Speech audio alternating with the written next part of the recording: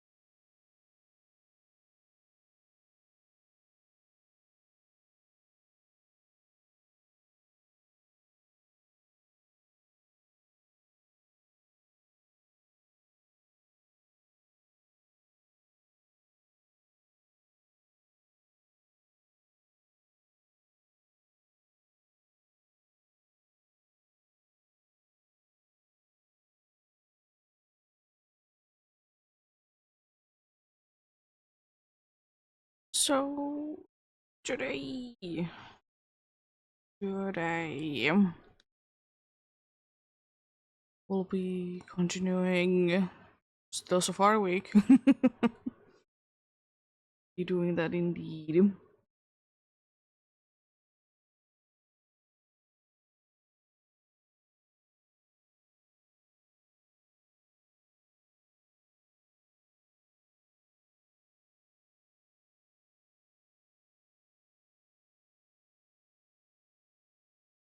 Indeed, Safari Week.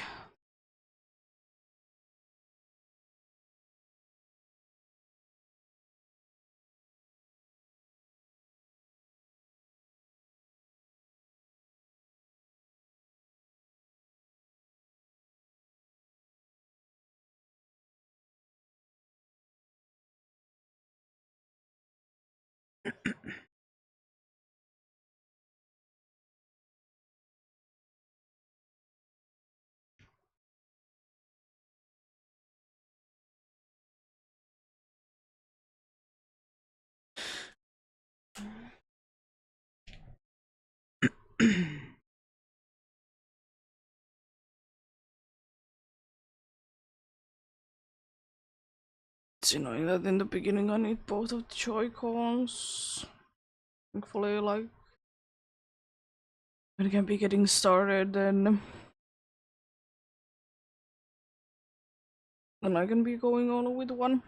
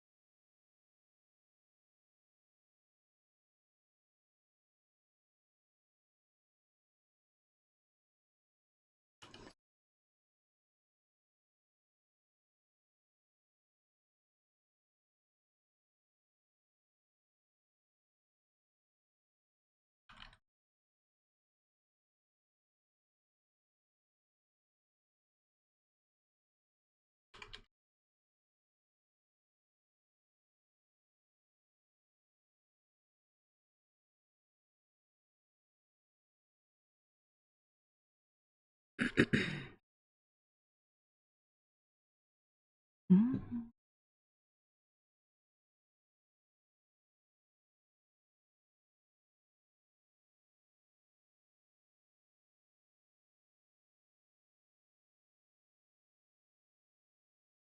Beep.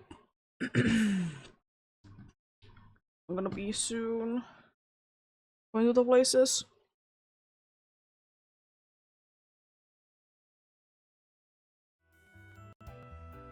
One.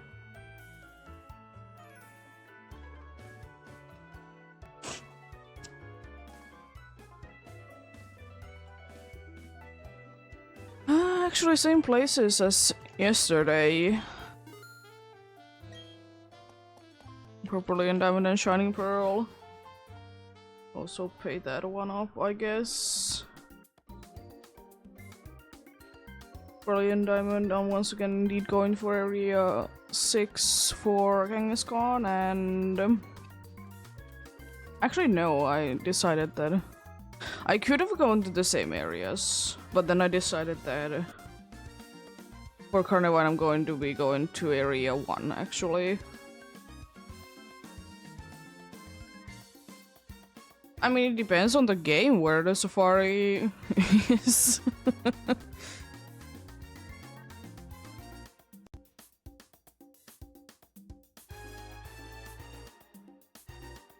I decided to be going to area 1 instead of area 3. I could have been going to area 3, there would have been also the Carnival in there.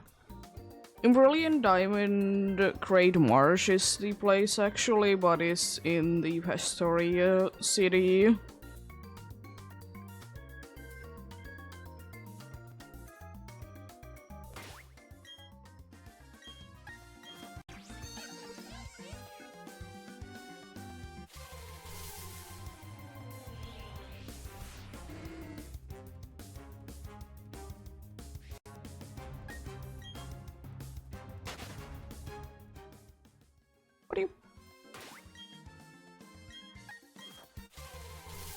Indeed, hoping to be finding something today in Brilliant Diamond or Shining Pearl.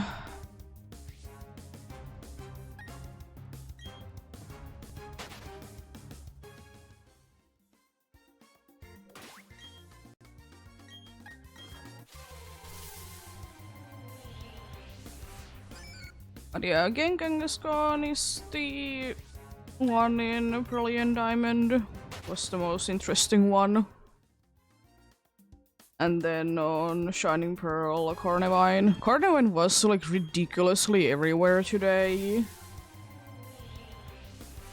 I did find it in 5 different spots across the 2 games. And I don't mind it, but it's just like, wow, I don't need the same Pokemon a million times. It's not like I can be rerolling them or anything. And I guess the game was feeling bad from yesterday that I didn't really get anything good. I mean, I did still get okay options, but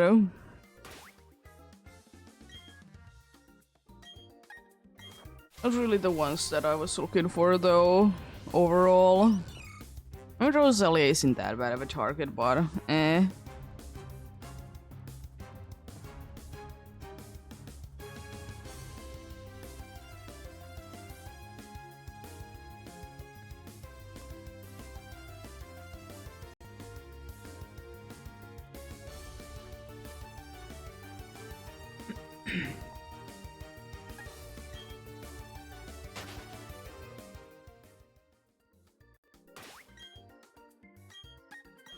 But yeah, at least today there wasn't any issues of getting, you know,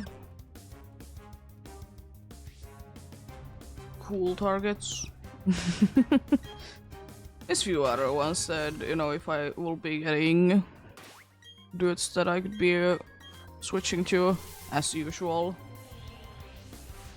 So I'd always be having something that I can be switching into if to be getting the target, aka the daily Pokemon. It's the only target that I will ever be having in Brilliant Diamond Shining Pearl.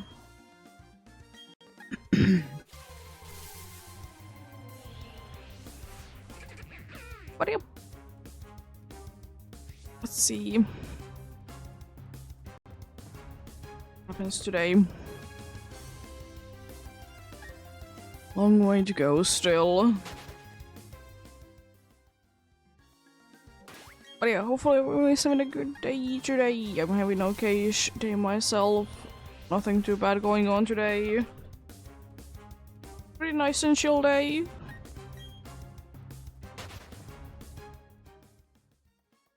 And there was absolutely nothing that I needed to be doing this morning, which is nice.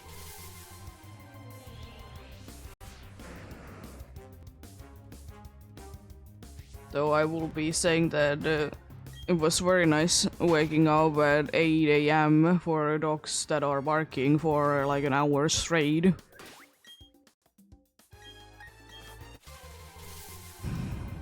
And some of them were outside.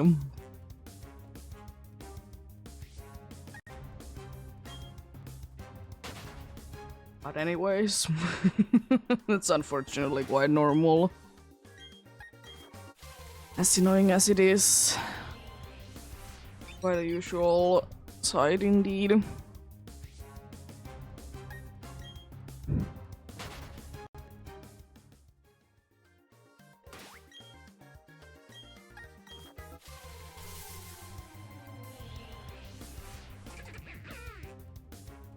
But apart from that, not too bad of a day today indeed.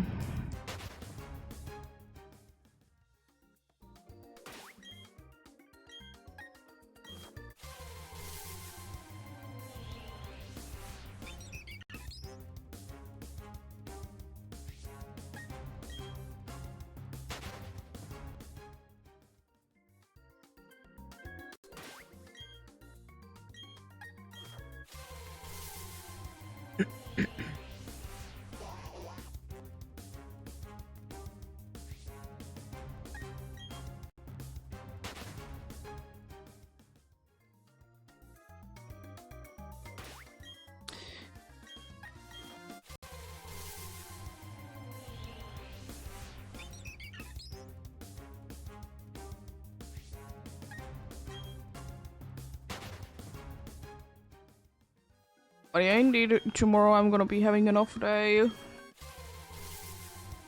Be most likely chilling and stuff. After, you know, doing everything that is necessary, like going to the store and stuff along those lines, but be having an off day. Which I'm kind of looking forward to. I'm looking forward to it indeed.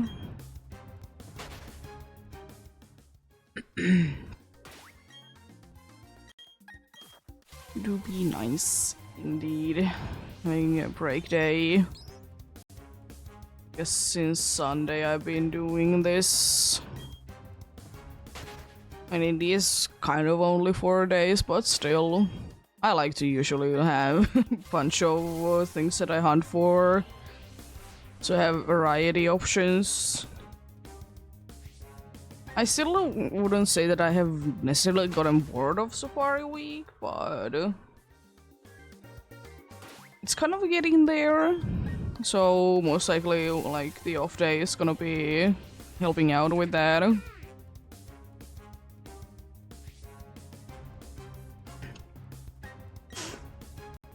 But of course, you know, it is the case that if I wouldn't be feeling like doing this, I wouldn't be.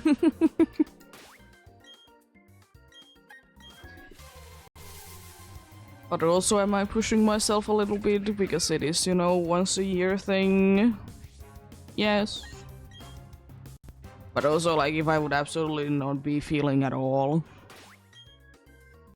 then, you know, I would probably still be doing a little bit. You know?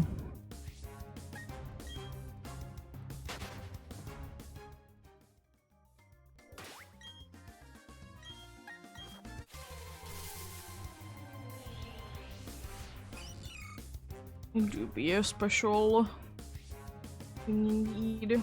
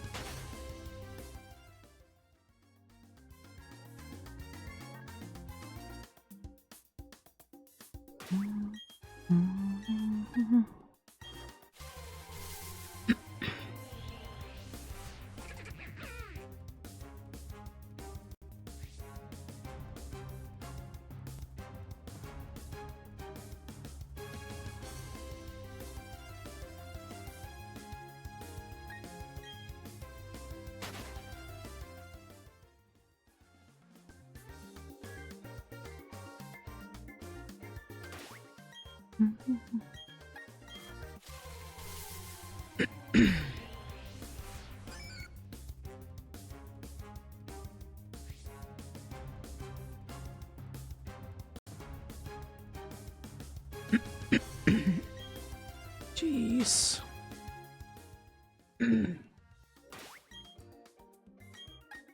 So I haven't woken up or something like that because my throat is still very dry. Well, hopefully it's gonna be going away. It usually isn't that bad. Don't know what's up today then. Don't have a runny nose at least today.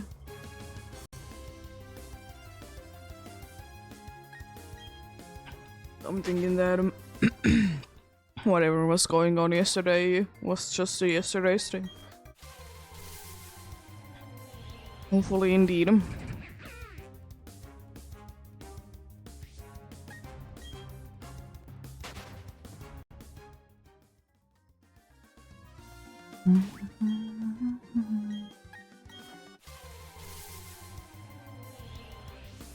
As soon as start a prediction as well, you know, as usual, what game you think will be getting the shiny next, if anything, today.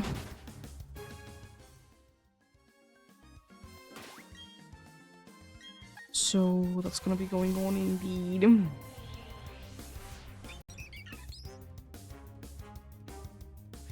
I still will say that Brilliant Diamond is the one that technically should be getting the shiny next.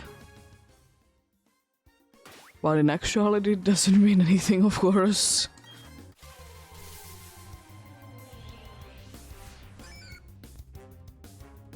But technically should be getting it.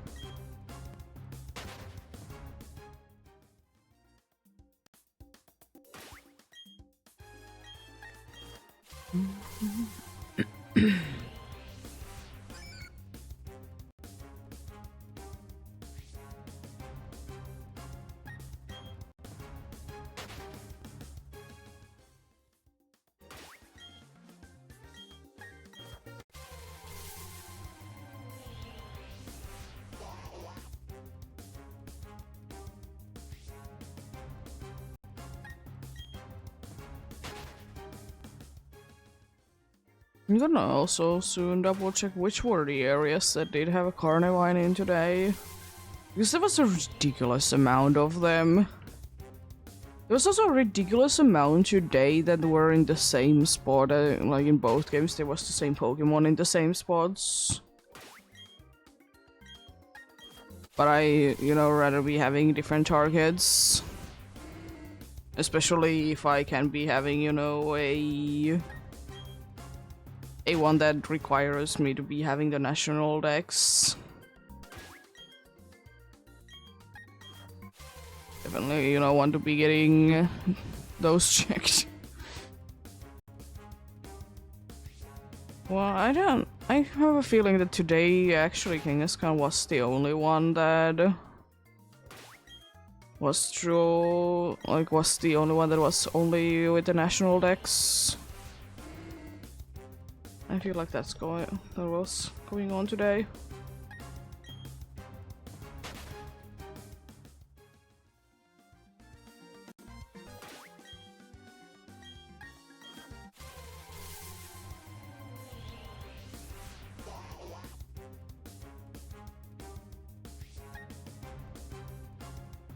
And we start a prediction indeed.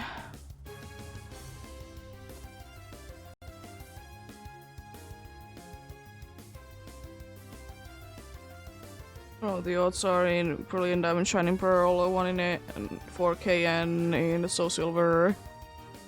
It is indeed. 1 in 8k. More or less.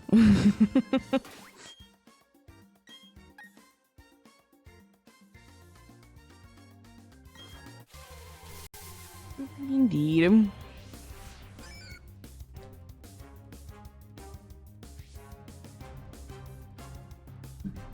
Let me check. Oh, there was no Scorpius, not a.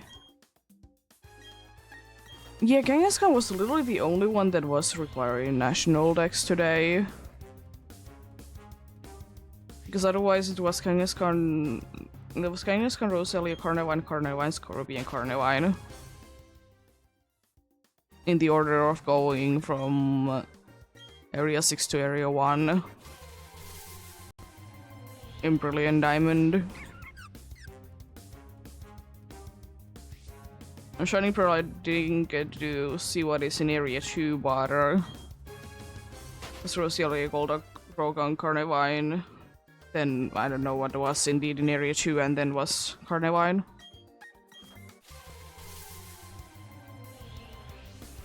There's in both games in Area 3 there is Carnivine. Which is interesting.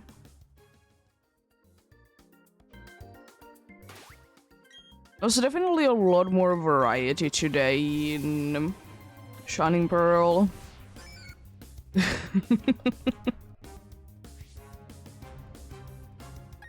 They weren't, like, half of them were in Carnivine.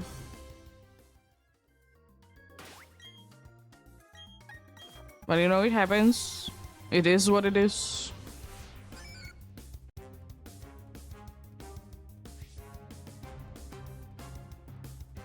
Sometimes you just get a bunch of the same Pokemon. Sometimes you can actually be getting different options.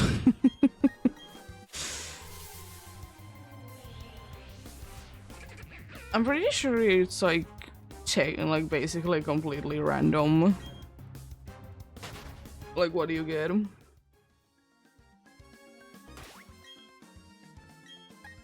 mean, certainly there, like, would be seeming to be some sort of a reason for them to be there, but I don't think that there actually is.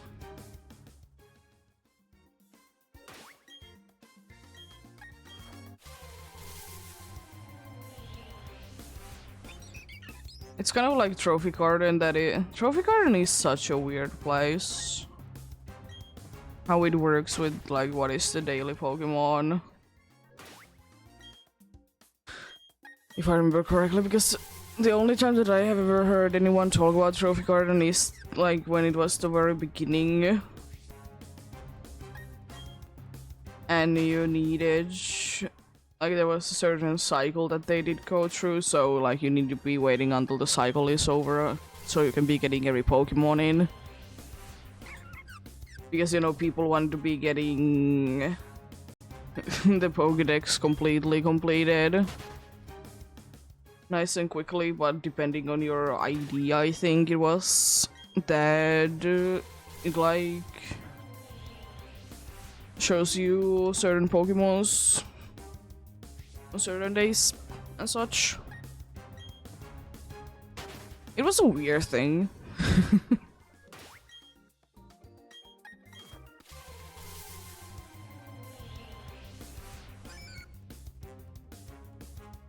It is kind of hard to be speedrunning the entire not DLC. Speedrunning the entire decks in Brilliant Diamond, Shining Pearl. Because there is, like, some things you need to be waiting, you can't be changing the time because time-based events are gonna be paused. So... you can be speeding up something like Honey Trees. You need to be playing at least for 6 hours. And then there is the mess of all the Trophy Garden Pokemon that, you know, that are only available in Trophy Garden as well. And also Drifloon.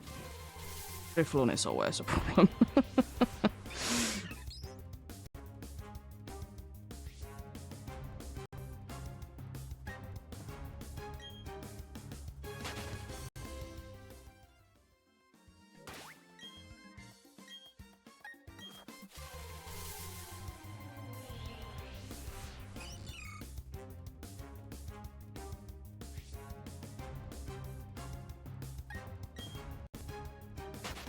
But yeah, even like try to be completing the regular Pokédex.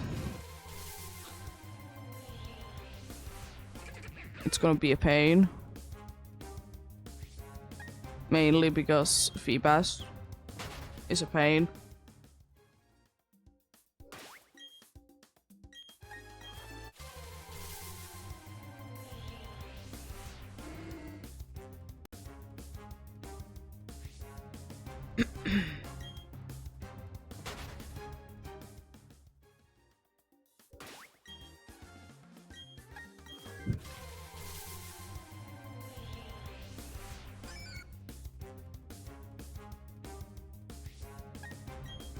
I will say though that thankfully there isn't too many Pokemons that are only exclusive through the funny thing of funness, aka honey trees. I think there's only 2 in PDSP, Heracross and Burmy. I guess most of the other things you can be finding in the Grand Underground and maybe somewhere else as well.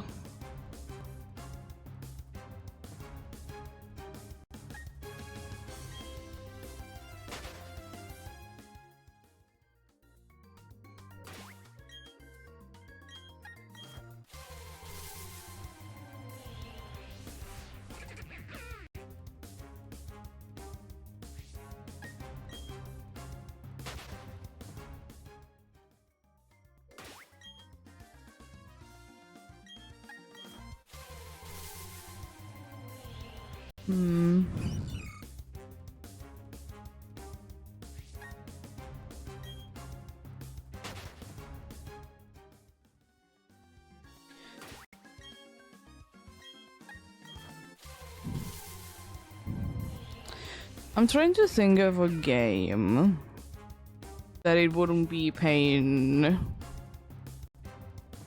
to be completing the Pokédex. Like that like region's own Pokédex, not national dex. I mean, Legends Arceus is okay. It is like doable, but it's annoying at times. Mainly space-time distortions that I always like to talk trash about because they are so bad. Cool thing, but they are so bad how they actually work.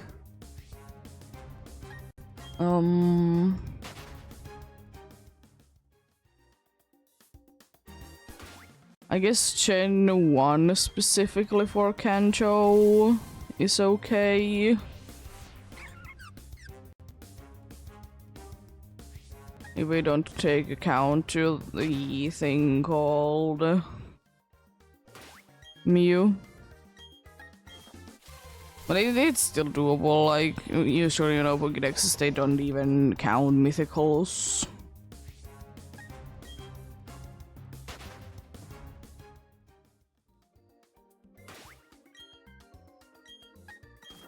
I would like to say, even though Gen 2 is not impossible, or Chodo, it's not impossible, but it's so stupid that and it's a little annoying. There's so many, like, the problem is that there is so many eggs you need to be going through. There's so many baby Pokemons.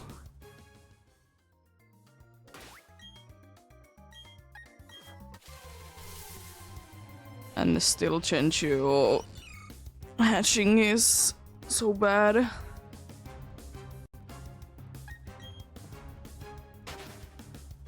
Gen 3 is kind of in the same boat. But there is, like, again, eggs that kind of ruin the thing.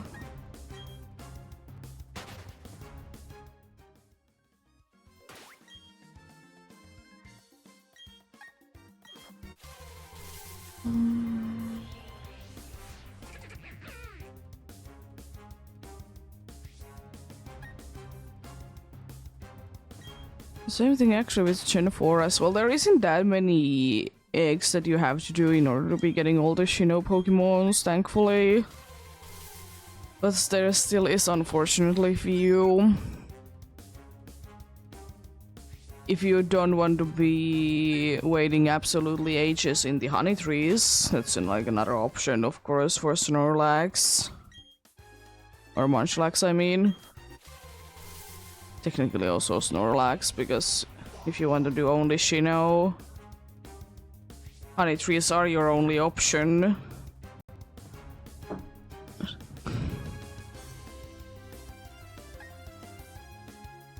In PDSP, the Munchlax is available in Grand Underground, so it's not that bad. It is bad, but it's not that bad.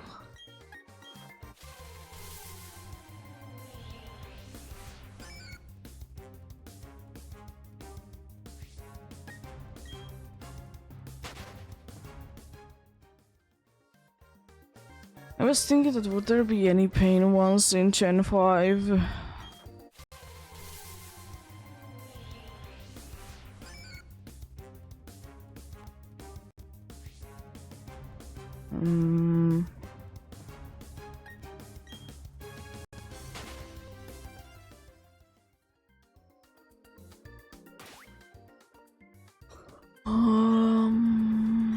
It depends on, I guess, what version you're playing.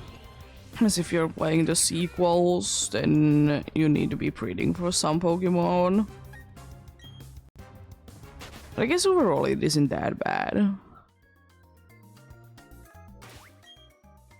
You know, it could be worse. Be worse.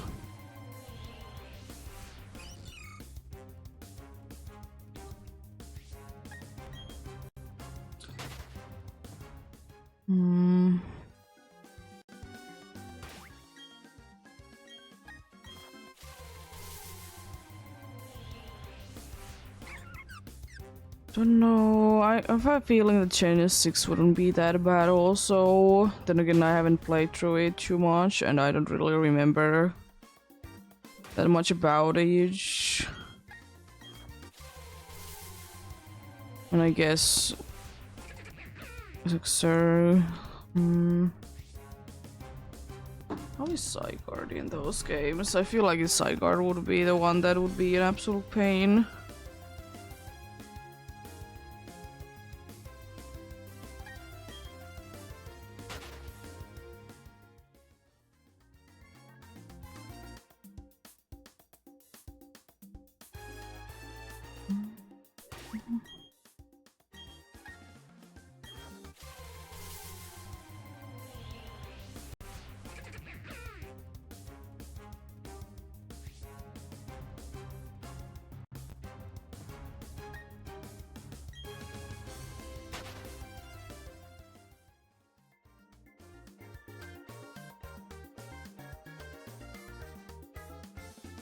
Oh, Zygarde.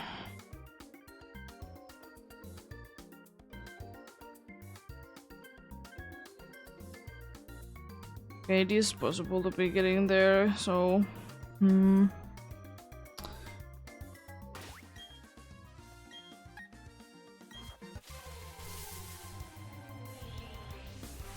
I know the thing is as well that it depends on what version of Alola you're playing. If you're playing the older games, I trash about that as well a lot, that you can be finding Bounsweet in the wild, you need to be breeding for it.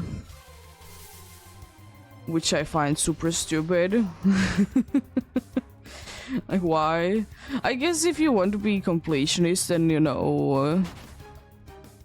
Kalos is gonna be an absolute pain, try to be getting all the Vivian patterns. But technically it's not required to be completed in the Pokédex.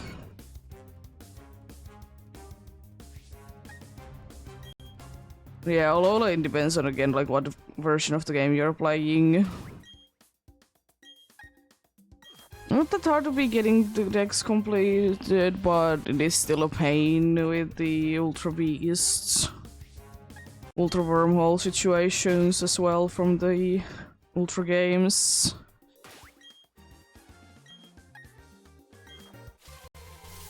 I will say that in my opinion, Gen 8 Sword and Shield dex completion is an absolute pain to be doing quickly because you need to be changing the time settings, and that's a pain if you ask me.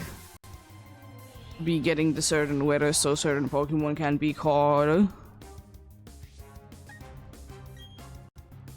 So yeah.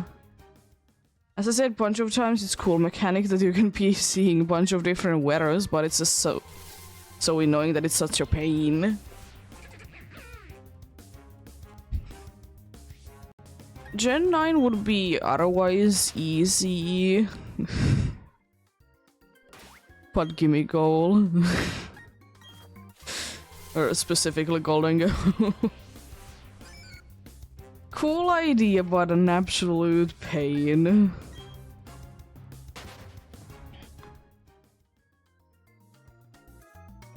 But yeah. Apart from that, I don't think it's that bad.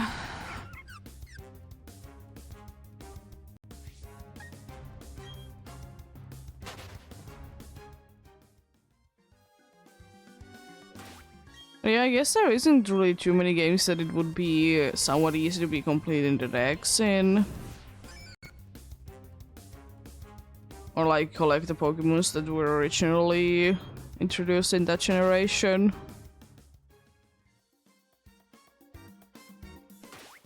Indeed, I think that only Legends Arceus is a really easy one.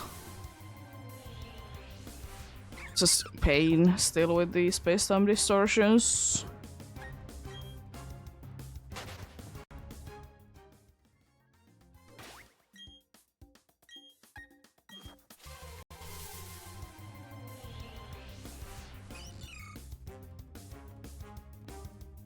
But that to be unfortunately be expected. That it is pain. At least a little bit.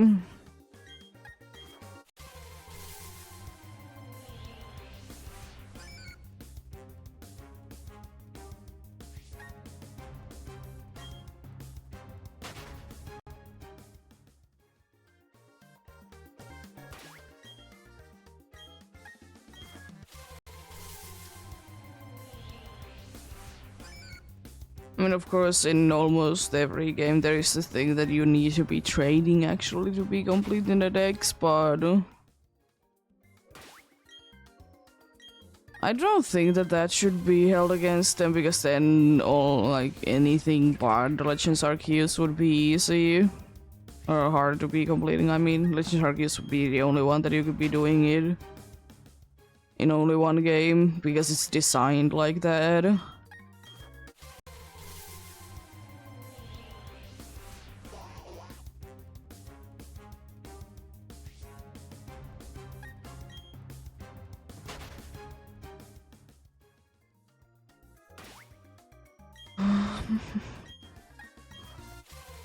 I will say though that I feel like if Legends Arceus wouldn't be part of Pokemon games, and you know, trading wouldn't be such a big part of Pokemon games, I don't think that Legends Arceus would be having like trades actually be a thing. Maybe like you could randomly do it with the random NPCs that are in the game. But it just feels a little out of place there. Considering that, indeed, it's put in quite a good amount in the past, I would like to say.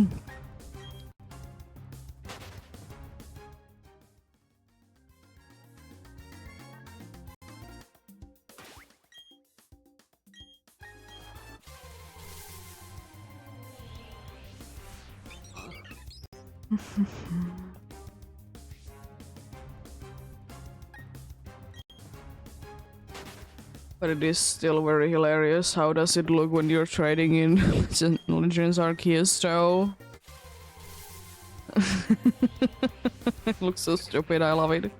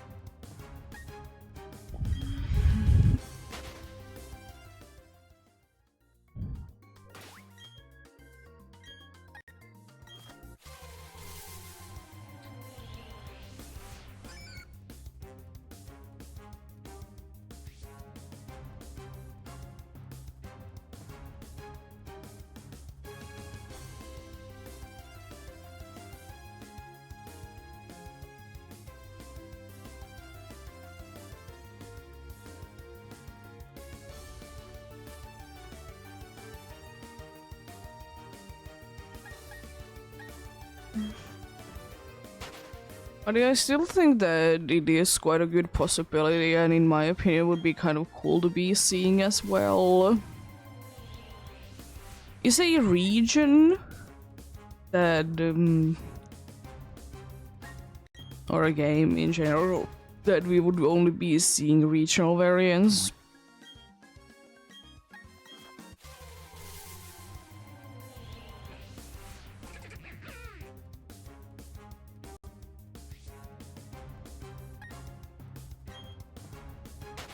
I think that would be kind of cool, indeed.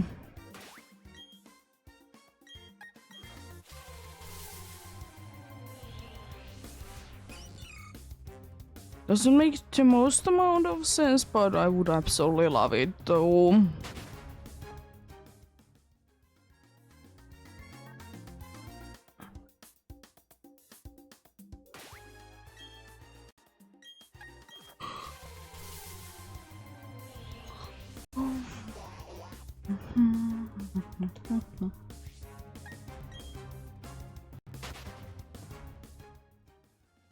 Because for a reason, I would like to be having like a game that there would be only regional variants in ES, because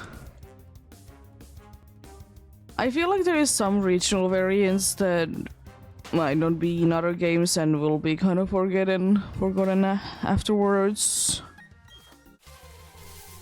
I mean, the Lola ones definitely don't have anything to be worrying about, because, you know, they have been, at least in some parts, in few games already.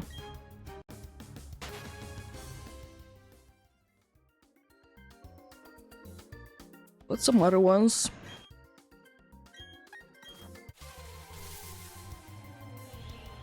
I would like that if in more games we would be, for example, seeing the Galarian Corsola more than, you know, the regular Corsola. I think in every region that we would be having Marini, there at least should be also the ghosty one, indeed. There could be the regular one as well, for sure, but I think there should be also always the ghosty one as well.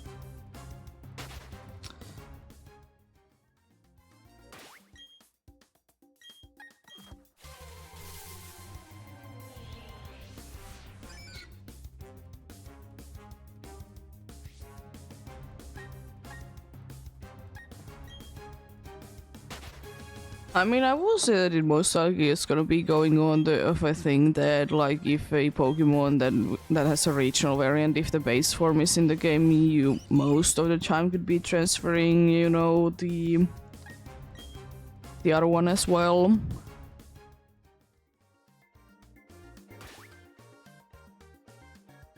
But I would like to see them actually in the wild, like we did do in Scarlet and Violet. We did see some regional variants in the wild. And I'm kind of counting also the regular Tauros as well, same with the regular Wooper. I guess technically they are regional forms, even though they are the original one. It's such a nice thing to be seeing them, but you know, this just gives me my hopes up that we could be seeing in a game Galarian Ponyta. Absolutely love the fella.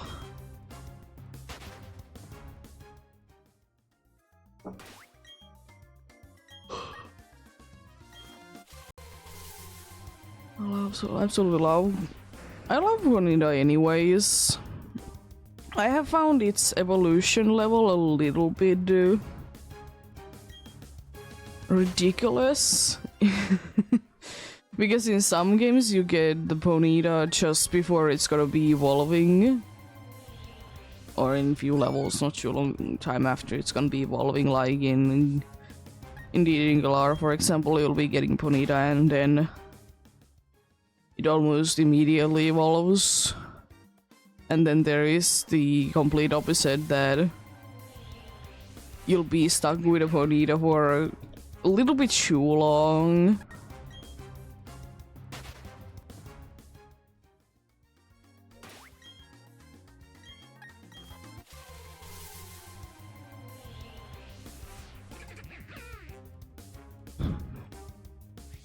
Cause I don't know, it just feels weird that Ponyta's like evolution level is so high. It doesn't make too much sense in my brain that why it should be so high at all.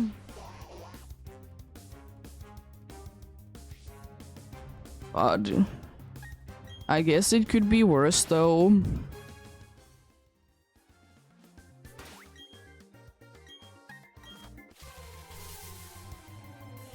Because with some like single evolution lines, I can get it, like why it is like a late evolution.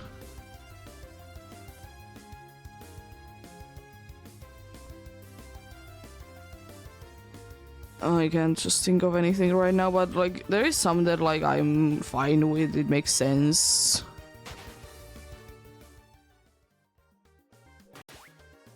They would be taking so long to be getting indeed.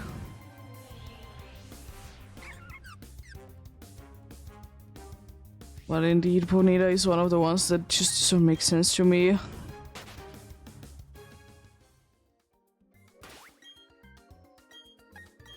And I will still say that I understand the pseudo-legendaries, the first stage is gonna be taking in quotes absolutely ages to be evolving, but then again, you usually be getting pseudo-legendaries very late on to the game. So it kind of makes up for it.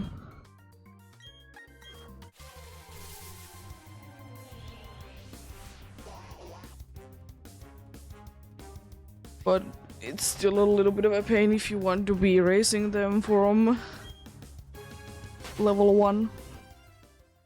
You know, want to be using like a certain team straight from the beginning. Doesn't happen too often, but happens still.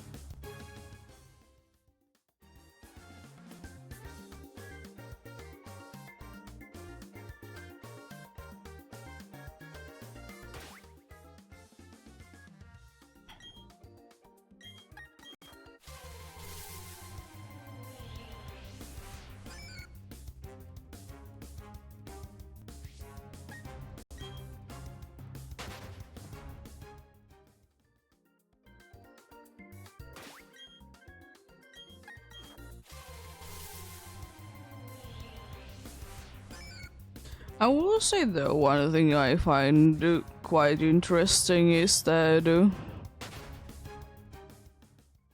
I'm talking about like how I like that maps are very well done in like games nowadays. They tell you where you need to be going and such. But I don't know. Sometimes I would be wishing that it wouldn't straight away tell you. Like sometimes I would be fine with like some like quite a good amount of games to be doing that. That you'll be just getting a waypoint like where you need to be going. Doesn't need to be, you know, exact. Like what you actually need to be doing, but you know, still be able to pinpoint a place. I like it.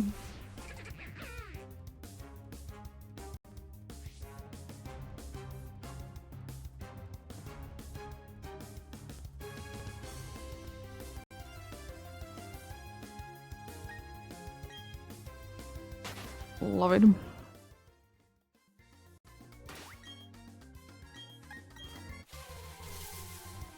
You know, sometimes games can be very large and you don't know any place that you would need to be going.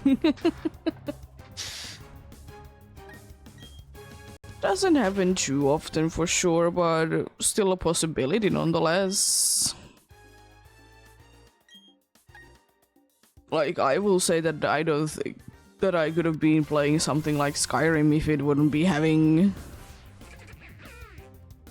waypoints. Or markers, whatever things. Because the game is just so big. Like, surely, you know, sometimes like free exploring is fun and everything, but also I like when there is the option that you can also be making it easier for yourself. You don't need to be always struggling, you know.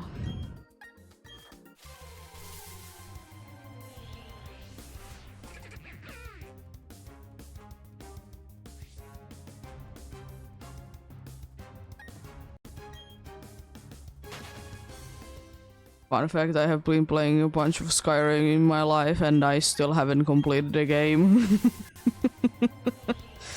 I haven't been feeling like doing it. There's so much that you can be doing in that game as well.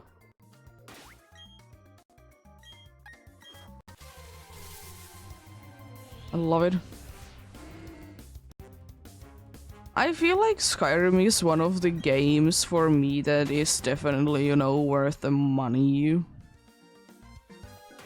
know, not every game is worth, you know, a high price tag. And I don't think that Skyrim, at least like when I did buy it, it wasn't like too pricey anyways. And you know, you get quite a good amount of content. That is like said that you can be doing this and that. And then even after that you could be doing, if you would like to, you can be, for example, just be creating more things. And for some reason, if you would like to be become a millionaire, I guess you can be doing that.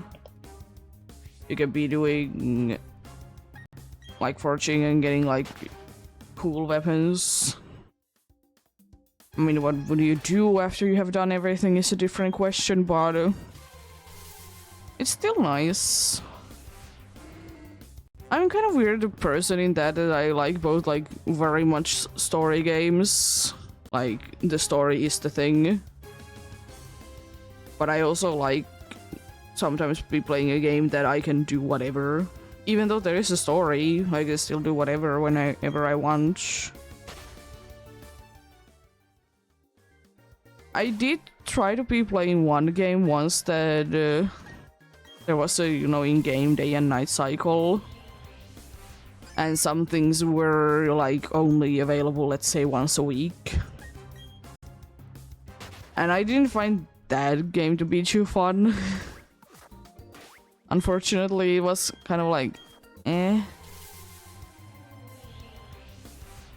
Easy thing, like, for the thing as well, that it was easy thing to be forgetting that I needed to be doing certain things. Because there wasn't like a tracker or anything like that to them. So it was kind of annoying in that.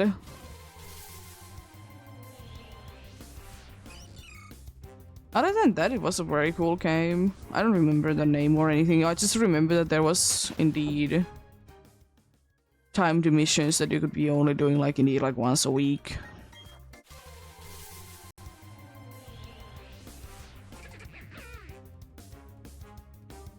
And I feel like those kind of things can be done very well as well if there is just, you know, decent amount of time for you to be doing them, or indeed you have a tracker that you know when you will be doing things and such.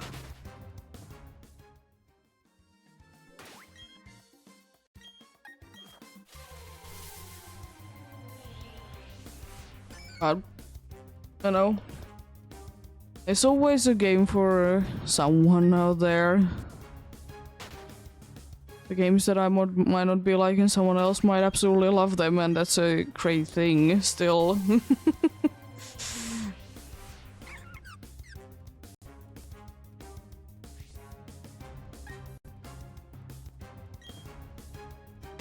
But we're gonna be having soon a break, indeed.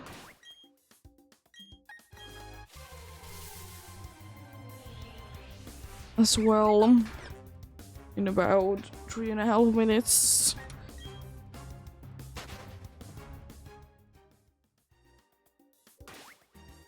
Of course, as usual, I'll be pausing the hunting for that and continue after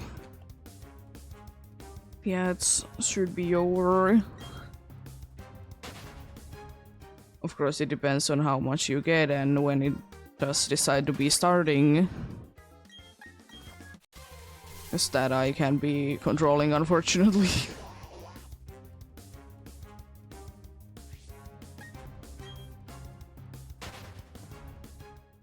But yep.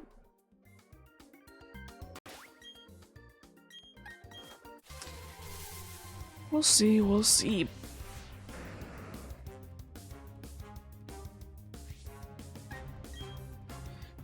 I see that this hour has been a little bit on the slower side though. I can still hit the 500.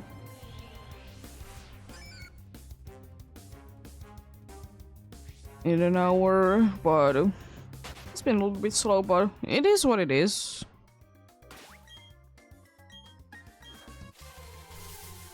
Sometimes, you know, some days to be easier than others. Hello, Zakars, how are you doing? Hope you're having a good day.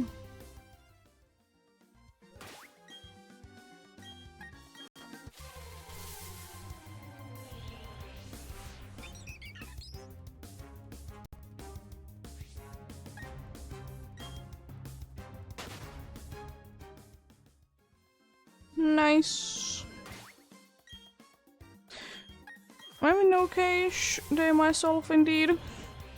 Nothing too out of the ordinary. Just chilling mainly.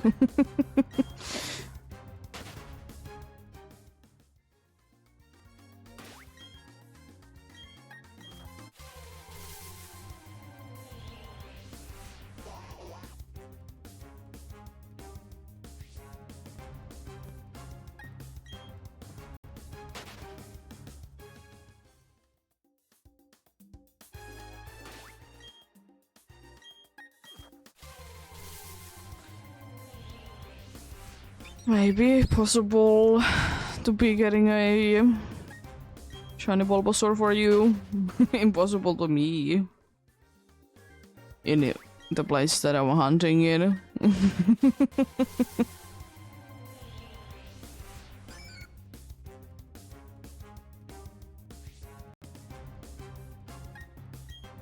Yeah. happens though.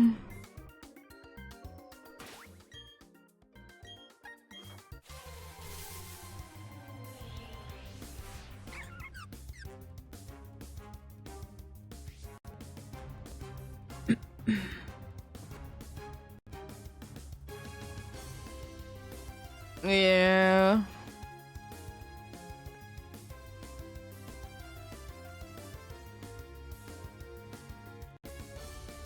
That's certainly something. Beating that high.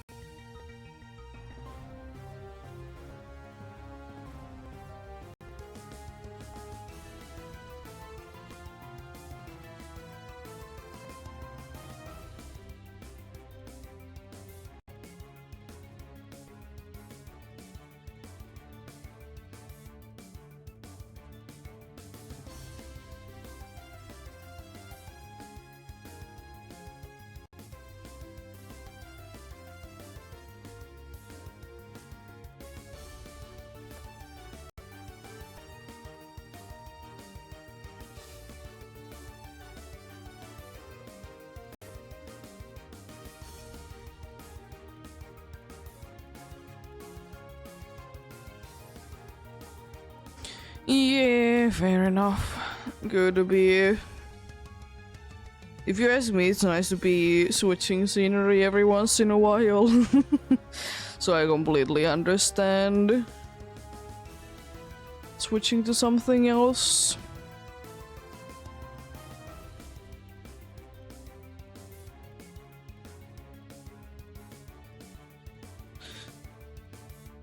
That's why I don't usually be hunting only in one place for one thing.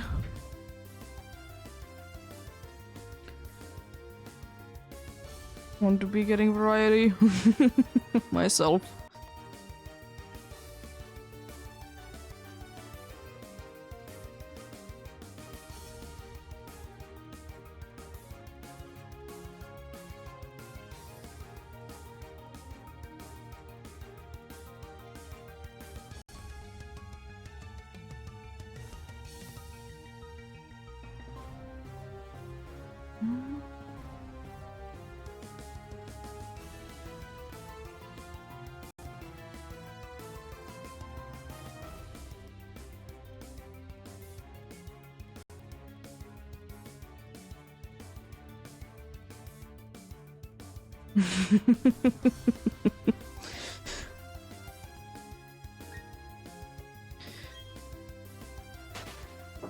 Yeah, I don't know. Especially since, you know, I'm like not in school anymore. Or I don't have like a schedule that is the same-ish every week.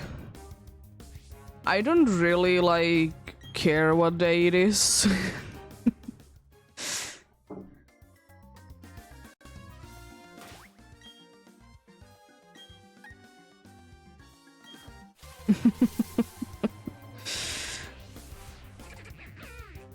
Yeah, sometimes time is a thing that is weird. I can speak, I see. Time is a weird thing indeed. Sometimes it's going like ridiculously fast, sometimes it's taking forever for it to be moving on. My advice is that don't wait for anything, because if you wait for something, it's gonna be taking twice as long.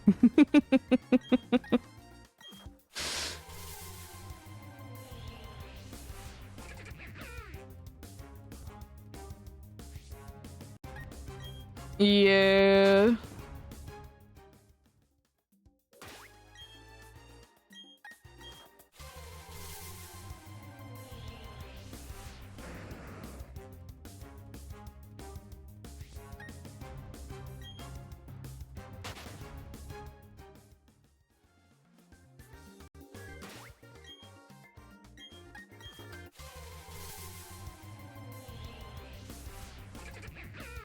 I did get to like get feelings like that a lot when I was in school, like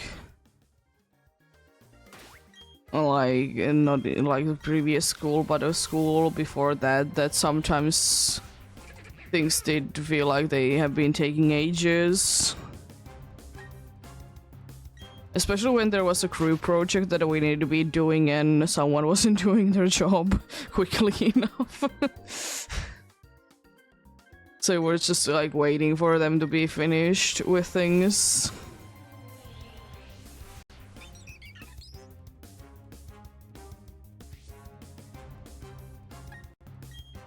To be fair, I will say that I personally, if it was a solo project, I was most of the time leaving it to last minute, but then again I was always feeling that doesn't matter because I'm doing it alone, but if I'm in a group then I want to be getting things done relatively quickly. I don't rush too much, but still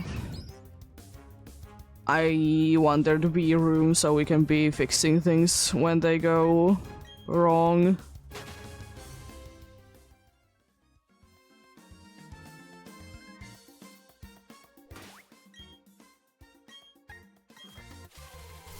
Yeah.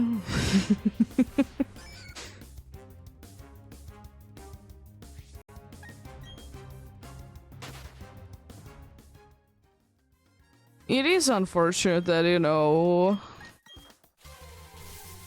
always like summer break or any break from school feels like it's so short because, you're just enjoying your life, not really caring what time it is and such, but sometimes, work or school can be feeling like it takes forever.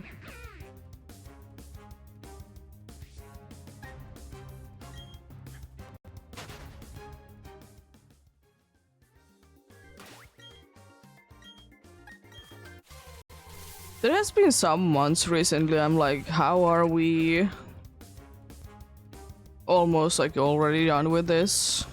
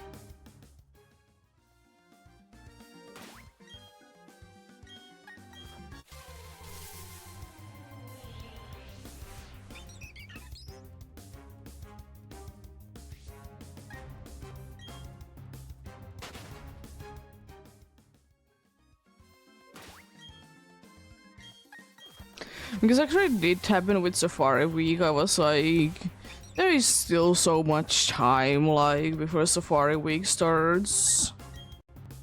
Then it was like, oh jeez, there is only like 3 more days then Safari Week starts. Cool. I was, of course, looking forward to Safari Week. It's a fun thing for sure.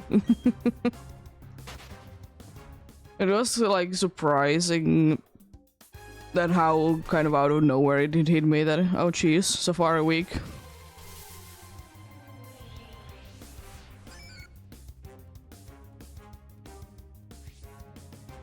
But then again, that's the thing, because I don't really have like school or work that I would be having like a consistent schedule, like how things work outside of my streaming basically. I don't really care what day it is. I don't care what the day number is. It's just is what it is.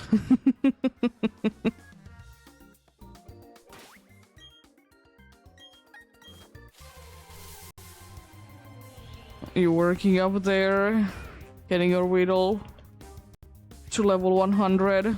The most powerful Weedle with its like 3 attack that it has.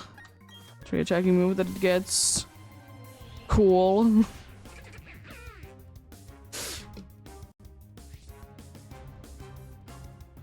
Fun fact, Weedle is the only Pokemon that it can't be learning any normal type moves. Which is surprising.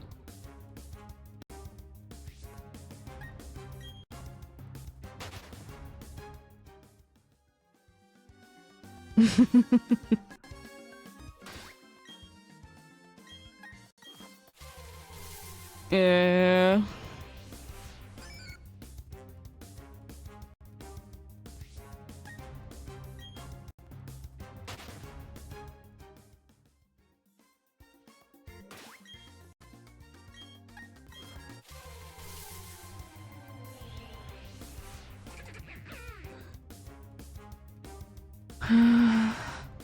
I remember when we were playing through the Let's Go Eevee the first time around. I remember that we were in the Viridian Forest and we were just catching bunch of Caterpies to be getting levels. The Pokemons, then we did have like a Metaboard army on our PC.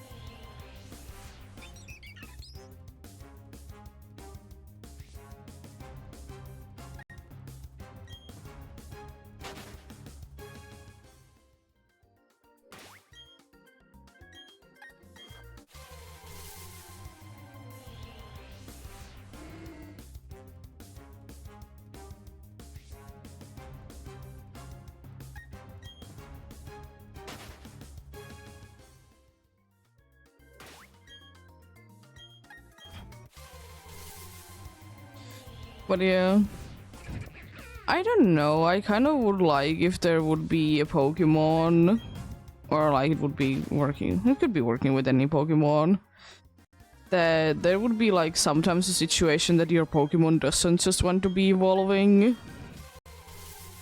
Because it makes sense, you know, not every Pokemon wants to be evolving, so it would be nice.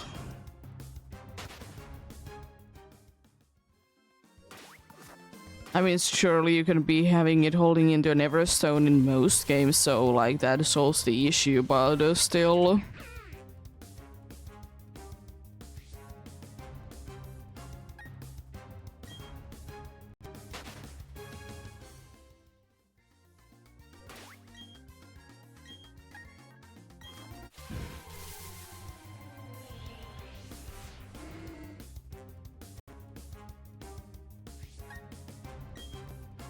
Because I feel like it's so weird that in the anime it was in quite a good amount of times the case that the Pokemon didn't want to evolve even though it could have, so why couldn't it be the case in the game sometimes?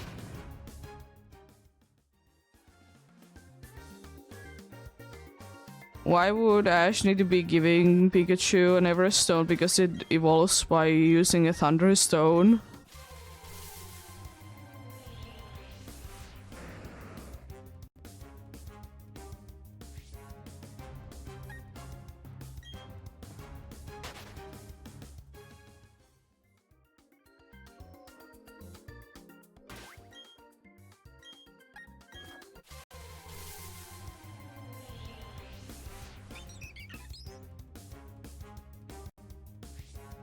They did give up Dawn's people up with an Everstone because it didn't want to evolve.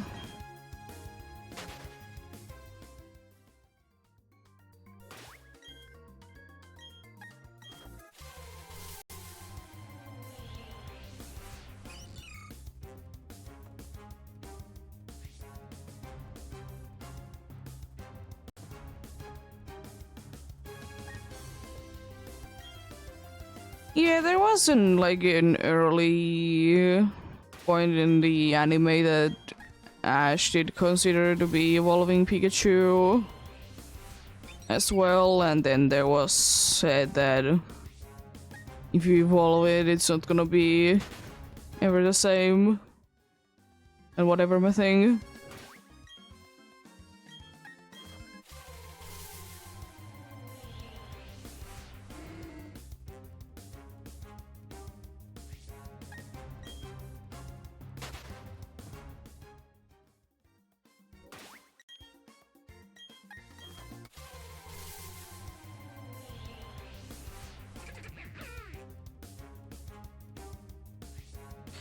It could be always secretly be holding into an Everstone that you don't know of. It could. Because you don't really see it on Dawn's people up either that it's holding into an Everstone anyways.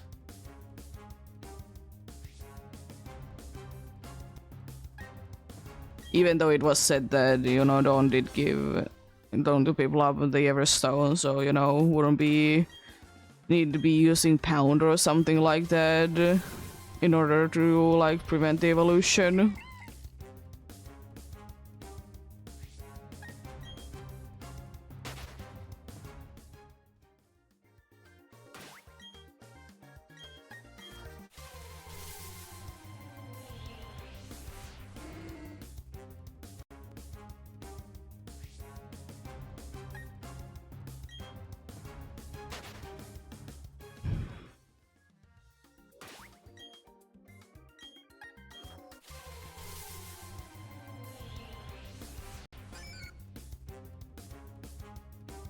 Then again, even if Pikachu wouldn't be holding into an Everstone, there definitely would be a plot armor situation happening if it would have been hit by a Thunderstone.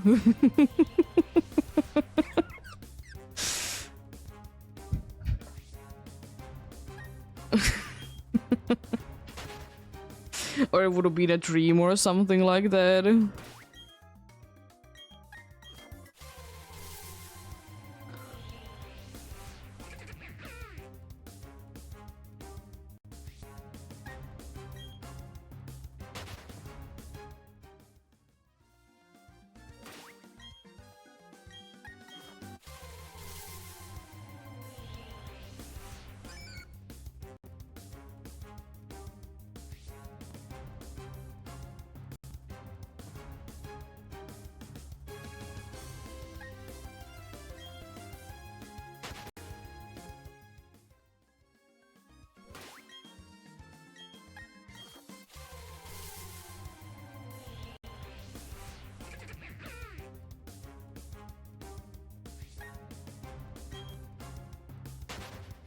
I will still say though, one thing that I'm glad that Ash did leave the anime.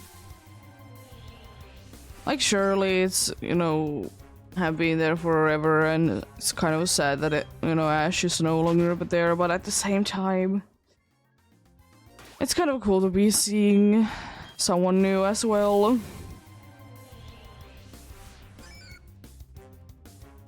Someone new as well to be there.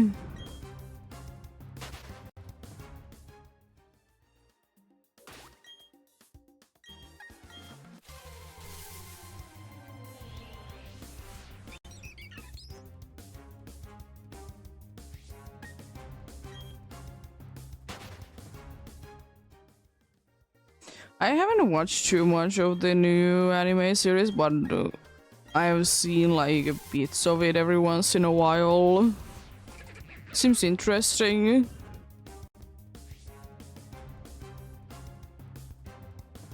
Seems very interesting indeed.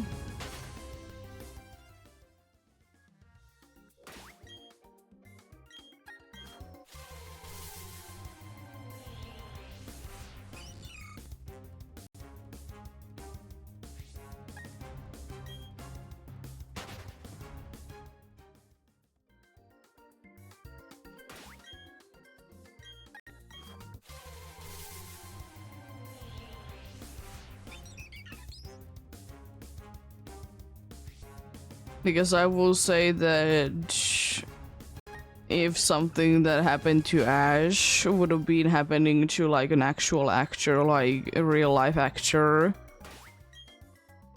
people wouldn't have not been liking it that the same actor would have been, you know, same age for forever. But yeah, I get it. It's nice that Ash would be still there, but at the same time, I'm kind of glad that it did, like they did get something new there as well.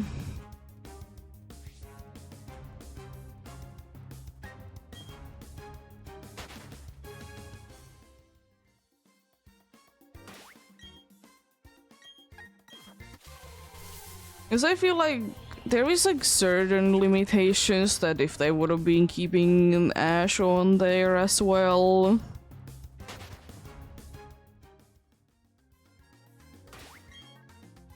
even though there actually, like in actuality, there wouldn't been any limitations, but at the same time, I feel like they couldn't have been doing everything that they would have wanted to if they would be having Ash there.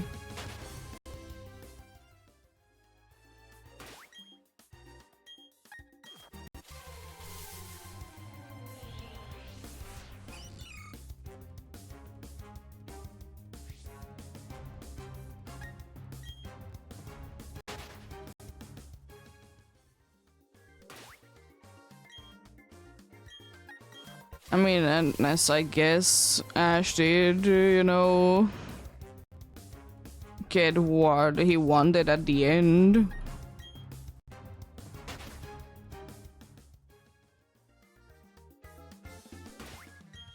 So, like, that's nice.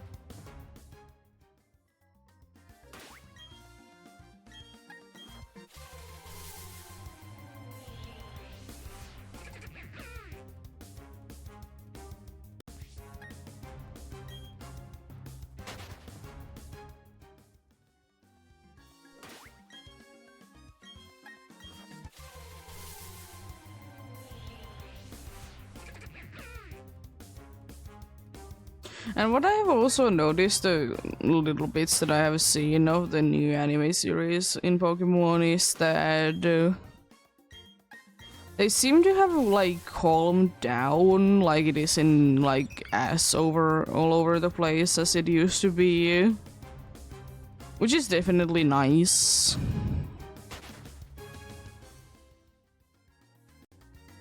Of course, I understand, you know, goofy things are goofy things, but you can be goofy all the time at the same time.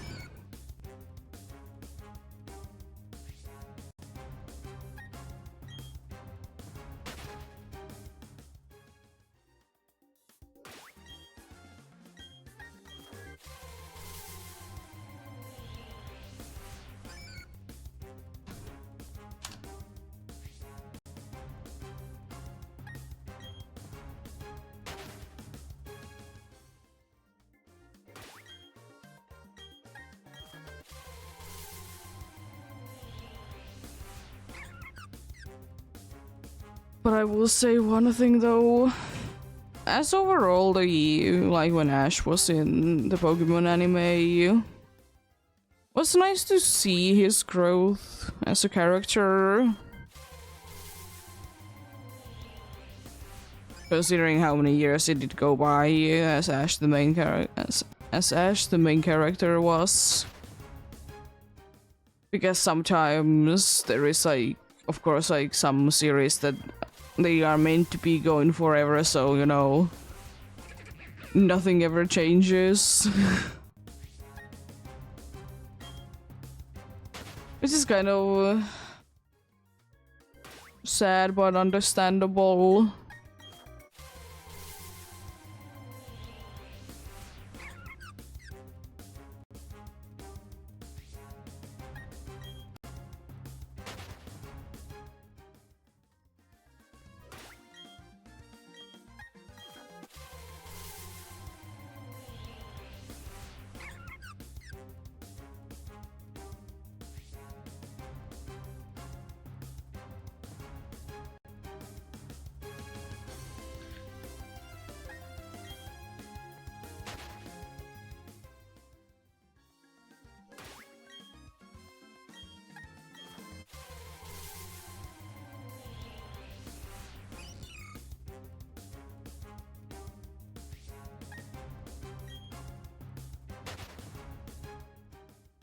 Then again, overall, I'm the type of person that, even though you know all things are cool and everything,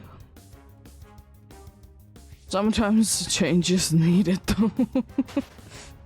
Like, in the case of like games, if I want to be like experiencing an old game, what I can do is play an old game. But then again, you know, I don't want all the games to be stuck with certain things forever. Either the art style or the story, like, always continuing the same characters.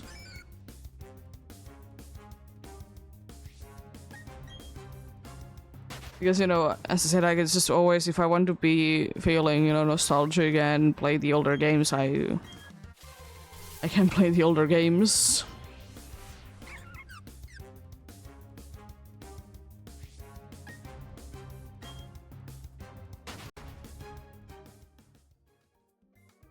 Speaking of that, I don't understand sometimes the hate for remakes.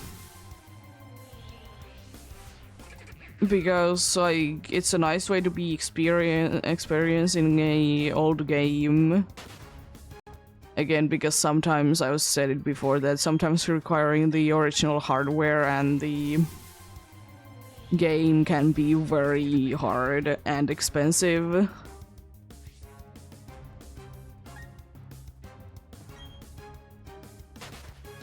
Yeah, I don't mind that. Having like old characters back to the games.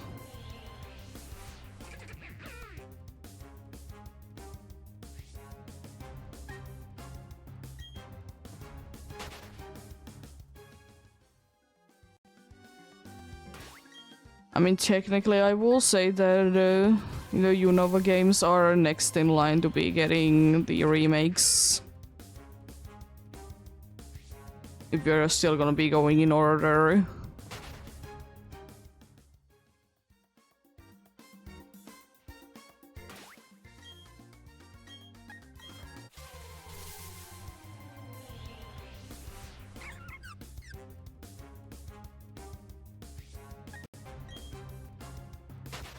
Yeah. But let's say that I did play indeed some of the PlayStation 1 games. Getting a PlayStation 1 nowadays, a working one, is expensive. On top of that, either get an old TV or an adapter that works with a new TV. They are usually not that pricey, but it's still, you know, another thing that you need to be buying. Then, you know,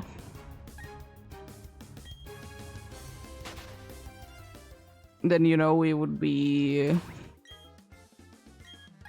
You'd also be getting the game.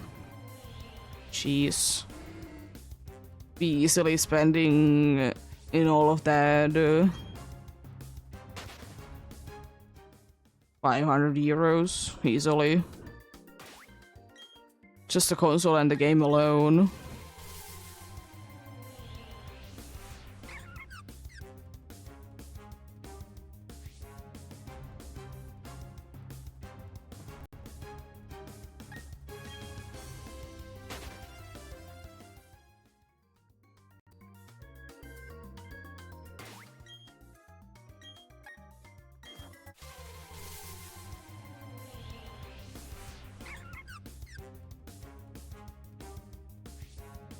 My personal take is remakes come out when remakes come out. I just want some way to be playing every single Pokemon game on Switch or whatever comes after Switch.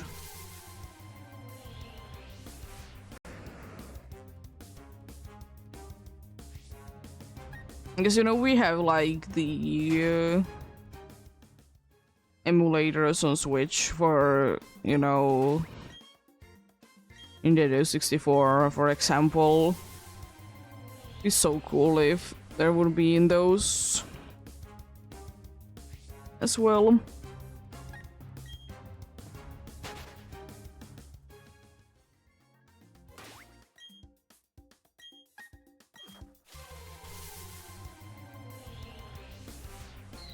Double on Surreal, cool.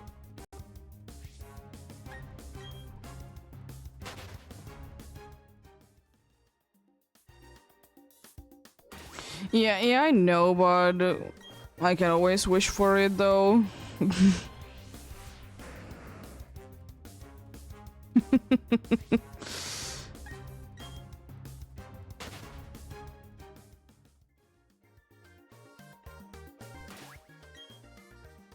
But I feel like that it's gonna be the case that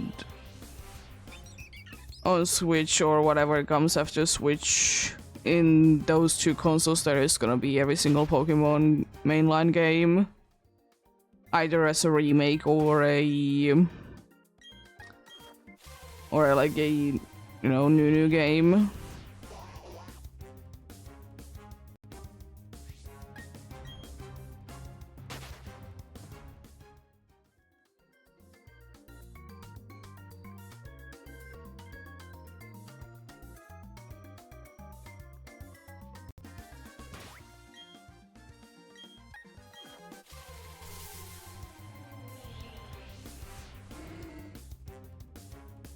Yeah, kind of what they did do with the Virtual Console ones in 3DS.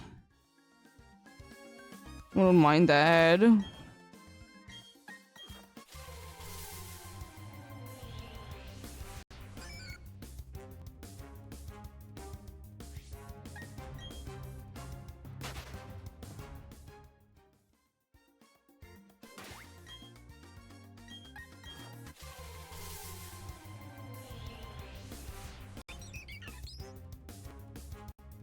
Because I was with the Virtual Console ones, they were definitely interesting that they did it, but unfortunately, of course, nowadays it's kind of impossible to be getting them into a new console because, you know, the 3DS and Wii U did kind of shut down. So, you know, good luck getting them. It's so unfortunate. I understand it, but still, like, why? Why, oh why?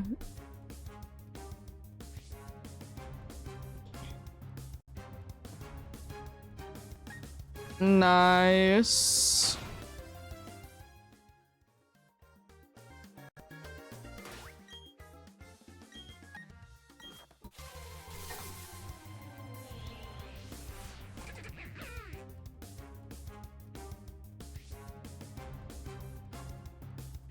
But it's so annoying that you can't even like re-download them anymore. I get it that you can be buying them, but it would be so nice if you could be re-downloading them. So, you know, in the case that, you know, your console breaks down, you're gonna be losing them forever.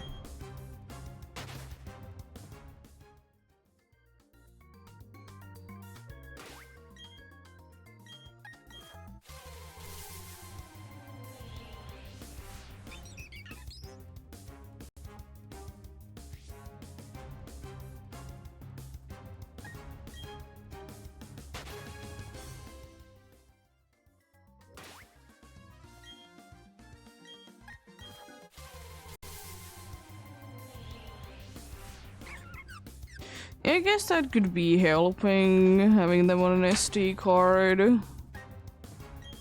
The problem is though that every single DS, 3DS system, if the SD card is gonna be put to a new system, it's gonna be having its own folders.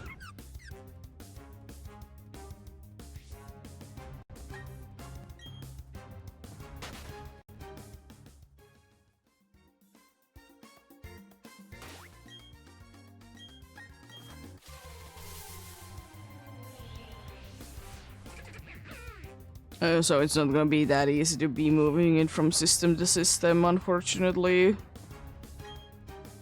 It can be done, though.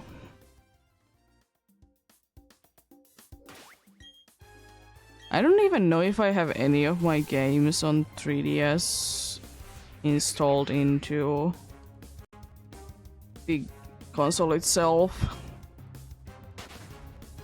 Yeah, it is. It is a shame, but it is how it works, unfortunately.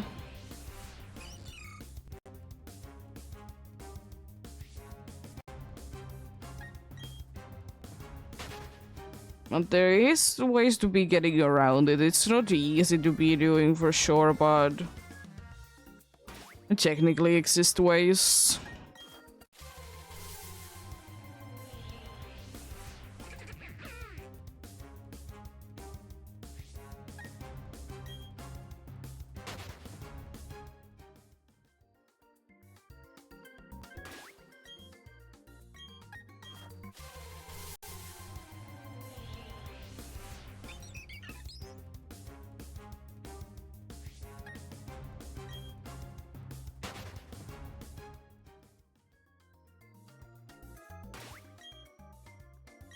I feel like again that I would like to try to be seeing if I can be getting my other 3DS somehow be working.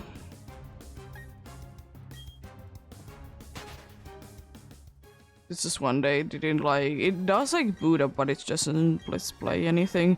Like it's not like one can be doing anything with it, and it's not like I too much need it, but it would be nice.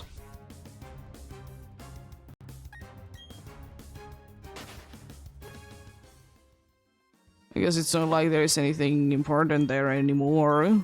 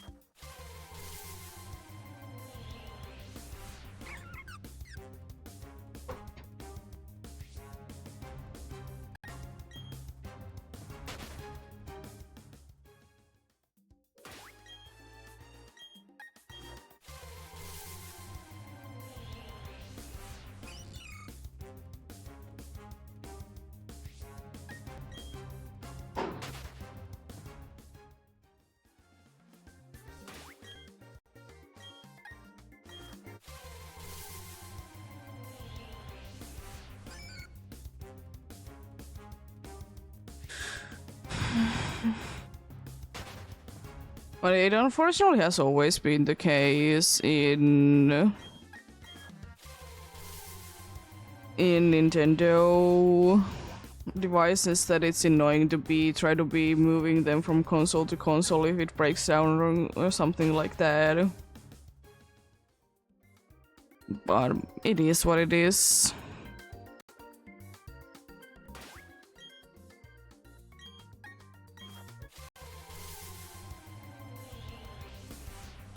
Yeah, it would be nice, but I kind of doubt that Nintendo would be doing something like that because... Or if they would, it would be with a very big price because... Why not?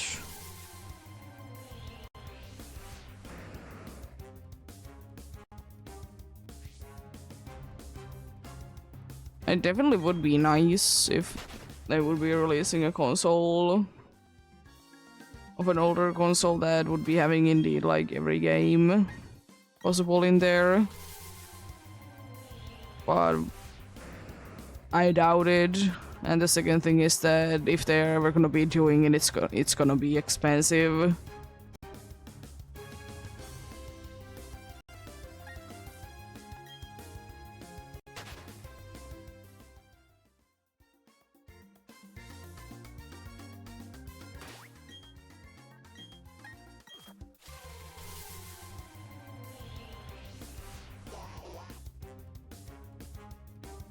Because Nintendo is one of the few companies that actually, like, if you want to, you can be still getting some of their old consoles brand new.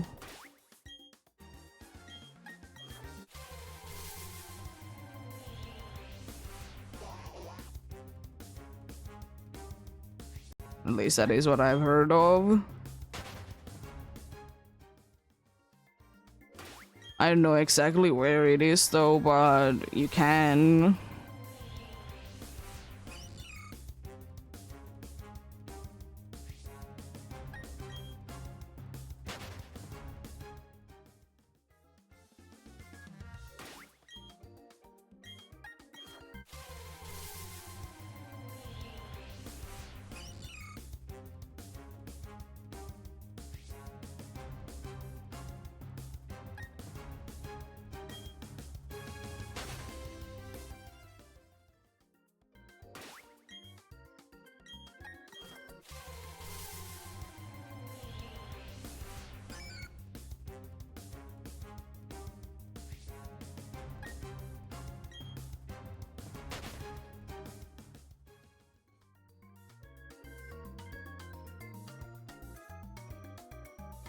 People are always gonna be overcharging on things, to be fair.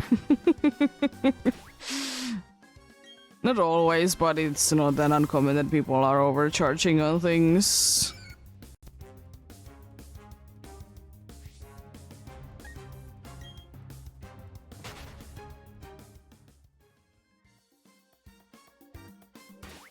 As I said in here, it is so common to be going ahead and buying a very old console, and they are selling it either at the price that they would be selling it as a new in store or higher. They're never gonna be selling it like in a reasonable price.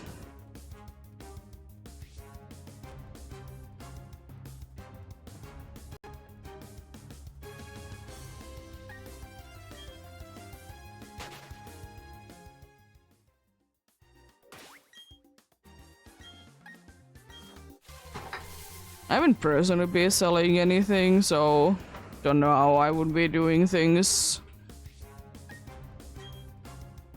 Because I will say that much that in here people, especially when it comes to like older consoles and games, they are not willing to be getting anything but what they want.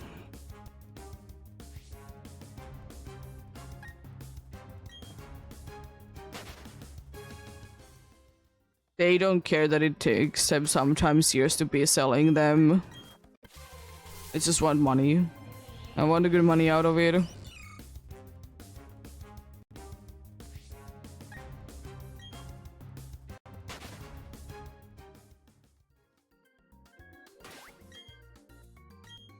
Because for example, indeed it was the case that I was looking at X and Y, like I could have been buying one of those. But the thing was that it was a used copy, but it was the same price that I could be buying a completely brand new one. It wasn't a worth purchase.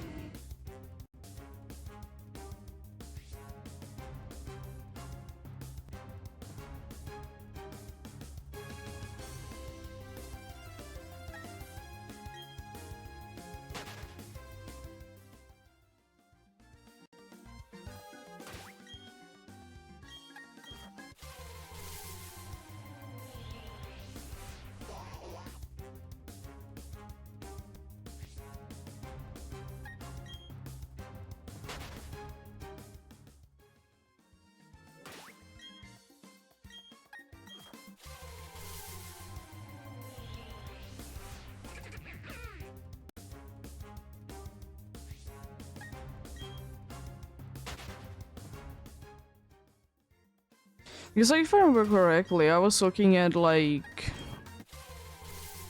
Indeed at the prices of X and Y, and I did find one. It was like 40 euros.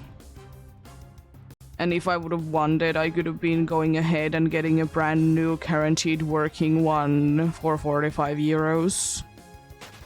You know, cool of 5 euro discount. It's so stupid, especially when they're like still selling them in stores. And as I said, they are not gonna be letting it go any lower price.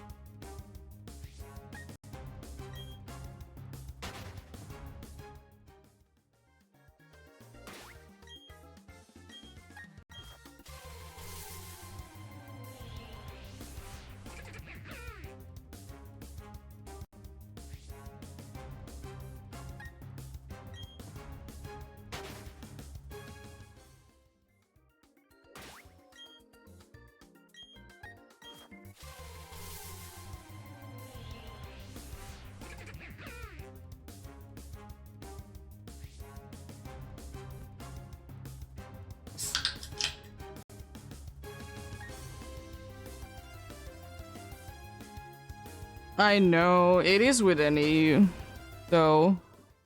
I mean, at least they are not as bad as some Pokemon games, or...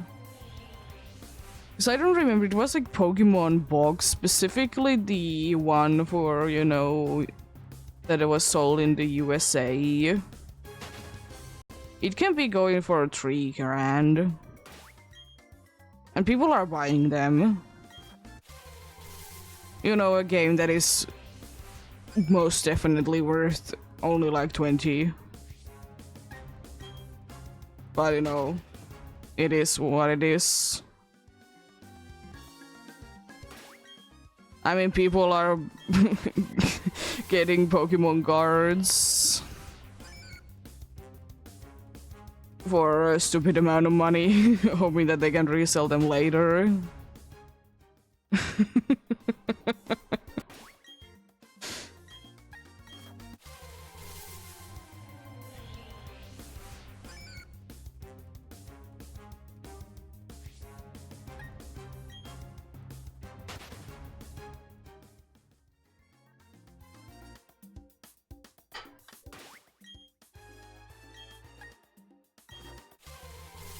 But yeah. It is annoying, but it is what it is. I don't think that we can ever be escaping that.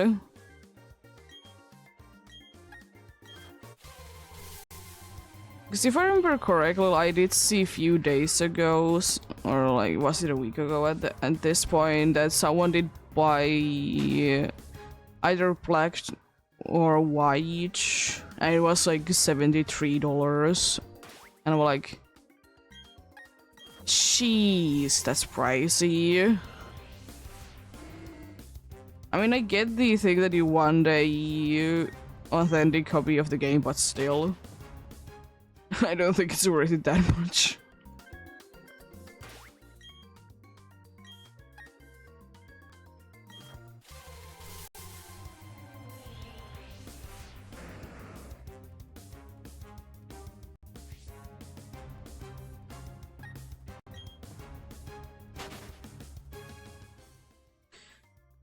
Yeah.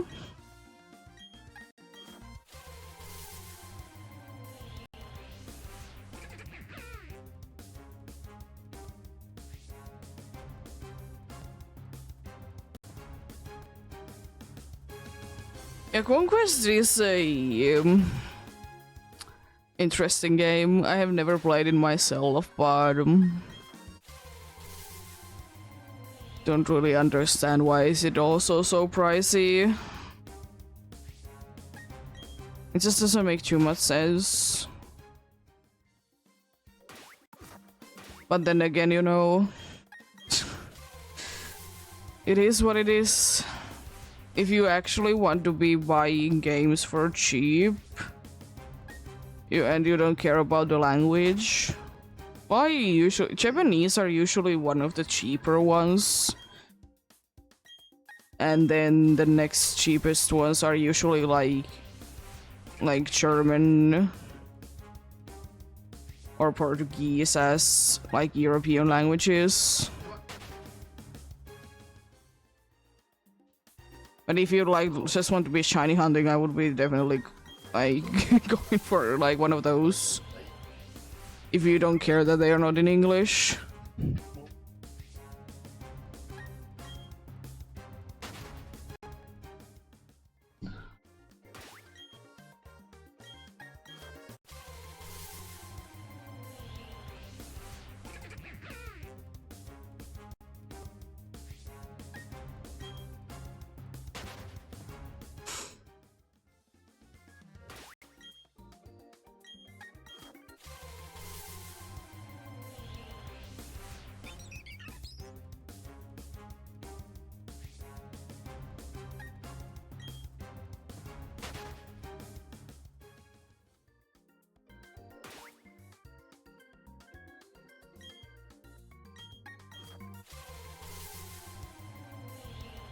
And also I have a talk about that, how if I would be liking to be buying a Pokemon game, for example, from,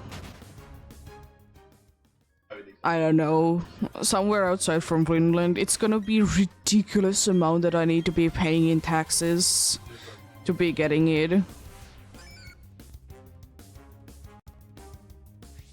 It's stupid.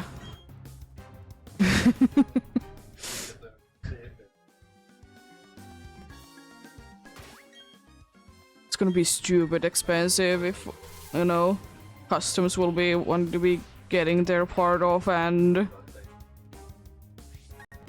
you know, I still need to be paying a certain amount in taxes for it as well. Yeah. Thanks for stopping by. Appreciate it. Nice be having someone to talk to. Have a great rest of the day indeed.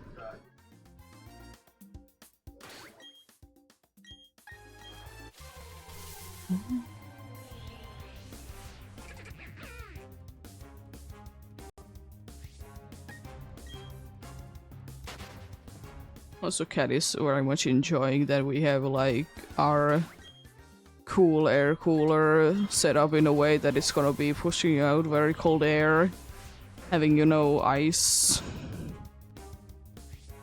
in there or something like similar to that. She usually doesn't like to be in front of it, but I guess she is hot as well. She has been spending today quite a good amount of time inside. I don't think that she has been outside at all today.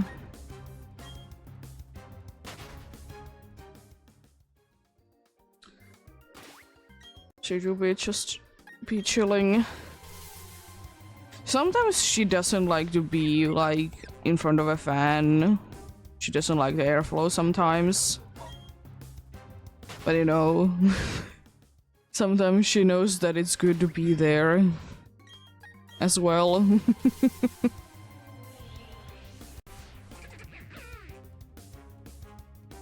Keeping herself nice and cold.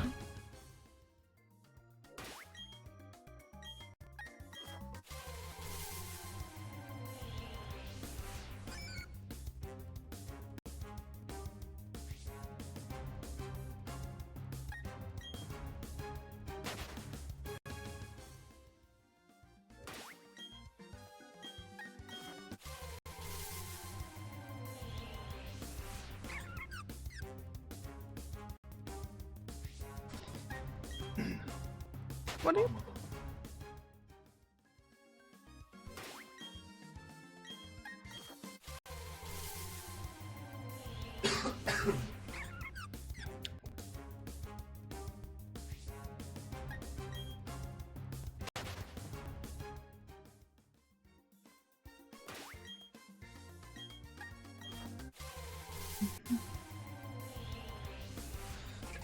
I think I will be going inverted in, again, Brilliant Diamond once we do be hitting now 9,700, 500. Pushing it to the 10k.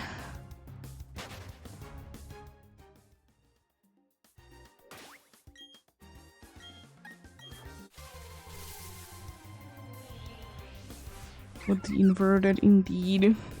I still could technically be doing other differences, but I can't be bothering with them. Because technically I can be doing different colors with the program that I'm using as well. This is kind of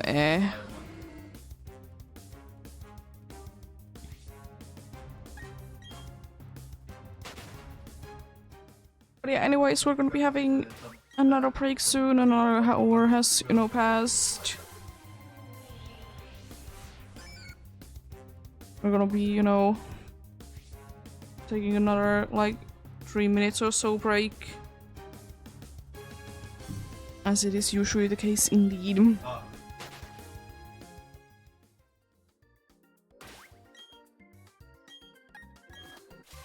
Hello. Hello, cat. Are you? Are you?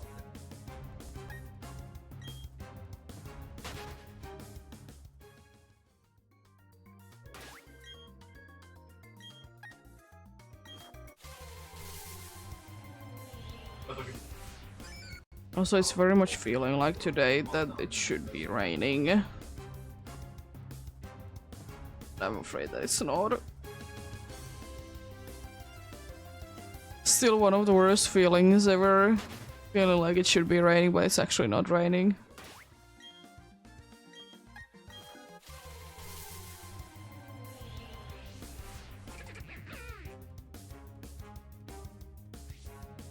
Then all of a sudden, you know, thunderstorm kicks in. Apparently there is gonna be a thunderstorm in here. Not today, I think it was on Friday. I said that there might be a thunderstorm kicking in.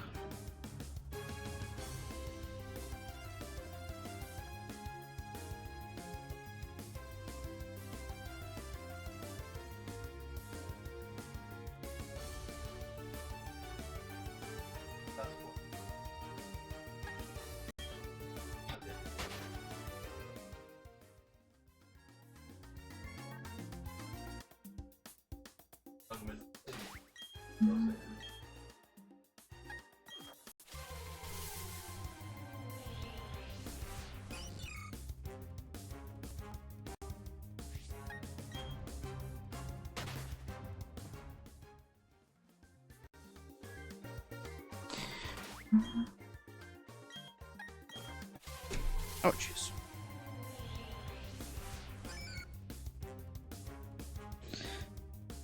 Yeah. One or two more encounters, then, you know, we're gonna be indeed be having the ad break.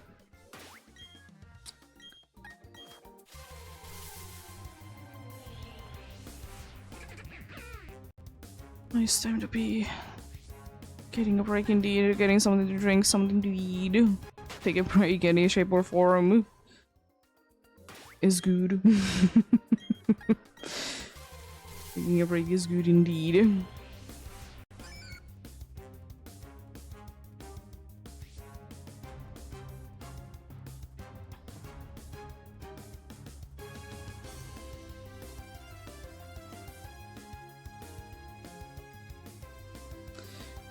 Leave it there.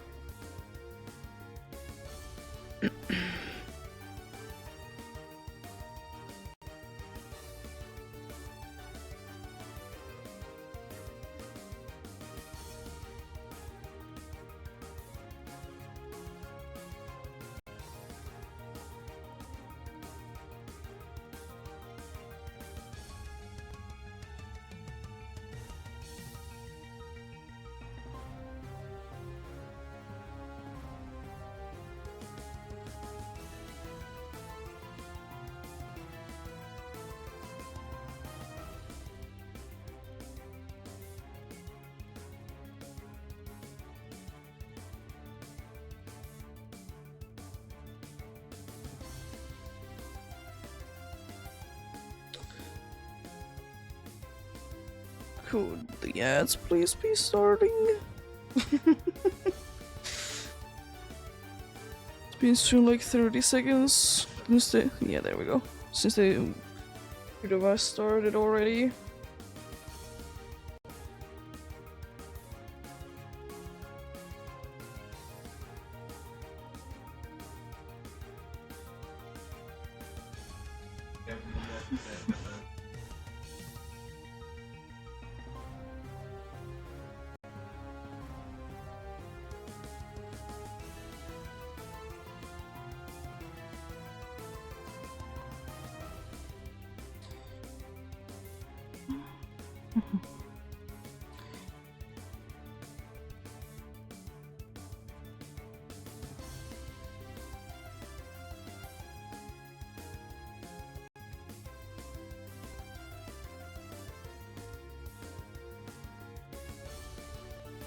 I meant to be looking at what was like the exact number that the Bidoof was on because I always forget what it is like exactly at.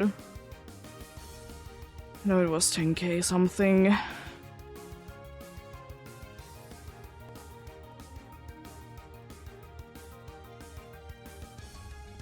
Let's see.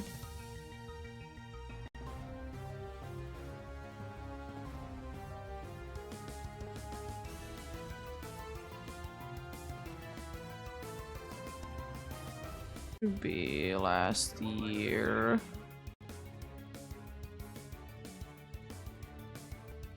There we go.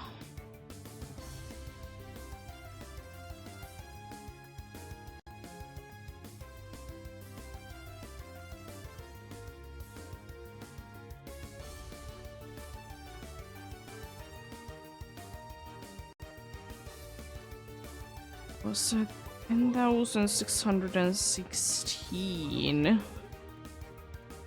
Was the last year's Bidoof.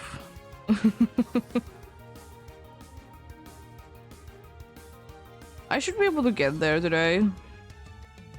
Like, if I want you and need you. Should be able to get there indeed.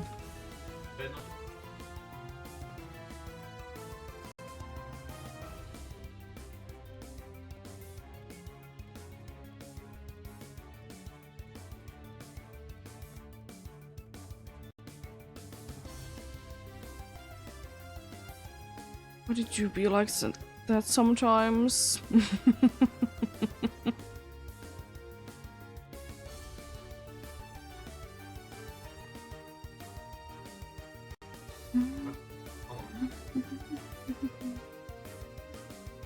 We'll be getting going soon as well.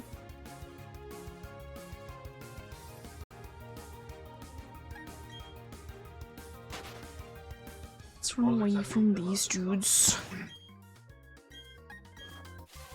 These dudes then indeed.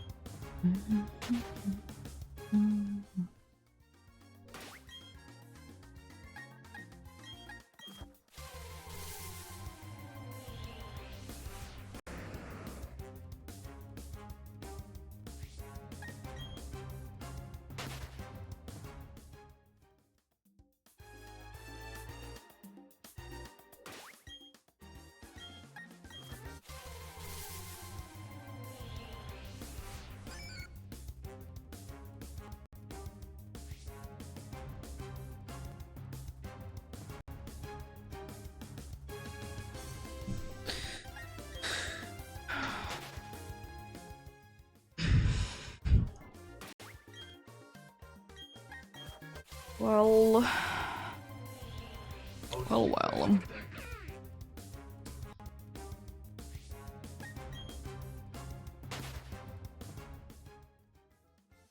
I don't know why is it hard to believe that I'm already like... Not almost, but I'm getting close to being Alpha channel with the 9k as well. Already at 400 in cheese.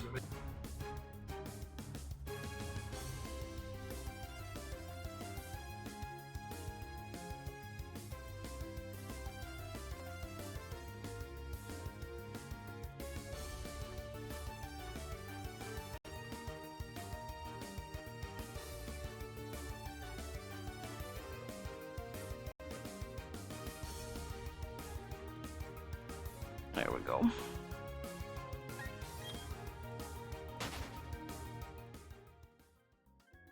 Nice. Also wonder if people have been getting anything interesting today.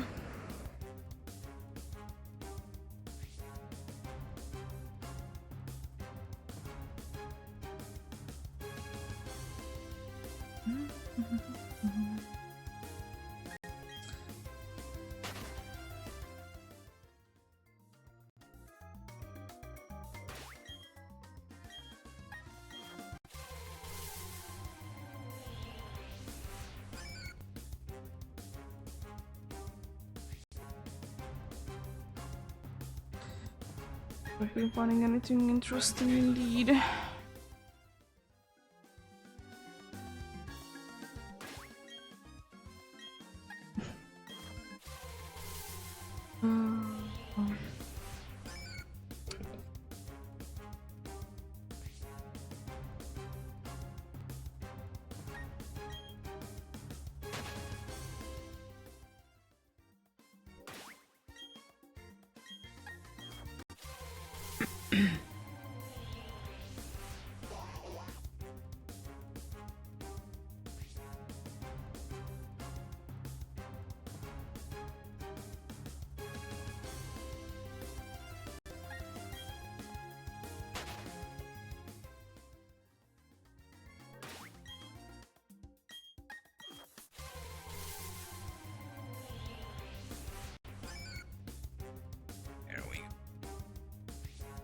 I didn't see anyone getting too many things so far. Yesterday was also quite quiet on Safari Shinies. Didn't see too many. Was few interesting ones, like, you know, some people getting 3 in one day situations, but overall it seems like yesterday was quite a quiet day. Then again, you know, it is kind of understandable. You know, people might be having things to be doing, you know, work. But still, interesting indeed.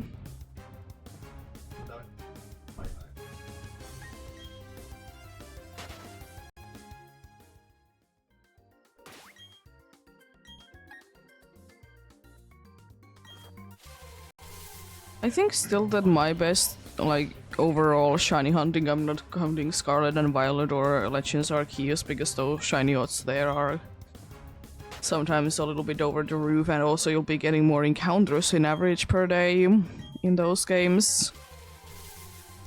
Is that I think still my best is 2 in one day.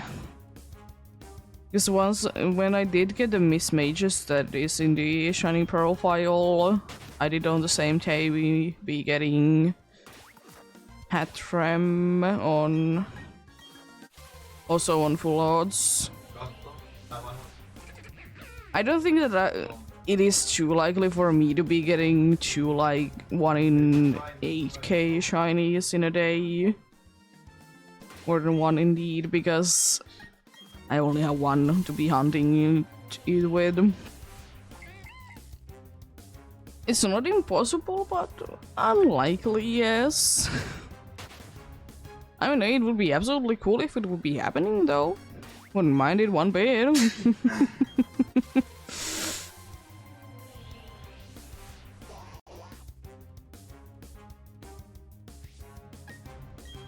Wouldn't mind it one bit at all.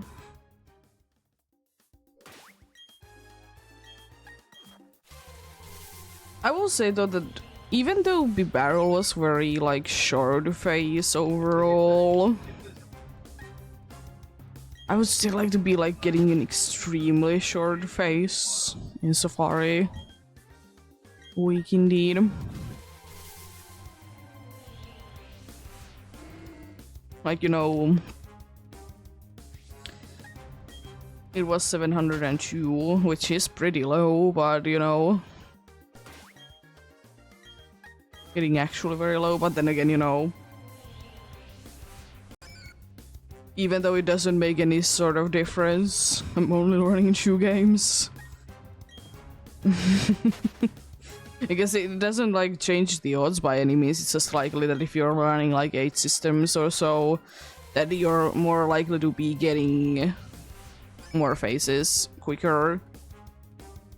But then again, it also can be doing the same thing as anything else, that you're just stuck in 30k. You'd be just be stuck in a 30k, it doesn't like actually make any difference.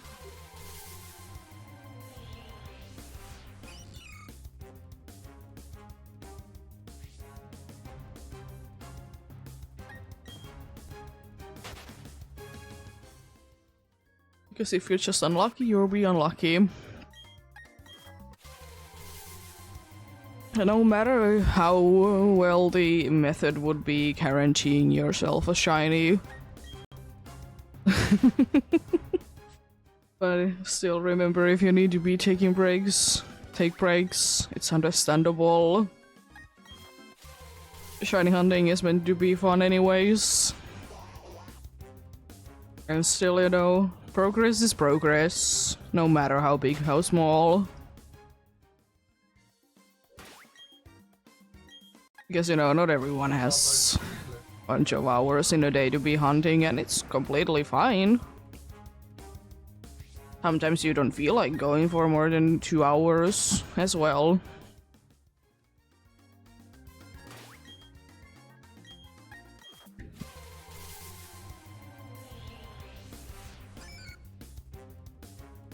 You know, if you're needing to be wasting time with something, at least have fun with it.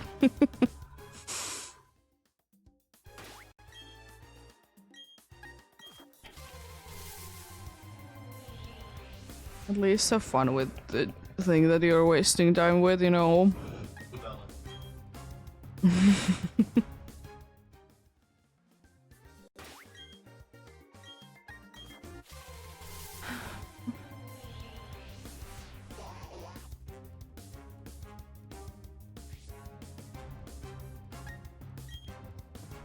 The problem is that right now I'm getting the feeling that I really want to do the fishing in Alola. I did have a little bit of feeling like that last night already, but today I'm like, I really want to do the fishing in Alola.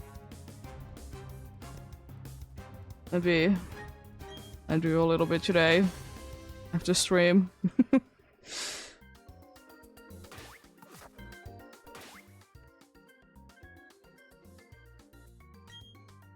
We'll see, we'll see. We'll see if I want to be doing it at that point anymore, you know?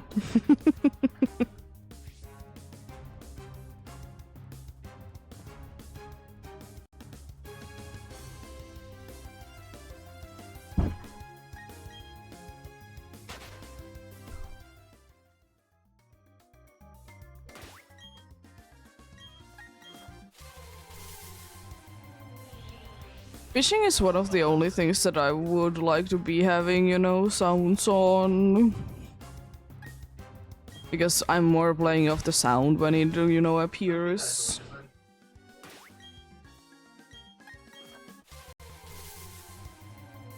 Or like the console needs to be right in front of me. I guess Alola fishing could be fine with the delay of the camera.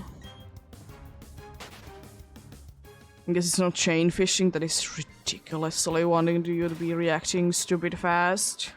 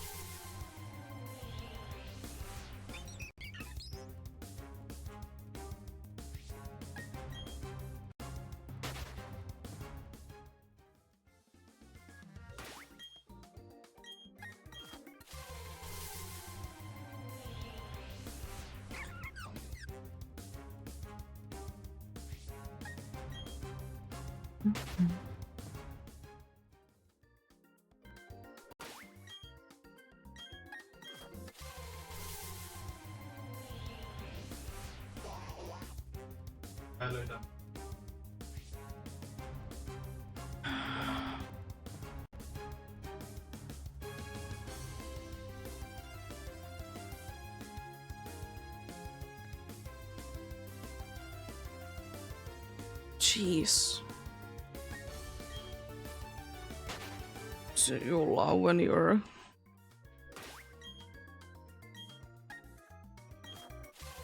You sweat and you try to be moving your clothes a little bit so they're not like keeping pressure in annoying spots.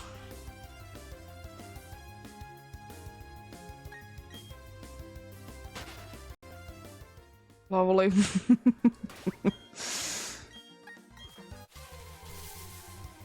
Lovely, ain't it?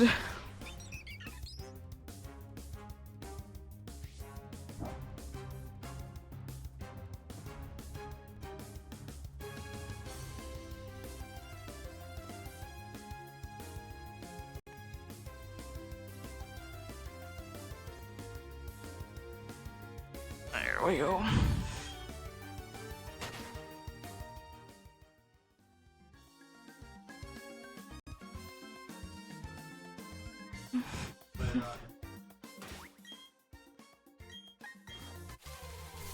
There we go, a little bit better now. The clothes aren't being from keeping pressure in places.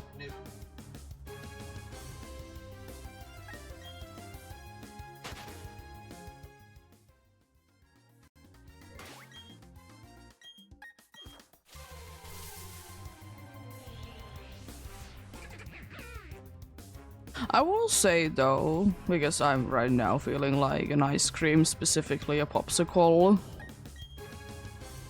I hate how messy popsicles are. But they're so nice sometimes in a warm summer day because, you know, it's not like usual ice cream. There's either chocolate, usually chocolate covering at least in here in most of them.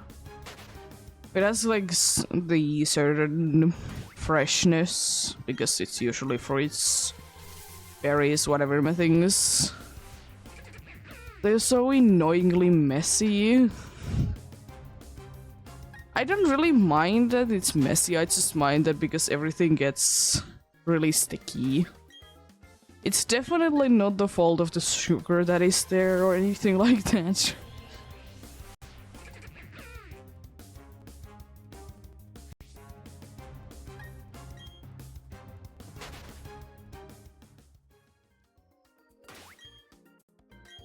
I will say though, speaking of ice cream, I haven't heard ice cream truck too much this year.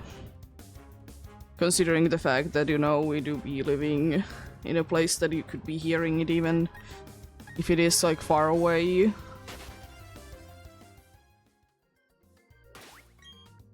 Then again, we do be living in the city center, so there is the ice cream truck, like always there. A stand, I guess. It's kind of both. Like, it could be a ice cream truck, but it's more of a stand.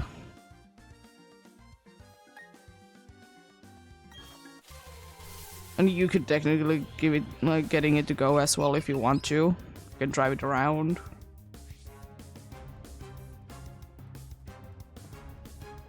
The ice cream trucks are stupid expensive. It's kind of interesting that ice cream trucks specifically are expensive and not like the ice cream stands. But I get it that, you know, ice cream truck, it needs to be, you know, moving and, you know, that is expensive and stuff. And I understand also that it's not too smart in every single neighborhood to be having an ice cream stand, because it's not gonna be, you know... It's not gonna be always like a good place to be. Because most of the ice cream stands in here are either in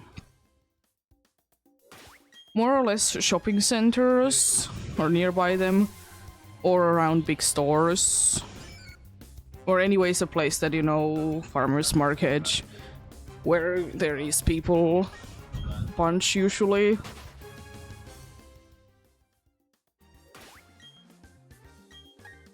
Yeah, nice.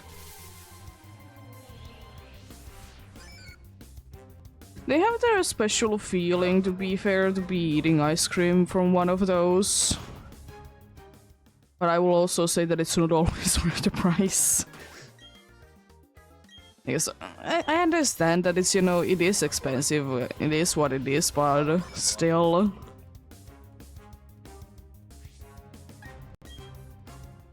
But a nice one nonetheless. They unfortunately, like, almost never do be having, like, actually, like, if you can be, like, consuming milk at all. They unfortunately don't really seem to be having options for those.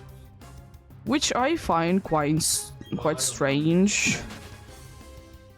Like, why wouldn't they be having, like, a non-dairy option? For people that, you know, can be consuming.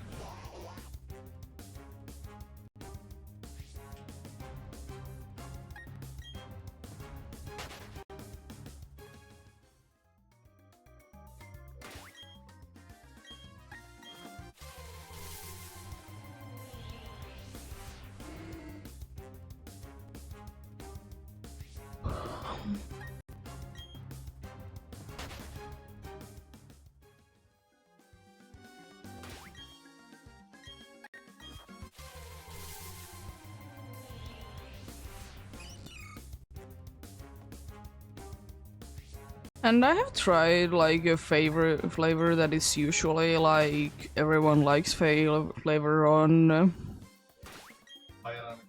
like, ice cream, and it's mint chip, mint chocolate chip. I find it very underwhelming. I think it's overrated. I don't really like it at all.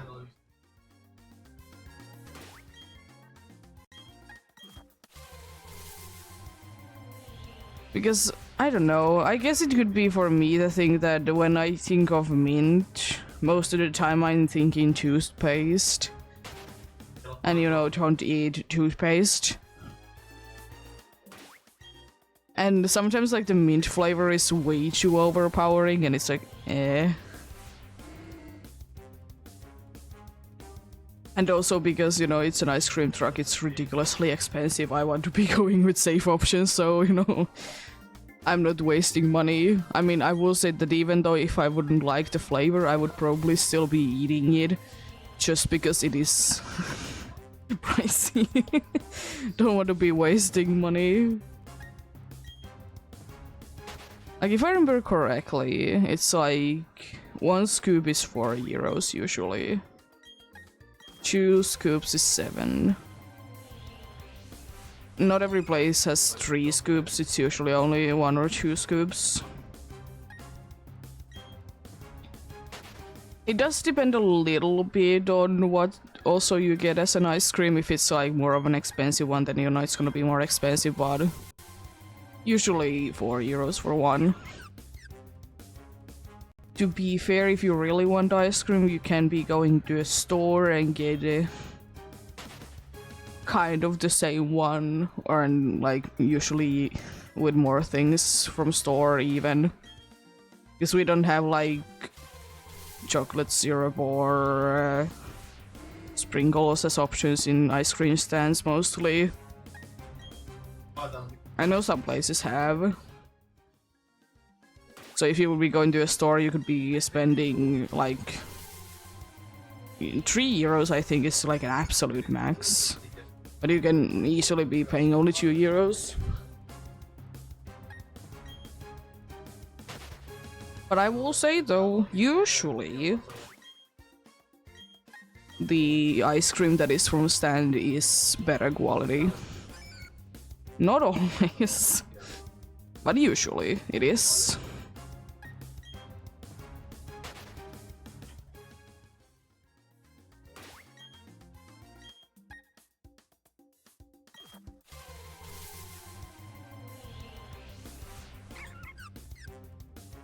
I remember that at some point I was, like, for quite a good few years, the only ice cream flavor that I did eat from ice cream stands was chocolate.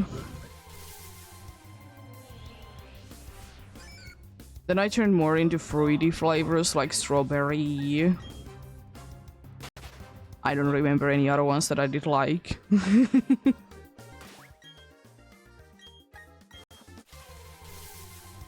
I will say that one thing, even though I probably wouldn't have liked it, but one thing always annoyed me that, like, my parents were saying that you're not gonna be liking this, so we're not gonna be getting you this.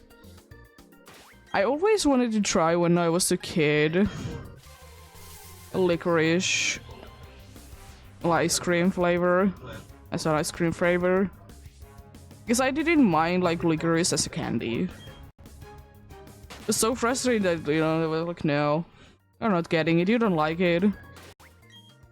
Which is annoying, you know. How do you know that I don't like it? And how do I know that I don't like it if I don't test it? Like, again, I get it that don't waste money, but, you know, I still think that because from, you know, I was that kind of kid that, you know, I eat anything and everything. Even if I don't like it, I would have been eating it. Especially on a hot day. It's kind of the same thing that I don't like sparkling water at all. I tend to be avoiding it in every single way if it's possible. But then again, if it's either the only option, or I'm, even though I always say that I want still water when I'm, you know, traveling, they still might be giving me sparkling water for whatever reason. I will be drinking it. If it's too hot, I don't care what it is.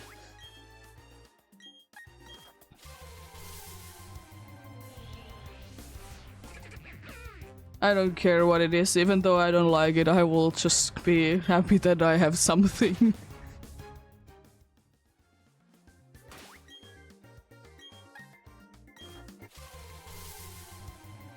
It's kind of annoying though, sometimes that they don't understand that I want still water though. And you know, sometimes I'm not gonna be bothered to be complaining about it because, as I said, it's still water, it's something that I can drink. It's not like I'm allergic to it or something like that. But it is still like, I would be enjoying the other one more. Because I don't know what it is about sparkling water specifically. It usually is like it hits too hard on my throat and I don't like it.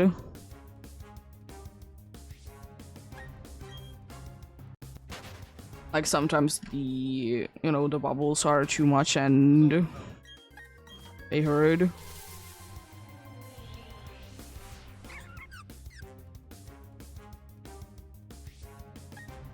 But it do be what it do be.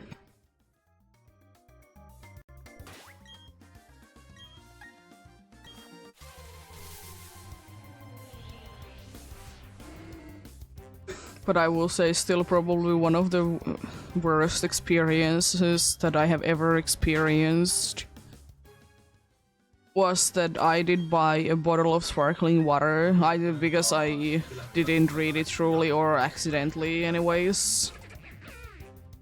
And I was like thinking, what if I just let, you know, the bubbles go out? It was even worse. Because that specific one did have like a weird flavor that I didn't like anyways. Now that I like thinking back at it. But yeah. Definitely not better without the, the bubbles. Whatever would be the fancy word for them anyways.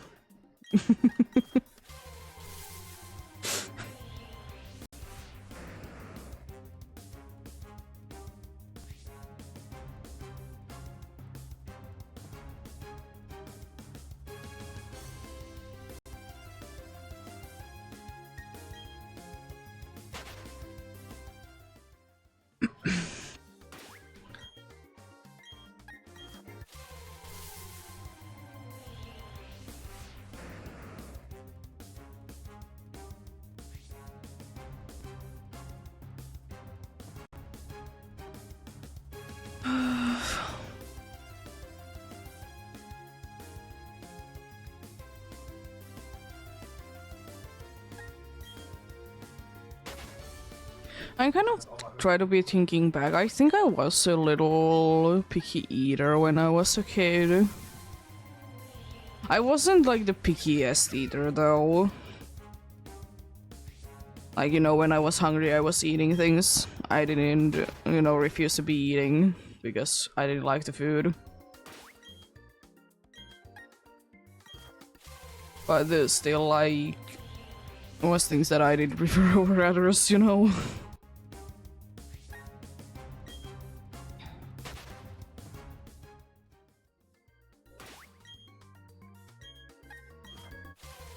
Also, another thing that I definitely do remember that,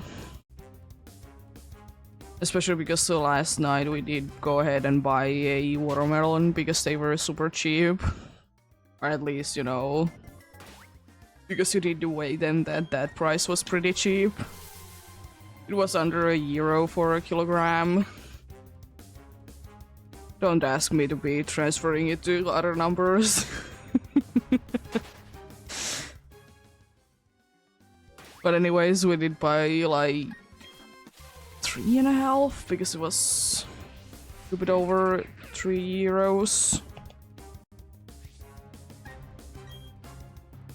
Watermelon, and it just made me realize that I could be eating watermelons like I did used to.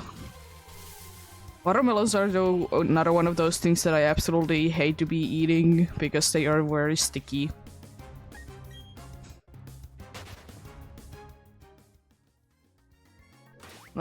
They do be nice though.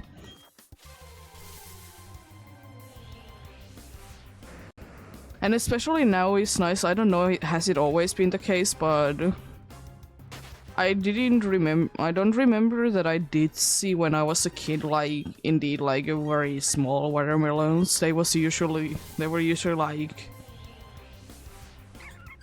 5 kilos plus. But this one was indeed like, as I said, 3.5, which is nice. Because that would be a little too big for us.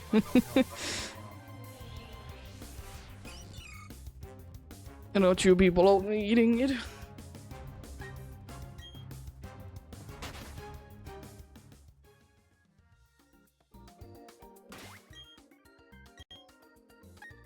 And things change. I never know, like in 5 years I could be eating a whole watermelon on one go. I doubt it. I think even if I wouldn't mind the sweetness, the amount of water or liquid that there is would be like too much. Because I have a kind of a thing that I don't like if food is too watery. In large quantities, at least. I mean, of course, like, I can be eating something like soup, but, it's meant to be watery. It's meant to be liquid in there, but it's in different ways still. I don't know what it is. It's just what it is. I don't really care about it. I can live with it, it's not that big of a deal.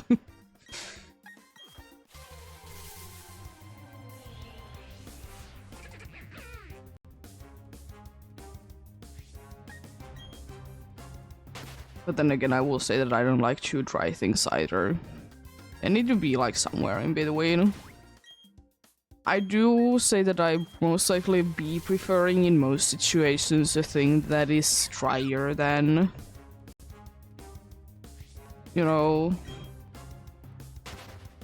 having too much moisture in it.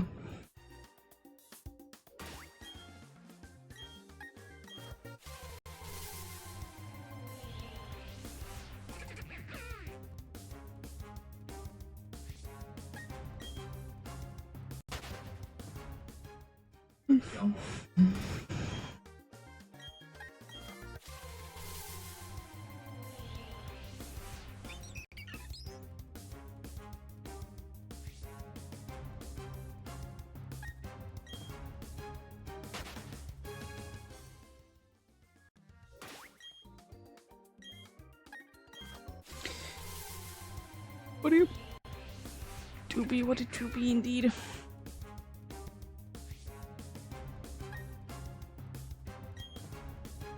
But also, unfortunately, this year it's most likely gonna be the case that the price of strawberries, like fresh new ones, are just gonna be through the roof.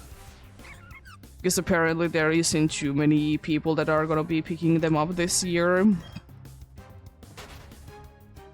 Which is a little unfortunate. I mean, we don't really buy them too often, but still. Unfortunately, since there is indeed lack of people that are picking them, the price is gonna be through the roof. I don't know why it is this year like that, but it just is. Because I will say most of the time, the people that are picking strawberries in here, they are like, for whatever reason, they like come from somewhere else, like a completely different country. I don't know why. I have always found it a little strange once I like didn't know that it was the case.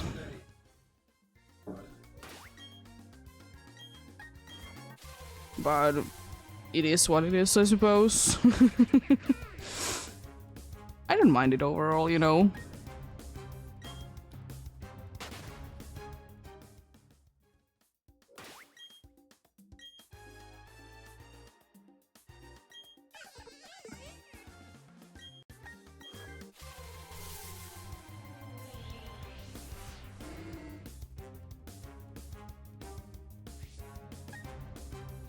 I think another thing that there is usually in farmers market or like on those stands that they sell strawberries in here. It's not specifically only in farmers markets, but usually in those as well. Is what you would be calling probably sweet peas in English.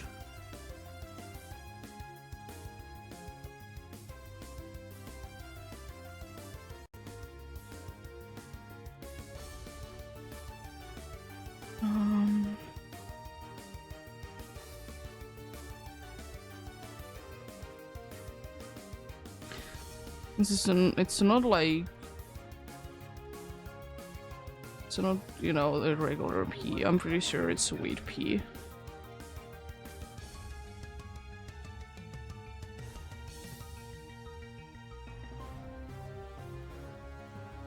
Like, those are usually sold at them as well. And like, they are like sold as, you know, the whole thing, not like individual peas. And they do be usually sweeter than, you know, regular ones that you could be buying in here, at least in the freezer section on the store. They're nice. Very nice indeed. I wonder how big of the farmers market is gonna be this year on the, like, literally like not even 5 minute walk away from me, like to our home. Because there is construction like going on nearby and they're gonna be making I think after this summer they're gonna be making like an actual hall, so you know they can be going there basically all year round. It doesn't really matter that it, you know, it's raining, because sometimes there are people that are like selling clothes. They do be having like a small like roof somehow, but it's not the best. So they are actually gonna be building like a actual hall there, so people can be there. It's just gonna be outside thing anymore, which is a good thing if you ask me. I mean, surely would it be nice if it would be like just like outdoors, yes, but it's better honestly that there is like a hall.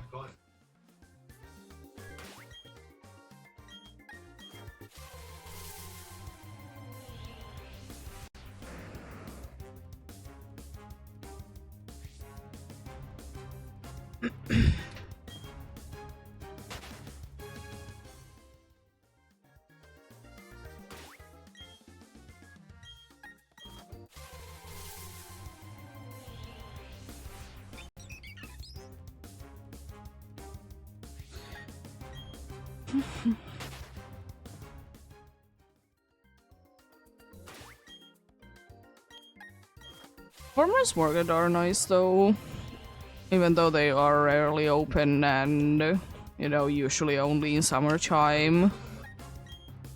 It depends on the place, there might be also open during the weekends. It's just there usually isn't anything too interesting to me in there.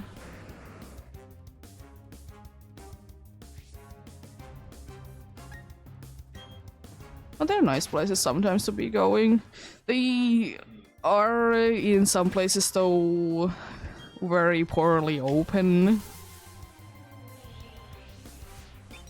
Like they sometimes can be only open for let's say from 11 AM to maybe 2 PM, so it's a very short amount of time that they are open. Thankfully, I think the one that we have like right next to us, it's not one of those. So, you know, I think it closes at maybe... I have a vague memory that it will be closing at 6 PM and it opens like 10 AM. Which is a very much more reasonable time, but then again that is mostly only open during summer, at least right now.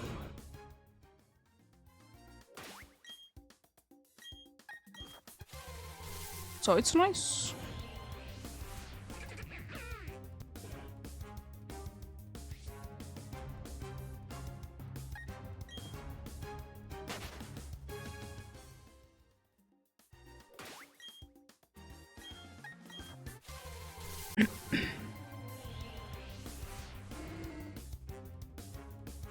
Also, I just realized that I forgot to be switching into inverted, but anyways.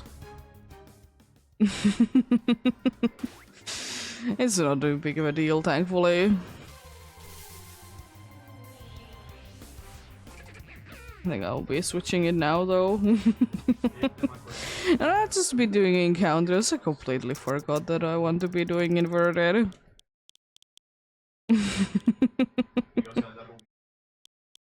I could be going to grayscale as well if I want to for funsies.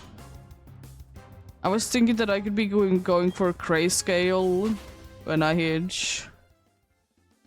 20k on the faces in PTSB. Hopefully that doesn't happen, but possibility.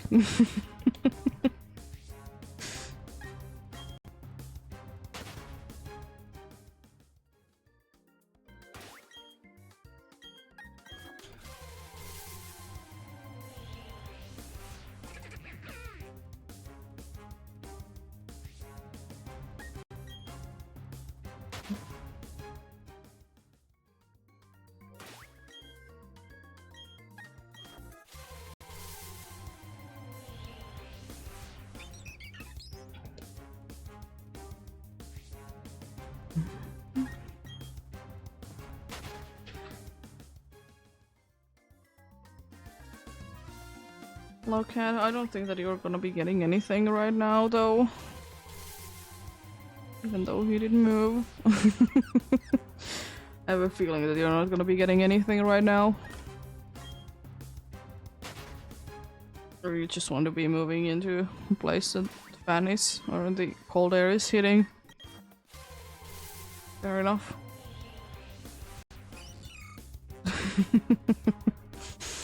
But yeah.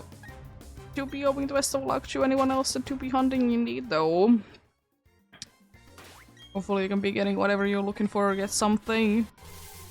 And indeed, if you're hunting in one of the many safari game areas, then I hope you best of luck to be catching it as well. And also, good reminder to be staying hydrated as well. Easy thing still to be forgetting, but it's such an important thing to remember.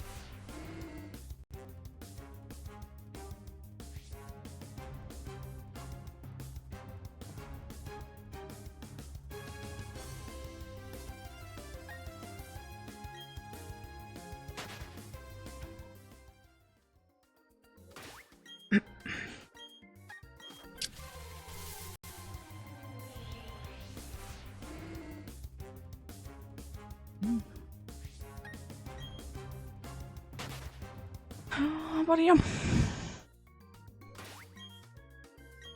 Decent progress. We have definitely been like getting the phase together and being able to get you a little bit over 500 an hour. Nice. To be fair, I will say that most of the time, for me at least, the first hour is gonna be the slowest.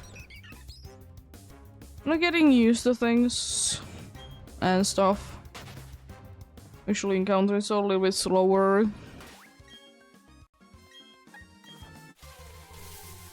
Usually indeed.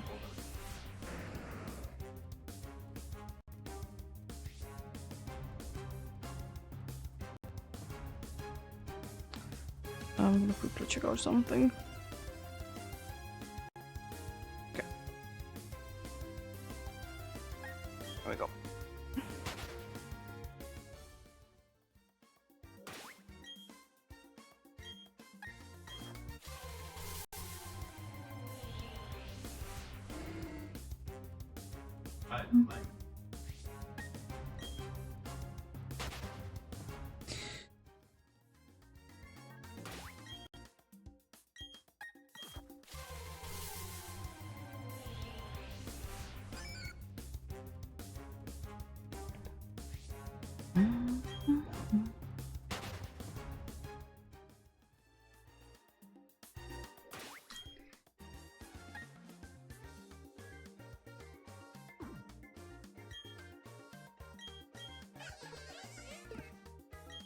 I will say, even though, you know, I'm of course resetting the game every single time, I'm like, how has not the dude be getting Pokeras at some point, you know? I usually have stupid broken luck with the Pokeras. It's stupid easy. I'm not looking for it. I'm like, I don't think that I have a single time be looking for a Pokeras, to be fair. I've just gotten it at some point.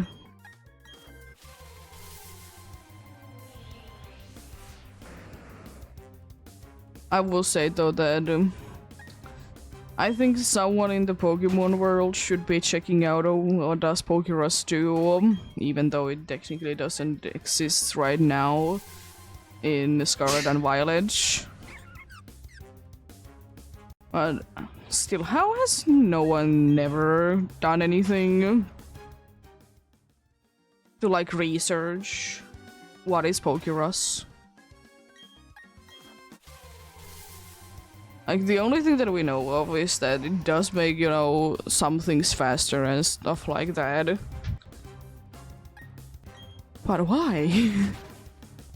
Why is there like no like further things studied? Because, you know, in most of the time, whoever says something about Pokerus is not like, it says like, not too much is known about Pokerus, it's just like, the only thing that they know is that it just boosts the IVs coach. Makes, you know, training a little easier. Considering that, you know, of course, like, even though it is, you know, a helpful thing, it doesn't do anything bad. Why? Like, surely there would be some reason to be studying it, you know? Even though, you know, people like to be saying that the source of the Pokerus is from Goldenrod City, because in the original Gen 2 games before you hit Goldenrod City, you couldn't be getting it. Also, I'm gonna be double checking that I'm not saying the wrong place. I'm quite certain that it's Goldenrod City.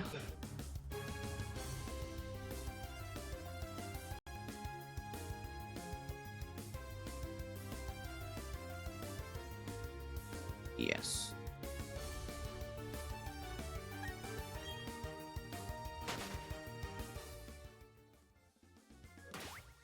Because indeed, in original Gen 2 games, you couldn't be getting Pokerus before you hit that place.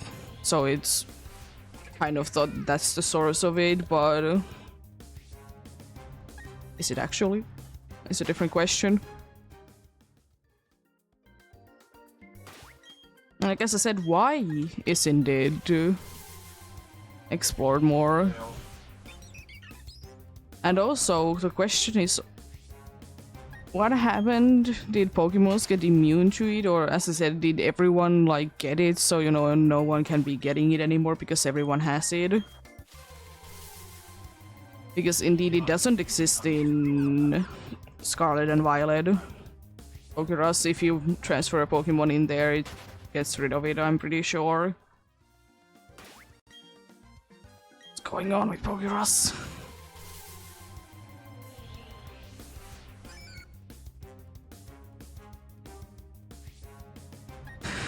One day there will be a Pokemon game where you're a nurse and you'll be figuring out what's going on with Pokerus. Would be quite cool.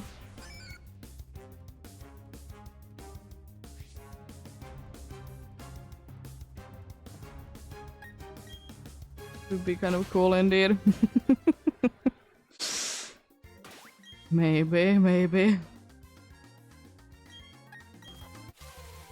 Always love like weird spin-off games for things. It is a shiny Wooper, I thought it looked odd. Ew!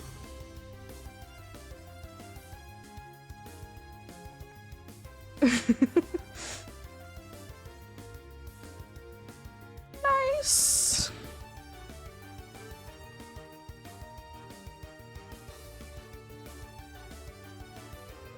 Brilliant Diamond did get something. Let me turn back to regular colors though.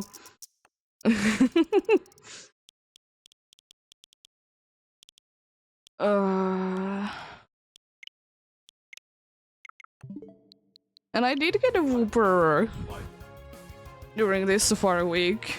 One of the ones that I really wanted.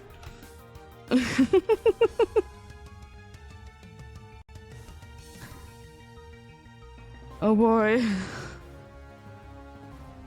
Let's also start a prediction, do I actually catch it?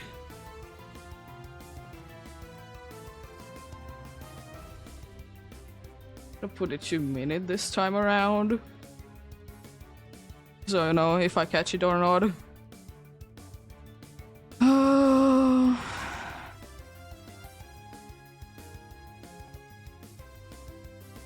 thought it looked odder for a second. And should have been should have been saying something. But then again, inverted. Things do be looking odd anyways. Oh boy. Oh.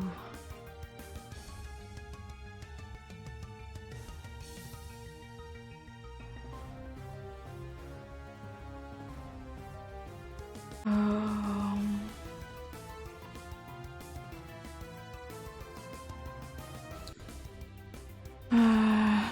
9,710 encounters.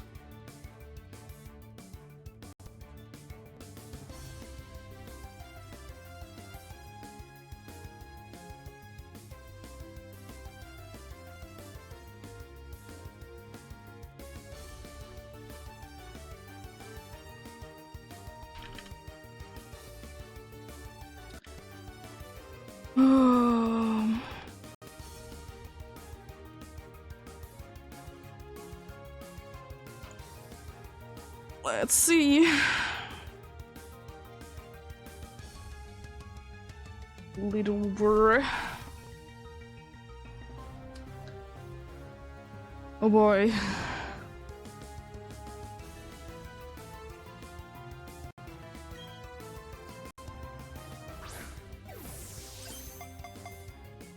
One, two, three. Yo. Nice. I got a wooper. What to nickname you though? I would be having a nickname for a Quagsire, not a wooper.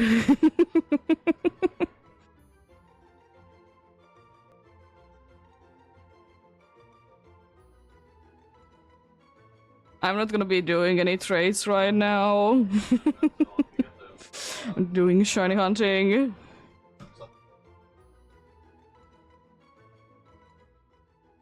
Gonna nickname you.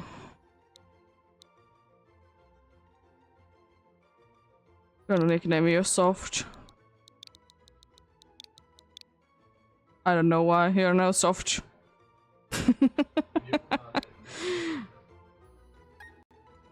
My nature guess is naughty.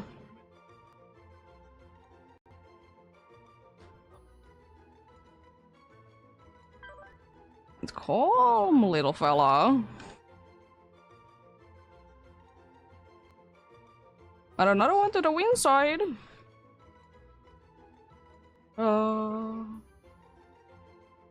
Lovely, lovely.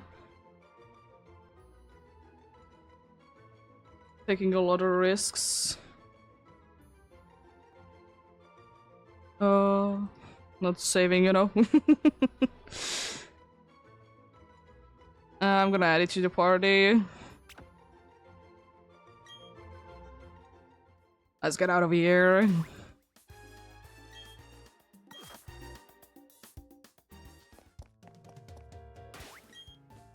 Let's go.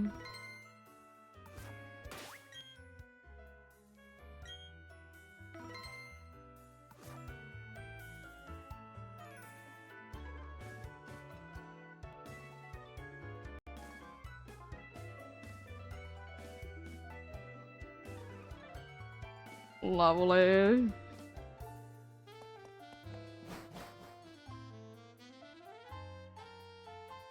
I guess I have something to do while the ads are gonna be playing this time around. Be adding it to the layout because we're gonna be having ad break. I've been throwing it in a few battles.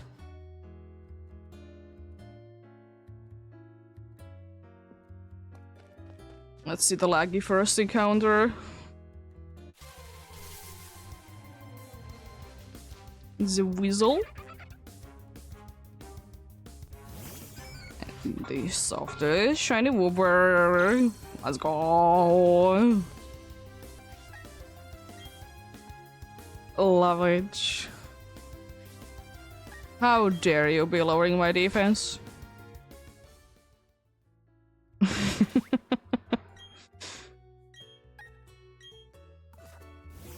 What does it look like?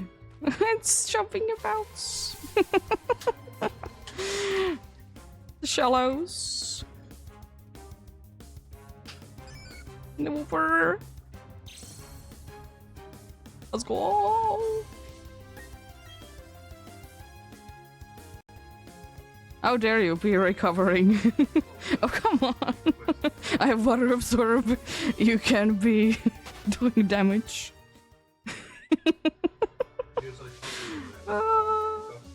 Let's throw it one more time.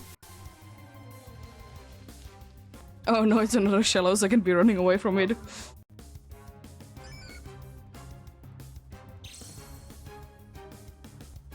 Nice. Oh no. At least this time it didn't try to be attacking me with a water move. Oh, lovely. Let's go back to here.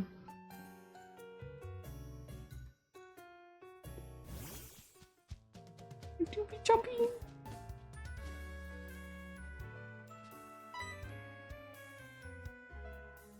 But yeah, we're gonna be having ads. And I'll be updating the layout and everything during it.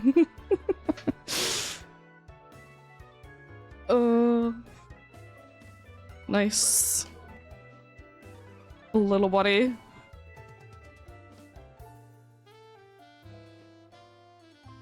You'd even try to be making the clip right now as well.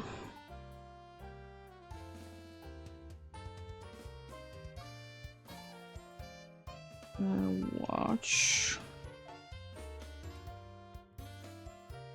It's around there. How much? It is quite a bit different actually from inverted, from the regular one.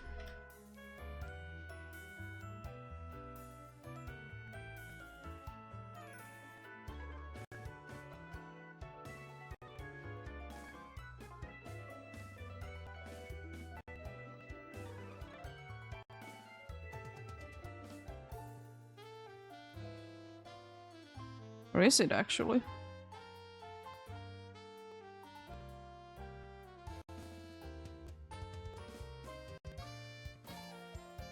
I guess it's a little bit more blue. I mean, it makes sense, of course, that it's a little bit more blue, but it's not that drastic.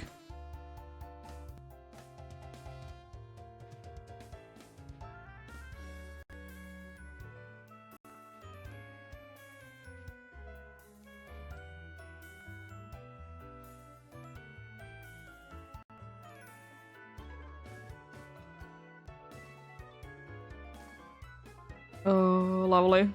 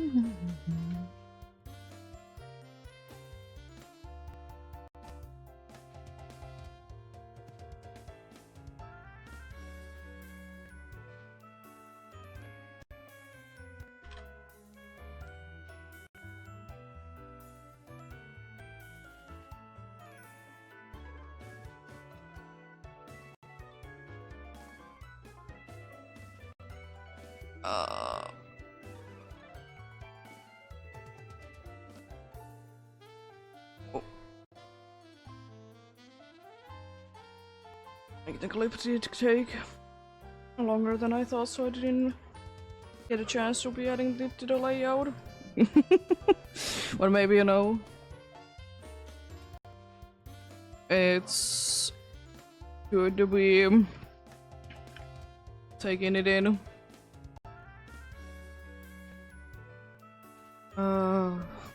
Was taking the clip indeed before I forget. Since it was perfectly the ad break as well there, so I'll be doing that then. Over. Specifically the male one, it's so big. Here you go. That's good.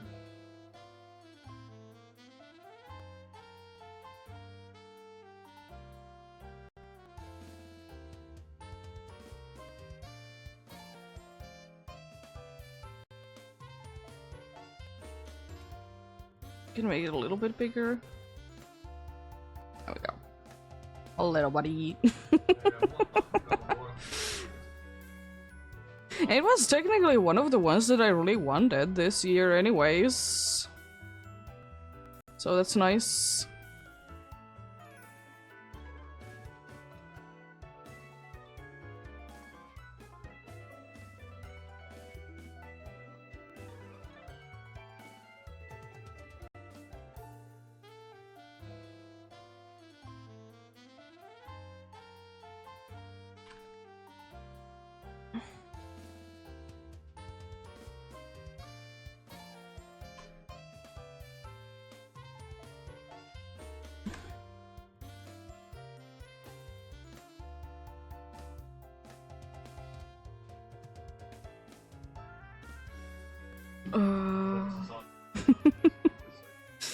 Oh boy. Oh boy, oh boy, oh boy.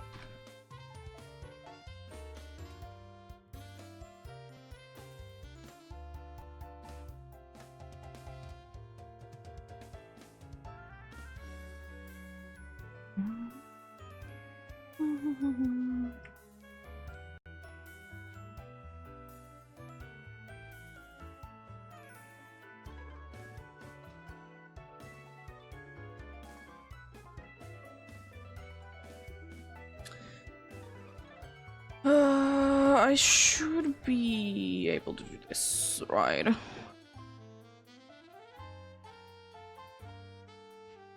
I guess since I'm gonna be moving it a little bit, but it's not gonna be taking that long since it's gonna be hitting 100. I'm not gonna be moving it too much. I'll move it somewhere around there. Nice. Oh, well. Let's get a move on then. Let's get a move on then indeed. Yeah, of course, back to Samaria also, I'm gonna be getting the dude back.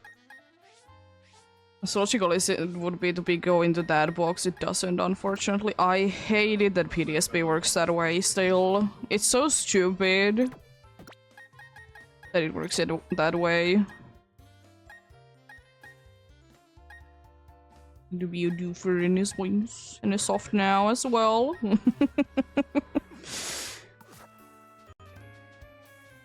I hate that the PDSP boxes work that way, that they always are gonna be going into the like first one available, no matter where you are. It's annoying.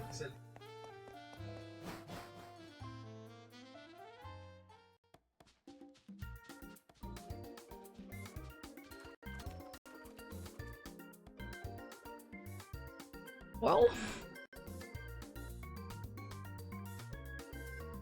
Getting a quick face? Maybe? Possible. Oh yeah, I need to be seeing that screen again because I did just enter the area again.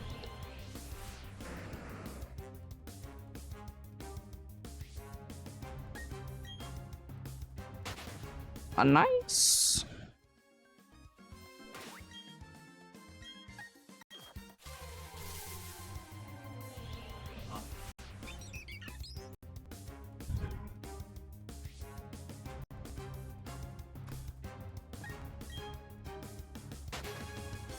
Yep.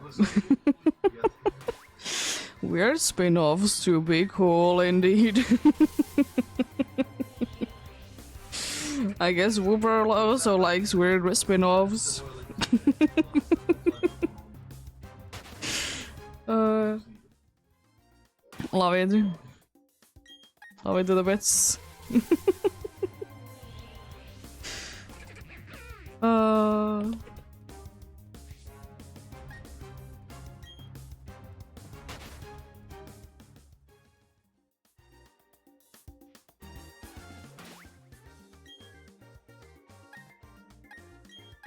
It's gonna also start the next prediction which game will be getting a shiny in next.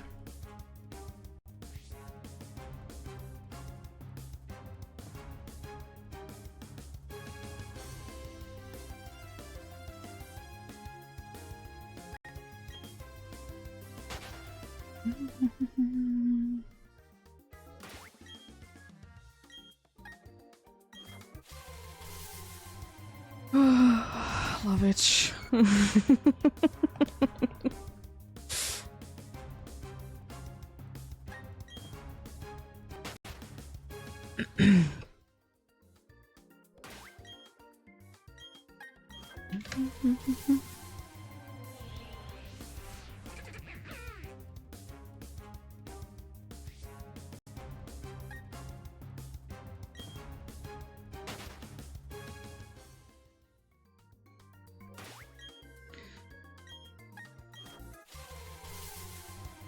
Now that someone mentioned trading, I kind of want to be doing, because I have one file in Scarlet and Violet that I'm willing to be doing random trades in, because as I said, I absolutely hate doing random trades because, you know, there is always the very legitimate Pokemons there. So I have like another file that I'm completely fine that it gets them. I will still say though that in my opinion, I don't care if anyone cheats in a single player game. Because they do what they do be doing. But as long as it doesn't, you know, get into anyone else's way when they are doing something. Because I could honestly be caring less, because sure have I done it, yes, a few times, you know, Minecraft, sometimes you're very frustrated at things that don't be working and you go to creative mode to fix them. I've done it.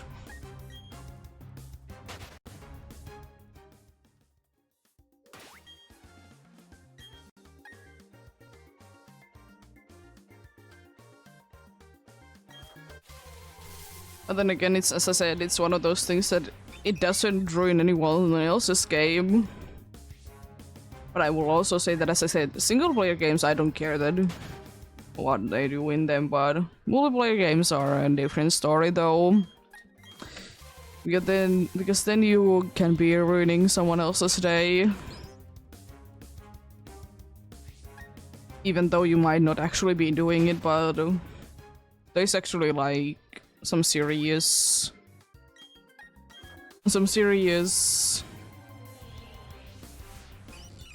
like things being said about like people using cheats in online matches. And I'm glad that, you know, they are getting something out of that, you know, they're getting punished from doing it. Because I think it should be like an obvious thing. Because it is unfortunate that it's kind of hard, especially nowadays, to be preventing every kind of cheating, but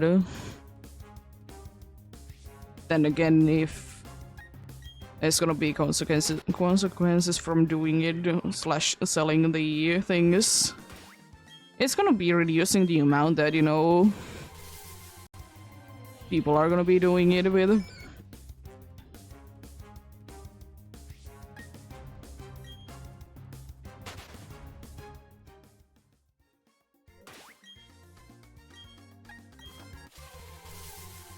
But yeah, I love that, you know. My reaction was, of course, a little late on the Wooper, but then again, you know, inverted shinies, they do be surprising because even though you might be knowing exactly how it looks in inverted, but at the same time, you're not really thinking about it. And I guess Wooper isn't the easiest one to see it in. It's not the hardest per se, either.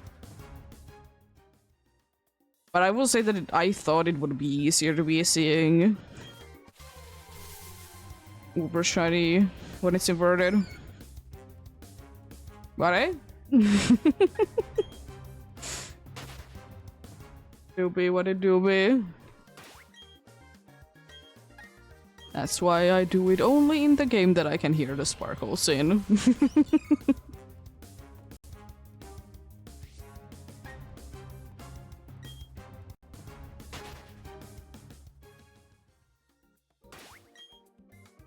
I guess then, no matter what, I can be knowing that it is indeed a shiny.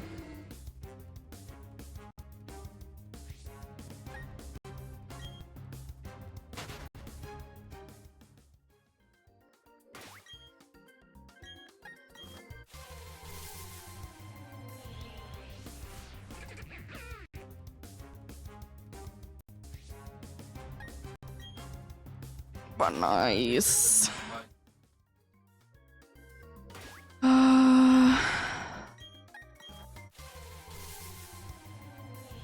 It would be kind of goals, honestly, to be finding 2 more shinies during this Safari week. But hey, one can dream, one can dream. We're getting the 2 in Soul Silver. The unlikeliest game to be getting shinies. To be fair though, technically, Soul Silver is the game that I have, for the amount of encounters that I have done overall, I have been able to get the most amount of shinies. So it's not impossible. Unlikely, yes.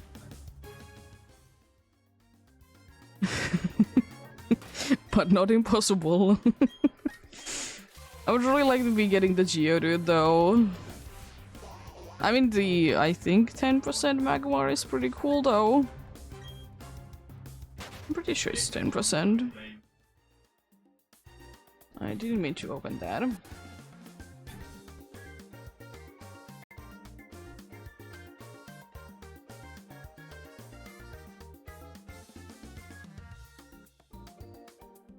Safari Zone. Dodo. And then Magmar. It is indeed a 10%, so it is tied with Magnetron during the daytime to be the rarest thing. Which, by the way, the daytime ends in 6 minutes or so. 6 minutes or so. Then we're gonna be going to nighttime encounters. Is that the last early we see? Could be.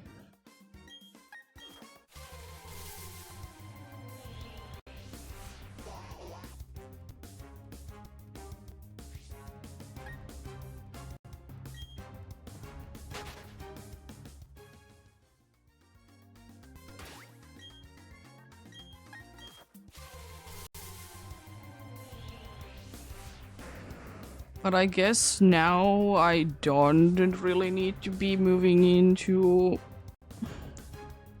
or the one specific area that I was thinking of moving in Soul Silver if I find the Geodude and catch it. But it is still a possibility that I would be going there though.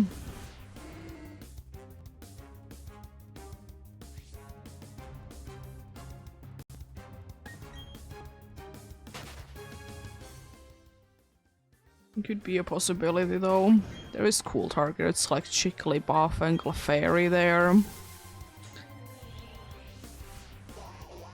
But now I could be thinking it a little bit more. Watch me be finding Graveler instead. Possible? Yes. But only during daytime. Weirdly enough. Completely out of the question during nighttime for whatever reason. I don't fully understand, honestly, why does Graveler get out of here when it's nighttime.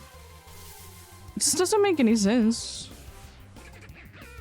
Considering the fact that, you know, it is a usual... It is a usual, you know, cave encounter. So wouldn't nighttime be making sense, you know? Kind of like with Boba Fett trying to be Quagsire's shadow, you know? Going back to that talk from yesterday.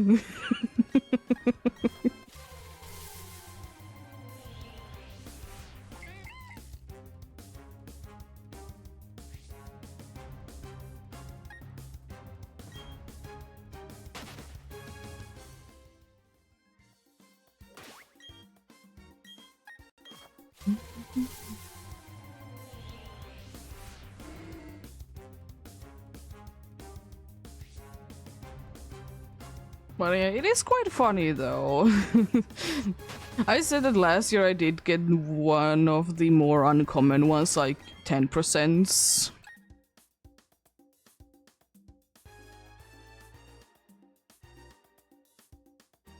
And this year what I have been finding in PDSB is the most common 20%.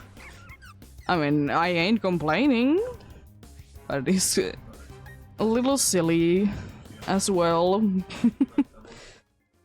Because indeed last year there was a Badiou, there was a Badiou, there was a Psyduck, there was a dude. There was a Skarubi, there was Marill, and then there was the 1% Bidoof.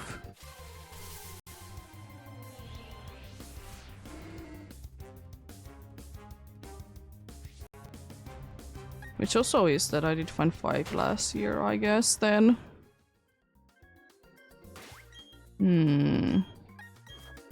Technically now I'm, you know, hunting with more systems, so I should be finding more. I should be, you know.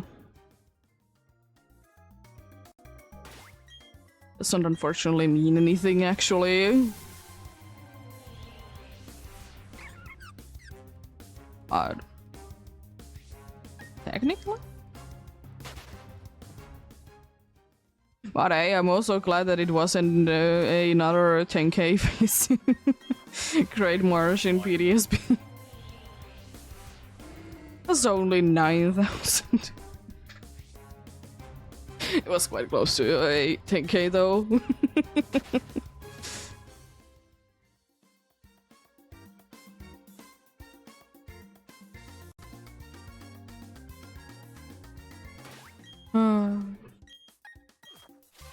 Wouldn't have definitely been there if I wouldn't be having inverted, you know.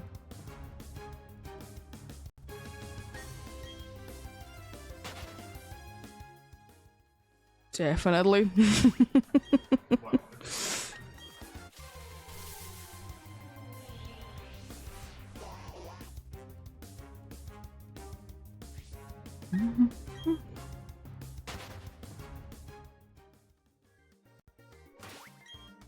Is this already gonna be night chime encounter or is it gonna be the next one? Because it is soon. I know I'm gonna be having a night chime encounters.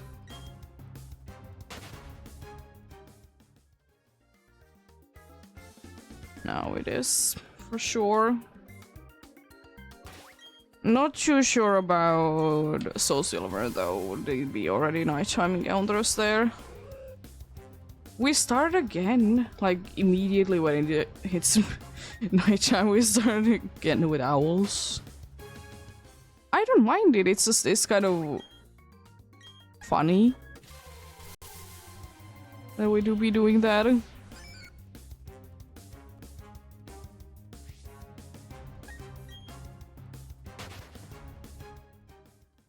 But in Brilliant Diamond, it's 20% for Hoot Hoot, and then in Shining Pearl, it's 10% Hoot Hoot and 10% Noctowl, which are seemingly the only things that I can be encountering.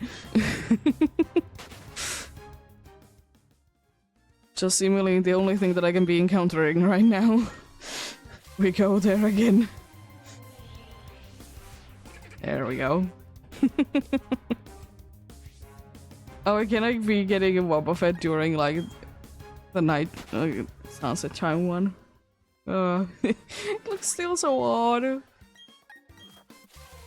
So it should be meaning that either the next encounter or encounter after that should be fully night chime there as well. There we go. Love it.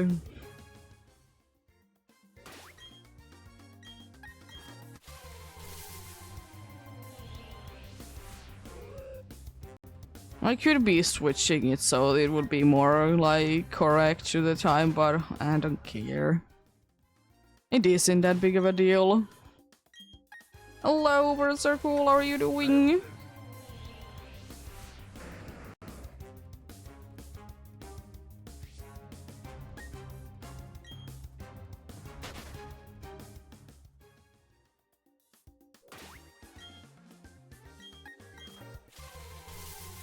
No, Reggie still is quite a nice shiny.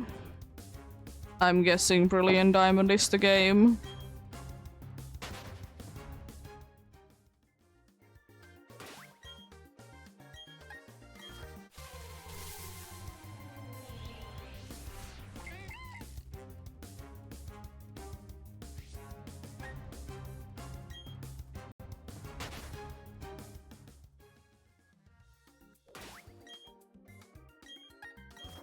Yeah, good luck with the hunch. I think it should be at least a little bit faster than Dialga resets, right?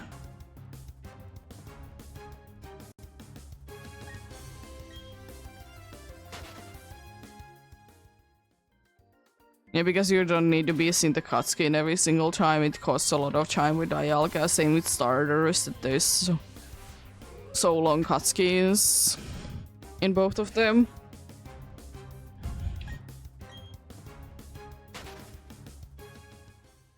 I mean, it's still probably gonna be taking like a minute per reset because PDSP is so slow to be starting, but still, it is faster.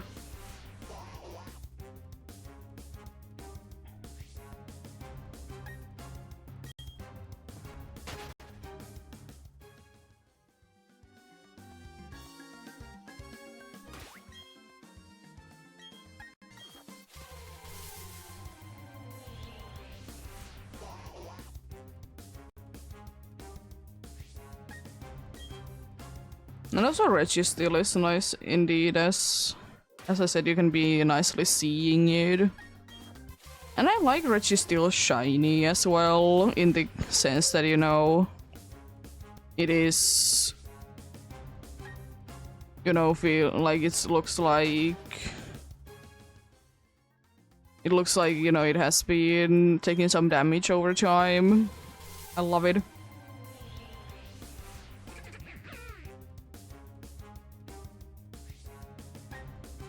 It do be like that sometimes.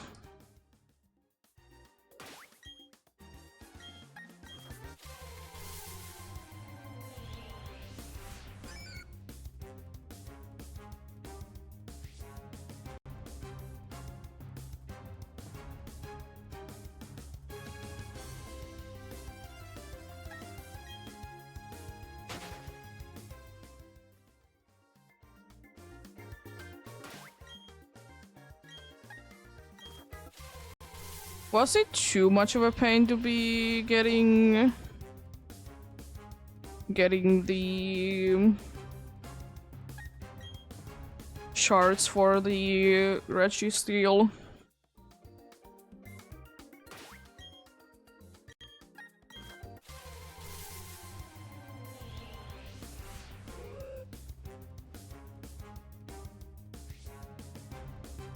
Yeah, I thought so. Wouldn't be the nicest thing in the world.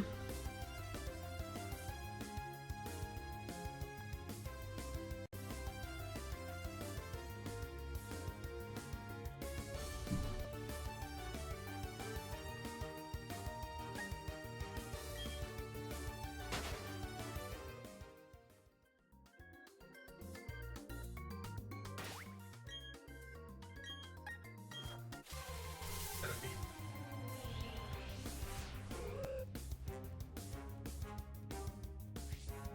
Yeah, you're always getting the ones that you don't need. It is just how it works. You're always getting the ones that you don't need.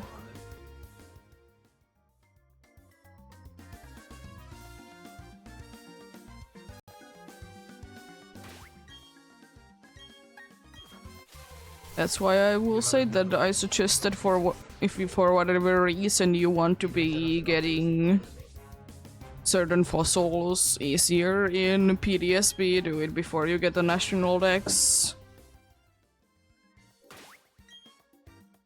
I guess after you get national dex you get a lot more things from the digging minigame.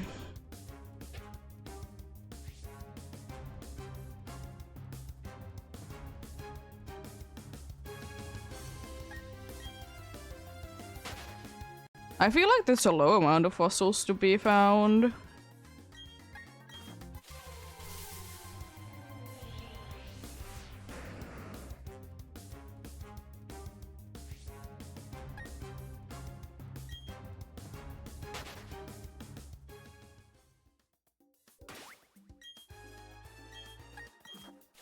Yes, I also know that the shards are quite rare to be getting.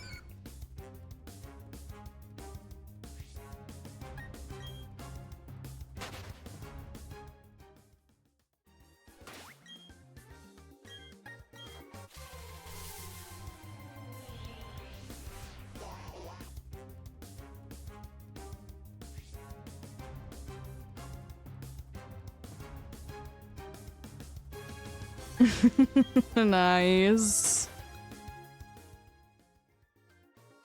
If you want to be doing now, I guess a hunt for a nice fighting type, you have a good chance to be boosting them.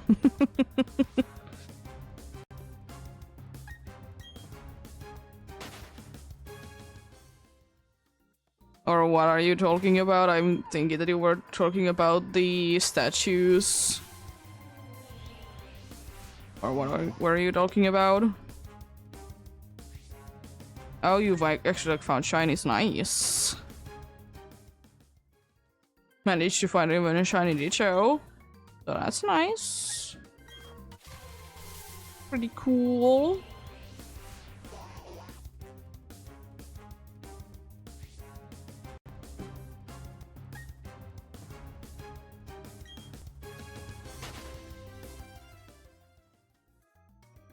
Yeah, I was just thinking that you were talking about the shiny statues that you can be getting in PDSP Grand Underground.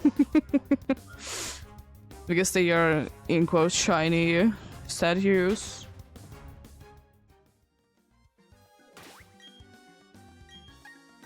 I'm guessing that you were going specifically for Berlu, or why did you get 3 primates?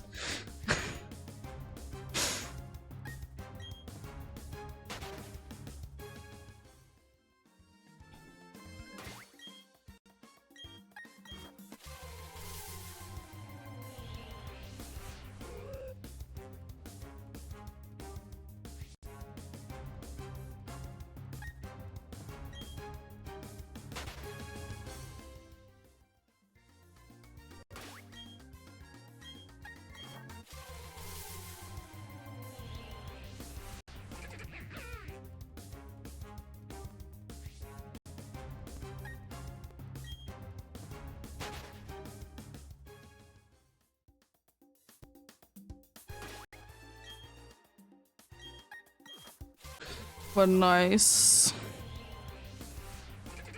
Gotta love when you get nice shinies.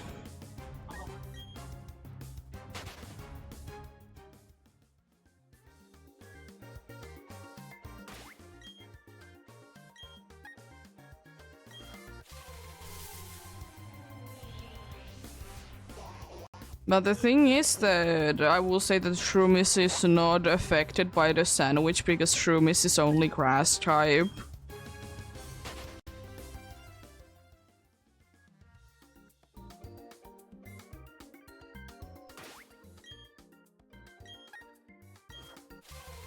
But yeah, I get it. Like, I know exactly the area that you're hunting in, indeed. But technically, it is only shiny charm mods if you were using a fighting sandwich and did get specifically Shroomies. So that's nice.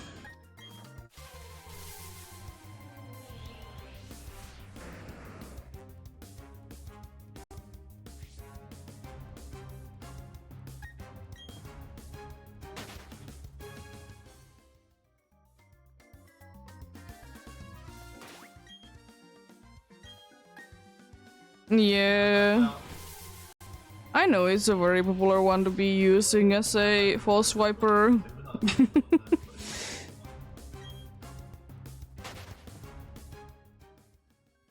Because indeed for a spore as well. I personally rarely be using any false wipers. I just will be catching everything at full health. Mostly. Very few exceptions where I don't do that.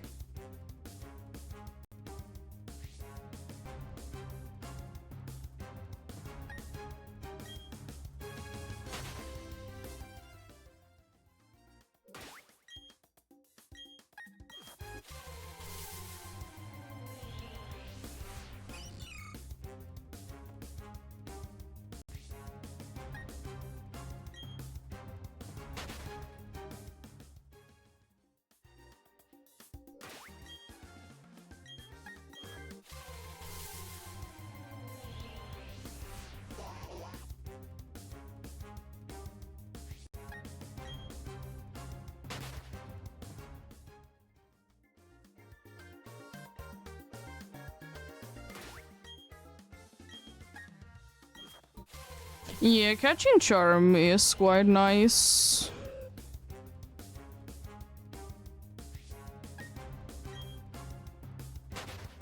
Does help out a bit indeed. I just, like, I did remember one day, I don't think that you were here when I did say it, but one good thing about completing PDSP Pokédex is that you'll be getting more critical captures. Because that's like how it works in this game for whatever reason. So that's nice.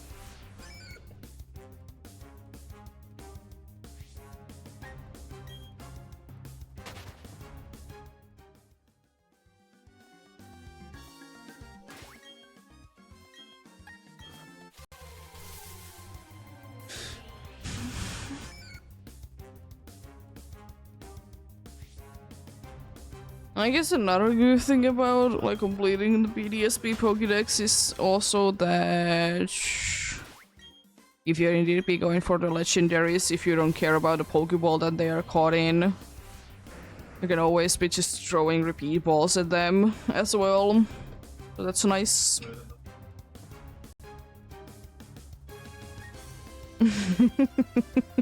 I mean, they both are reset hunts, to be fair. They both do be indeed.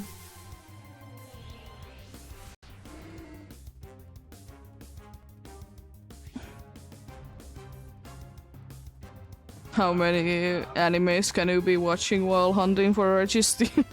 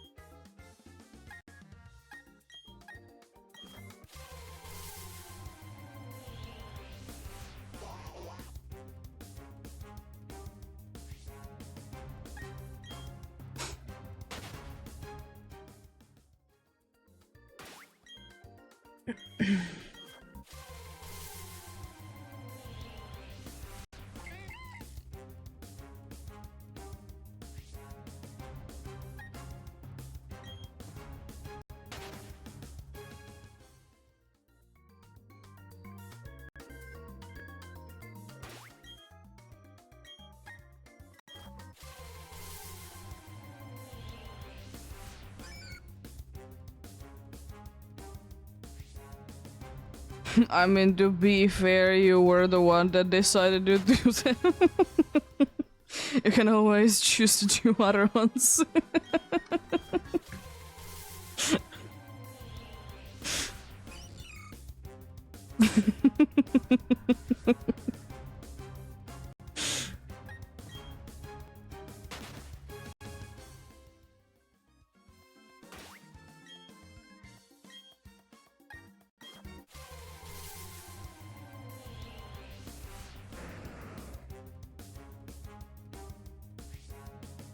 Fair enough.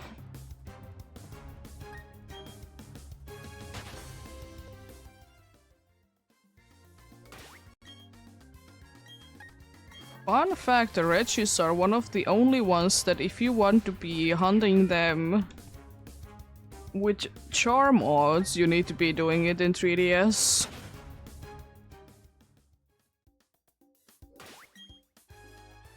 Because both times that they are available in Switch as Shiny Hunter Ball, they are locked in 1 in 4K odds.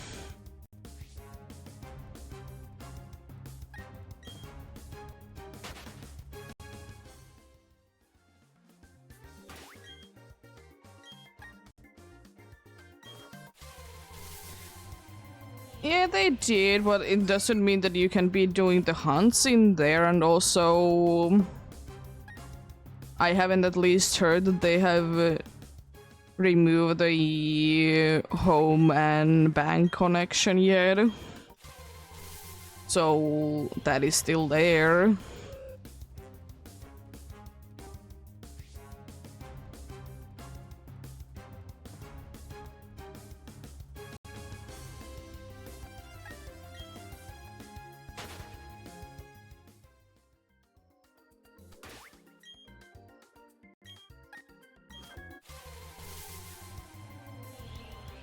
I mean, bank, it's still working.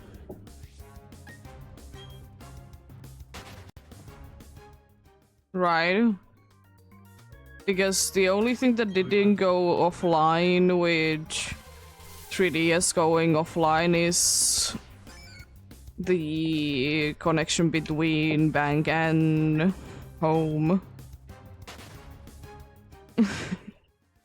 Yeah, I guess that's a fair point. If you don't have it downloaded, then, you know, it can be maybe a little bit harder to be doing it then. I guess you gotta be hoping that someone nearby is willing to be helping with the decks.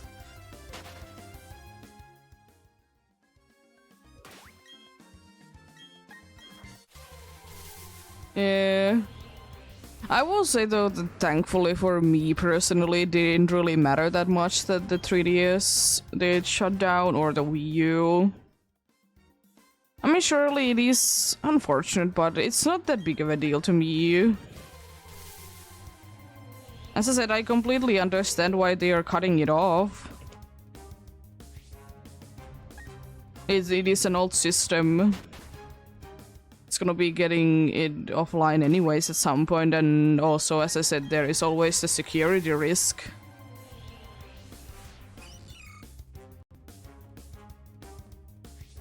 I mean, they did do it for Wii and DS as well at some point, so...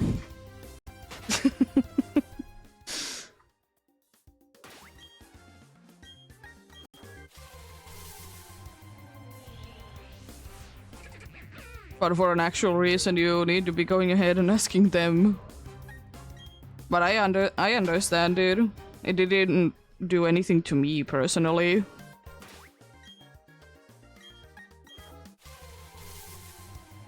I don't care about are they on or are they not.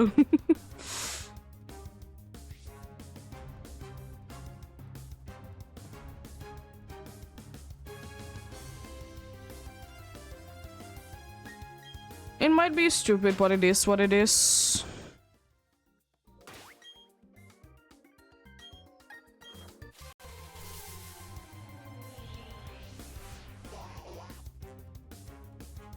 I will say though that it could have been worse. They could have honestly been shutting down 3DS servers a lot like sooner, because some companies, when they move to a new device, they give maybe a year or two to the previous console, then they're gonna be cutting that off the internet. So it could have been like gone years ago.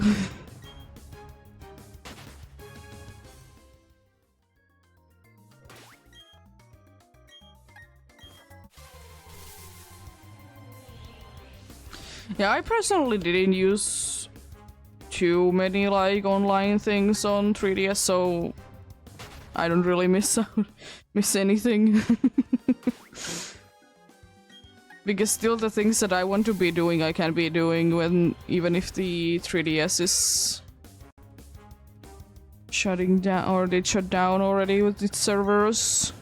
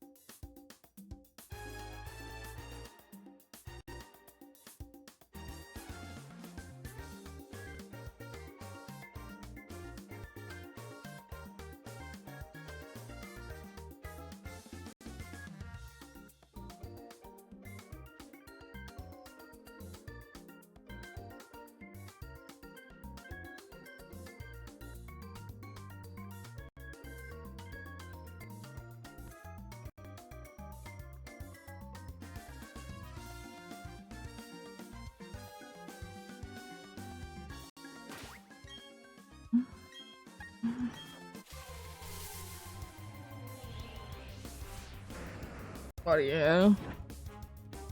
It is of course unknown how long they are gonna be keeping the bank and home connection going on though. Because when they did say that it's gonna be on for like longer than anything else, they did say then move everything you want as soon as possible.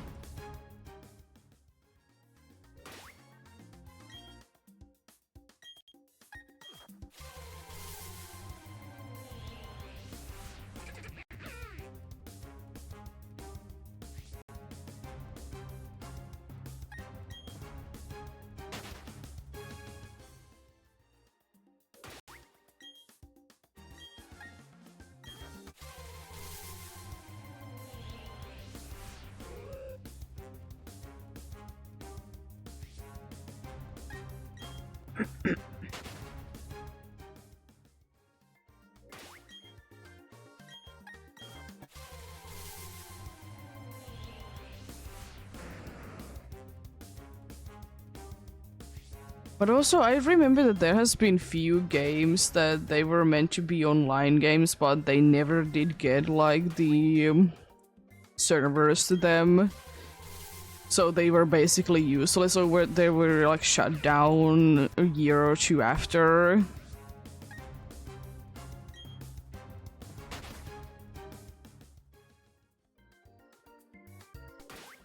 I mean, my 3DS is still working. But yeah. Understandable. Missing down on some features, but it is what it is. Things change.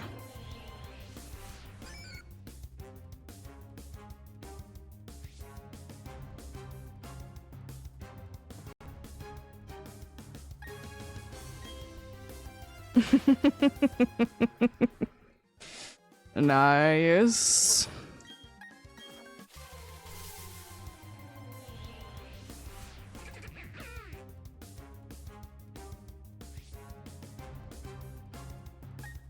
But I will say that it was quite interesting to be seeing, like, when like, a few months before the 3DS was shutting down its servers. It was interesting to see how many people wanted to be completing their access. I mean, it's understandable, but was just like, did like so many people wait until this specific moment for whatever reason, didn't do it years ago? Or did so many people just like be getting, you know, games?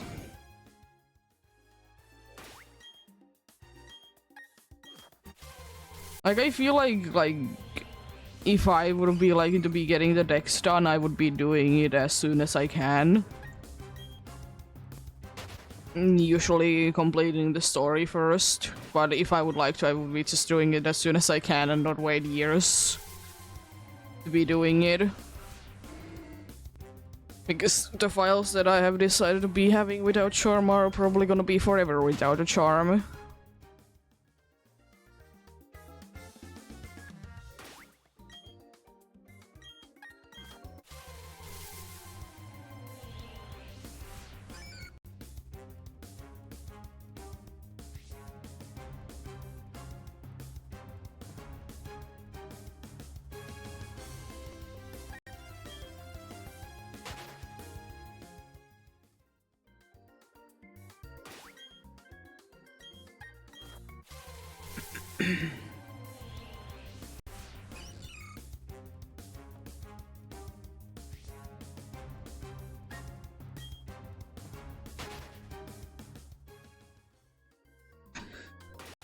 It is. I mean, I will still say that fans are most likely gonna try to be making somehow servers be available to people again. They did do so with DS as well, that they did like do things that they can be having servers on DS.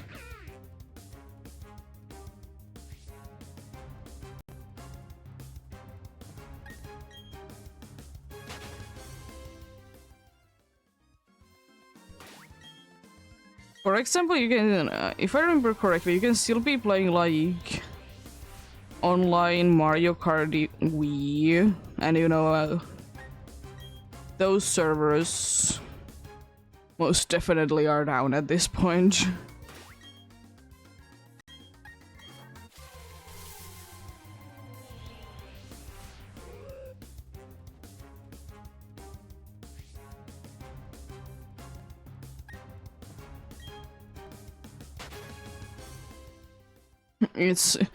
It's called home brewing, but same thing.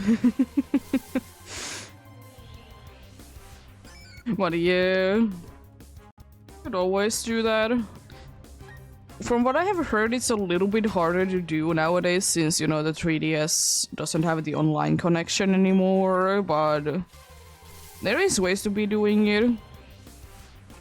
I don't know how personally, but I just know that it's a possibility.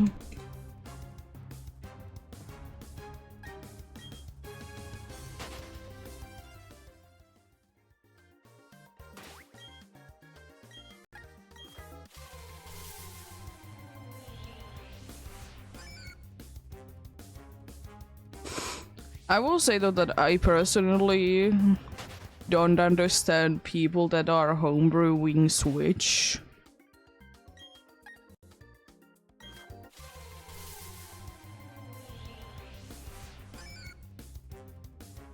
Like, I don't know why it is.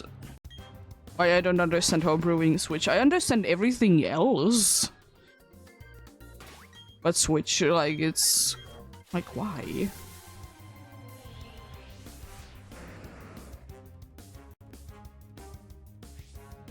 Well, each to their own, though. I'm not shaming one on doing that, but it's just like, why? At the same time.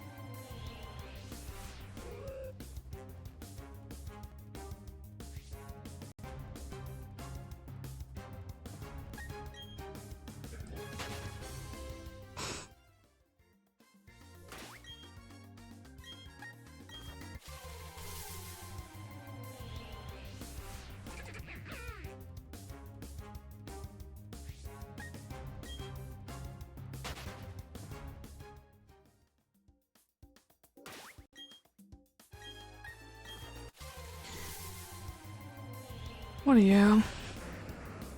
I know some people don't like homebrewing their consoles, and I kind of am in there. As I said, I don't understand why it would be homebrewing Switch. It could be because it's like now, like the console that is used now. It could be that. But then again, I don't know. Each their own, I suppose.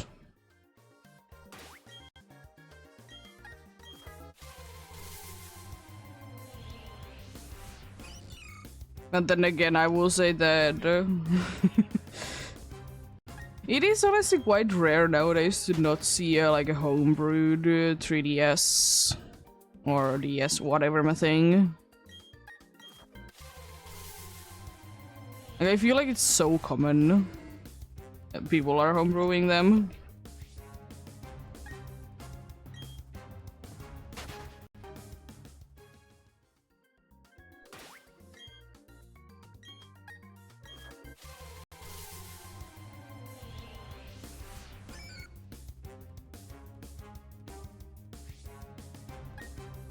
Yeah.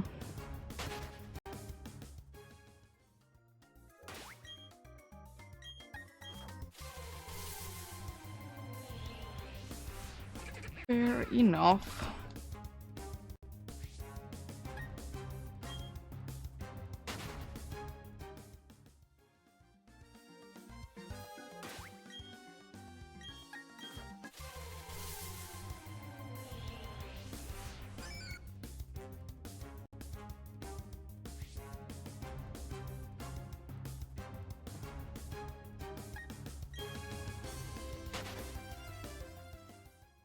I mean, there surely is like cool things, like cool mods that there is to Pokemon games as well. But I don't really know.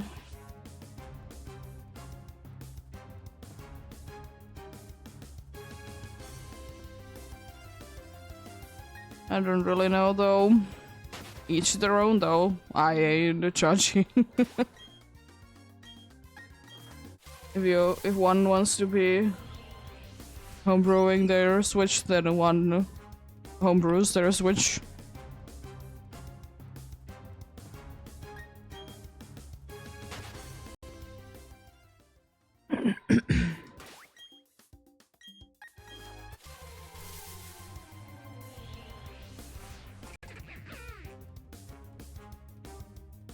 And there was also not too long time ago like a big like thing about like specifically about Switch and like its emulators, which is, you know, I will say that in my opinion fair enough. It is like they own Switch, so you know they can do whatever they want. But it is unfortunate, but as I said, they own the thing, so in my eyes, it's fair play. They don't care about 3DS and Wii U and anything before that, because it's not like that important anymore. They did shut down the servers and everything, so. But I understand it.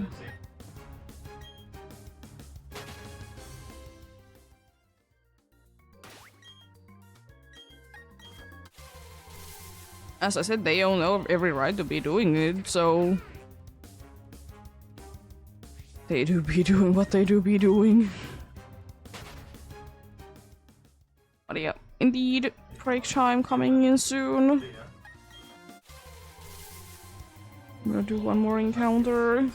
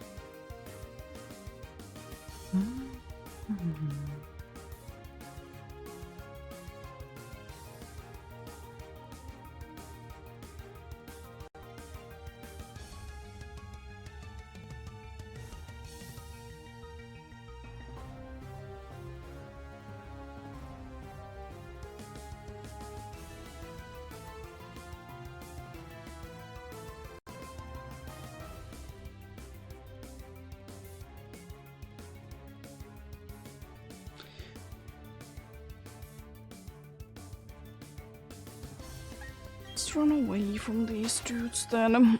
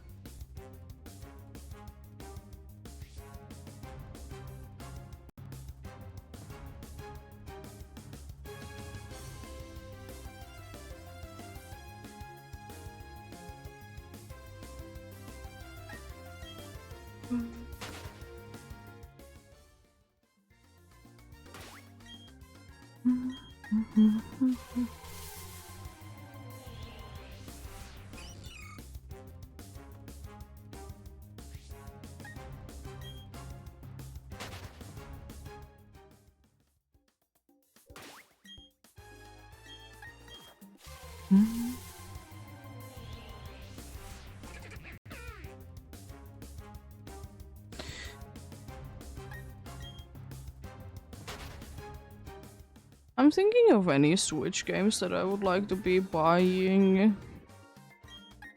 It's few. There's honestly too many Switch games that I would be interested in buying.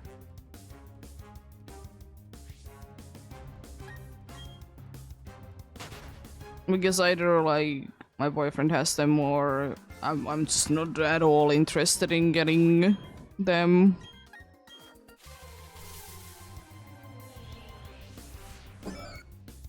Yeah, I can't be like thinking of a one that I would be. Not too many that I would be interested in. There is indeed the Princess Peach game. We're most likely gonna be getting the new Zelda game. Possibly. I don't know. It's still quite far away. I don't know, maybe the Luigi's Mansions.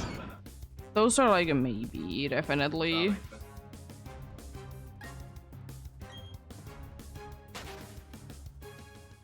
Those are definitely maybe list. That would be interesting then. I have always liked the Luigi's Mansion series. I haven't really been playing any of them, but I could be finding them interesting.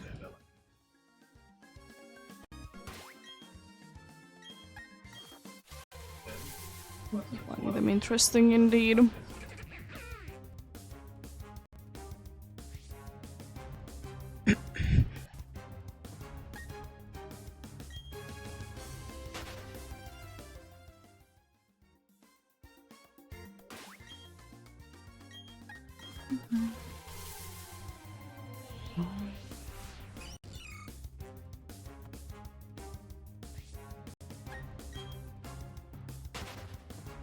But yep. Um.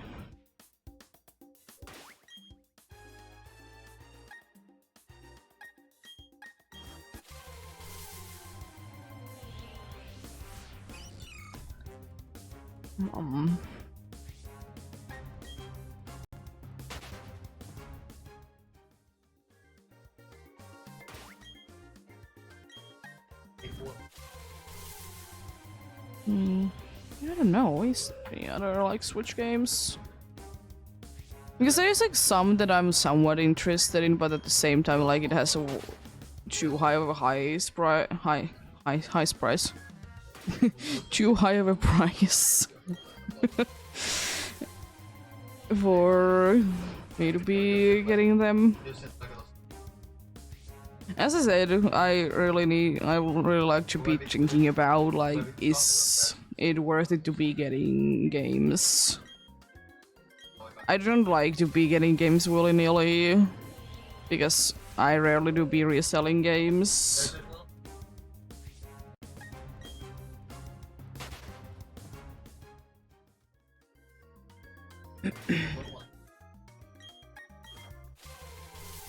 What do you?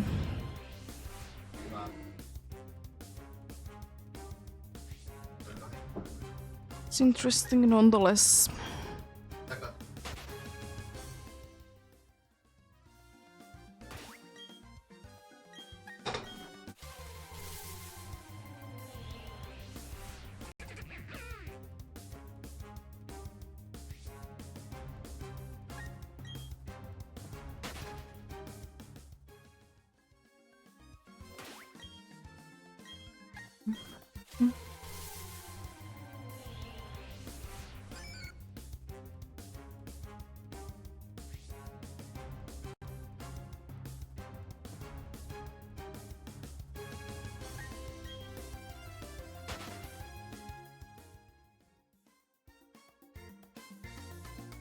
Oh,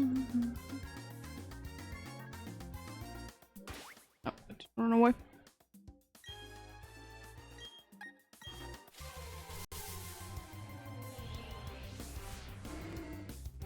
I will still say though that I would be interested to see Boba Fett in overworld Pokemon game. Because imagine if it... Oh, actually, yeah, that would be kind of cool. Imagine if Shadow Tag would be working in a way that if you don't go like too close to the Pokemon that has Shadow Tag, it would be like trapping you. Like, let's say that if you... I don't know how close you would be getting, but you know, if you would be going too close to a Shadow Tag Pokemon, you couldn't be getting away from it.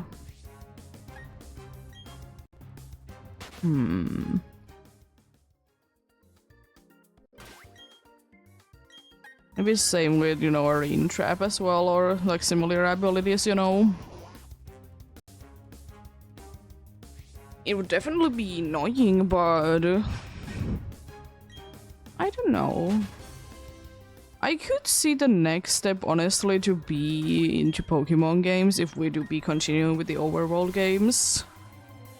That you could be seeing more, like, abilities and moves used by random Pokemons in the wild. Kind of similar to, like, when Pokemon were aggressive in Legends Arceus, but you know, expand on the idea.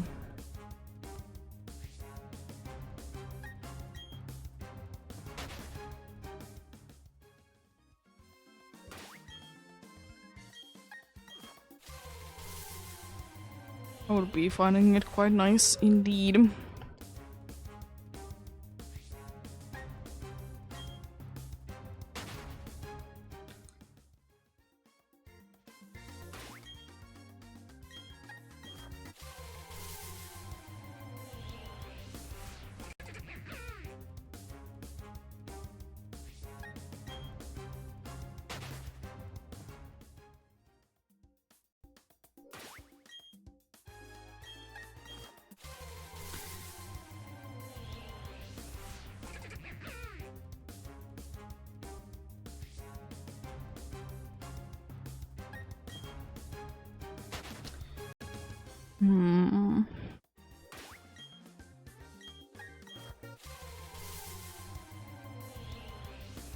Like, I think it would be kind of cool, for example, Chansey and Blissey kind of do it in Legends Arceus already, that, you know, if you get hurt, they're gonna be coming close to you and checking that you're okay.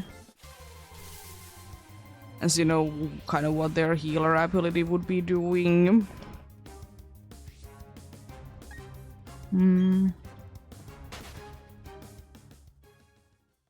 Because how cool it would be actually be seeing something like water absorb. Like, you might be able to see like what it does. Just randomly in the overworld, you know? I think that could be kind of cool. What other abilities could there be?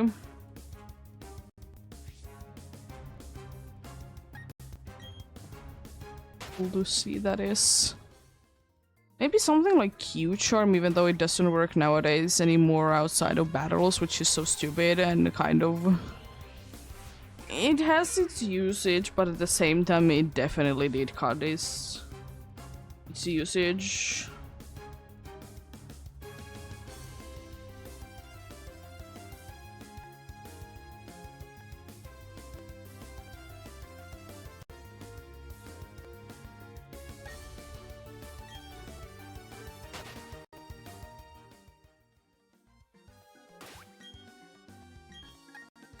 I don't know. I don't think that I have ever used Q-Charm personally. In the way that I would try to be getting a dude not to be attacking me.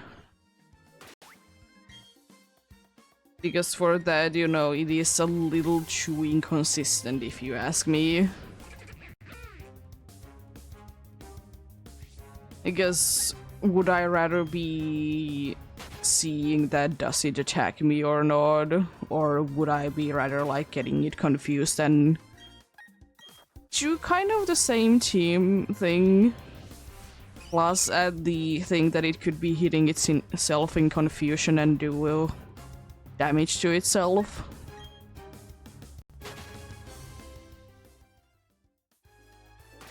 Because I think I personally would be absolutely going on with the thing that I would be getting the dude confused instead.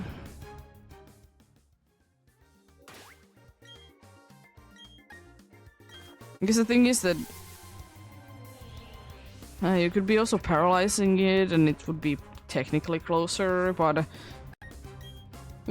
you could be getting it both paralyzed and confused though. So you know it has a chance that it's not gonna be attacking and it's attacking itself instead. Like indeed, I can be seeing the usage of Q-Charm, but at the same time not really.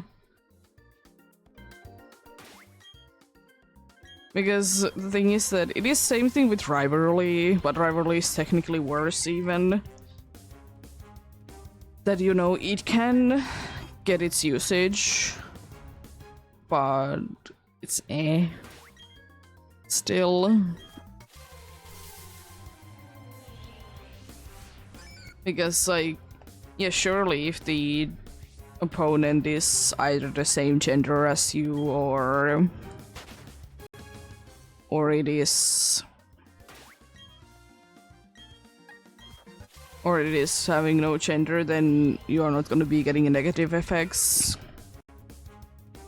But if the opposing Pokemon is a different gender than you are, then you are gonna be getting negative buff instead.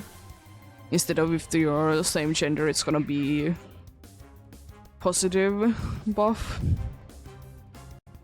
So it is situational. As I said, I don't really understand why any Pokemon in Dynamax Adventures would be having it. I mean, I will say at least it's gonna be neutral against most of the bosses, you know, the legendaries, because most of the time legendaries are genderless, but still.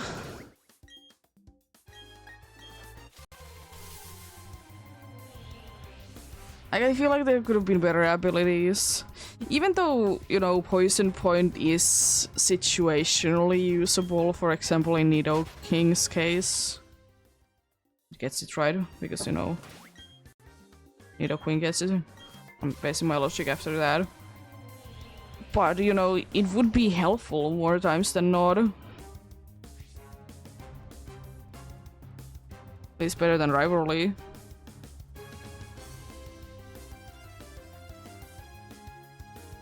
And at least Rivalry does, if it has a Poison Point, it doesn't get a negative effect. Nidoking.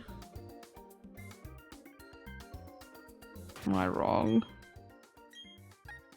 about it having the ability? Also, I need to be putting my 3DS to charge. It has Poison Point. It also has Sheer Force, but maybe that would be too OP. Dynamax Adventures.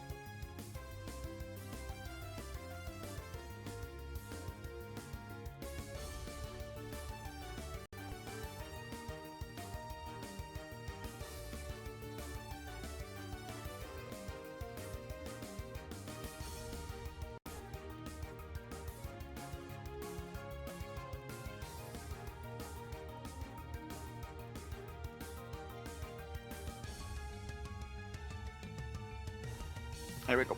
Nice. Yeah, Sheer Force might be a little too OP for... you know, for the place. I'm gonna double check that. Do I remember what it does?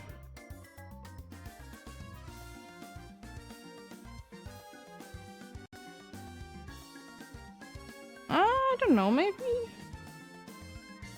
it could have been having a sheer force. Wouldn't be too bad. It would be, I guess, still better than rivalry. Also, one thing I don't get is Gimme Goal having like rattled or whatever my thing. It seems such a such a pointless ability for it. I'm gonna double check.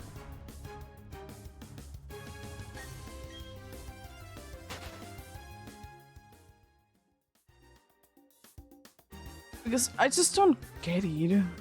Like, how many times is it actually gonna be able to use, like, Rattle's thing?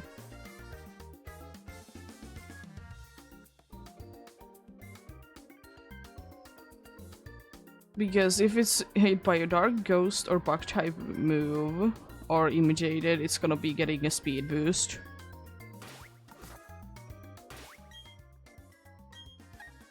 You know, Gimmighoul is so fast Pokemon that, you know, it definitely needs it. But the problem is that I'm pretty sure it's so slow that it doesn't do anything.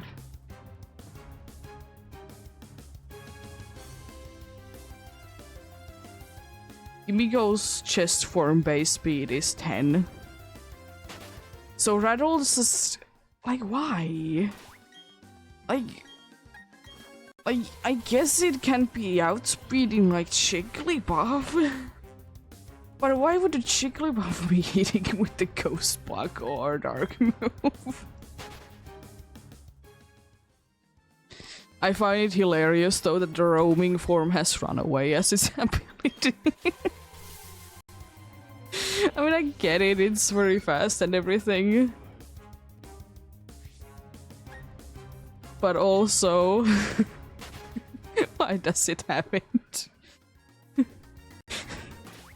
It's even more useless than Rattled.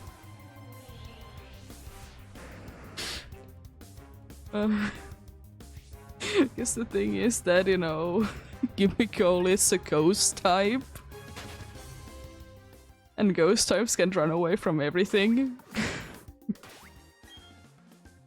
No matter how slow they are, so...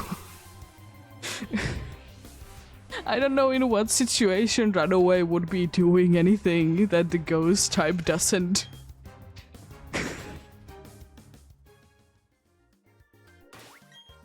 You know, very useful ability.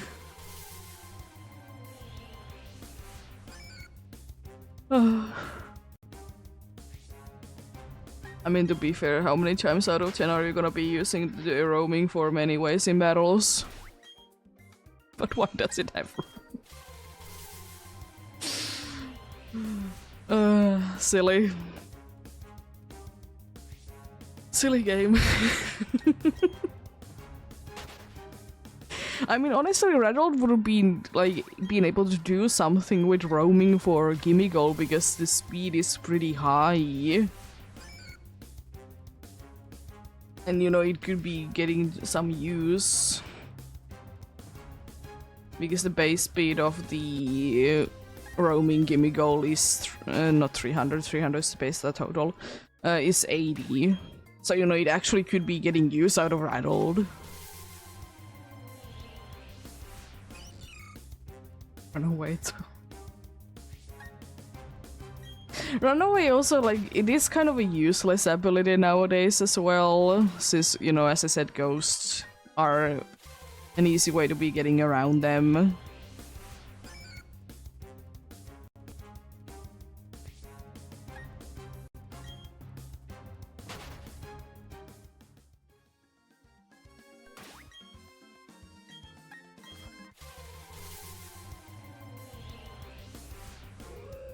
No.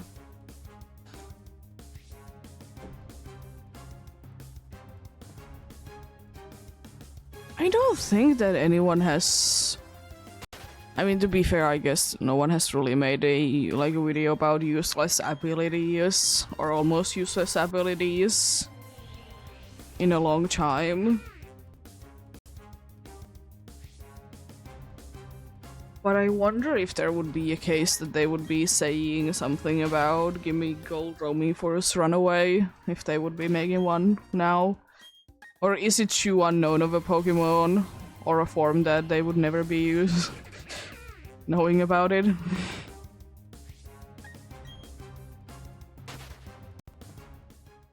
Because I always remember that, you know, and fair point to be fair, is that, you know, Delibird has two abilities that prevents it from like being put to sleep.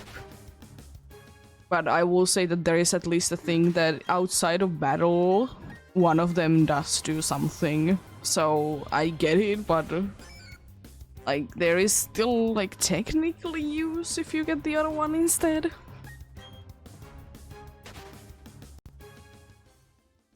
Still better than, you know,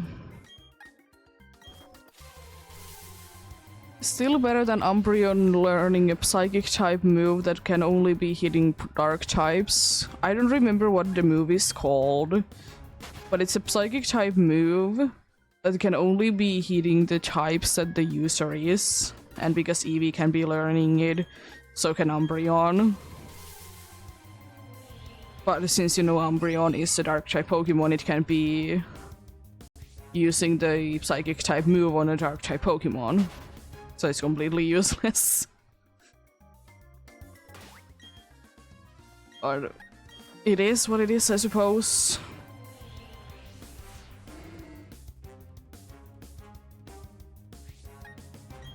Interesting move, to be fair.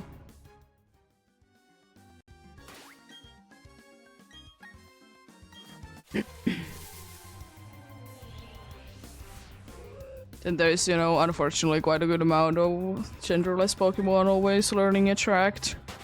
Unfortunately, they can't be doing anything with it, even though people are always saying that you can be attracting with a genderless Pokemon another genderless Pokemon, but nope, you can't.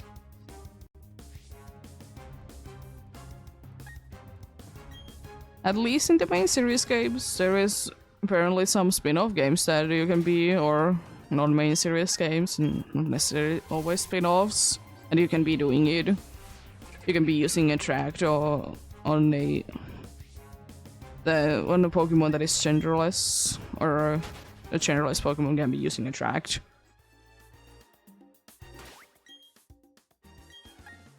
I kind of get it why, you know, it's not a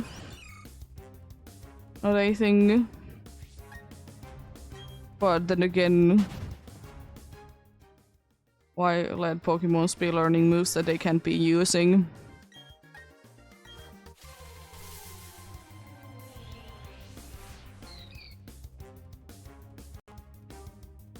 I would still absolutely love, though, that the move Splash could be having like 1 in a million chance to be doing like Splash would be having 1 in a million chance to one-hit KOing any Pokemon.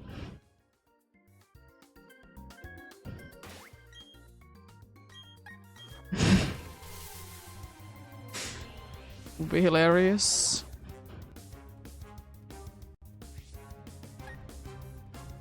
I mean, then again, you know, their Splash is, you know, the...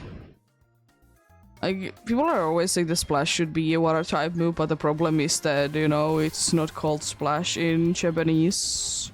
So in Japanese it wouldn't be making too much sense. It's like actually like hop or something like that in Japanese, so, you know, it doesn't make sense that it would be a water type. It would be making more sense technically to be a flying type move.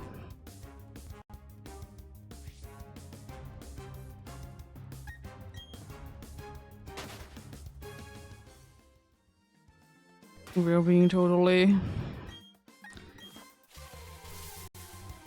you know, real about things.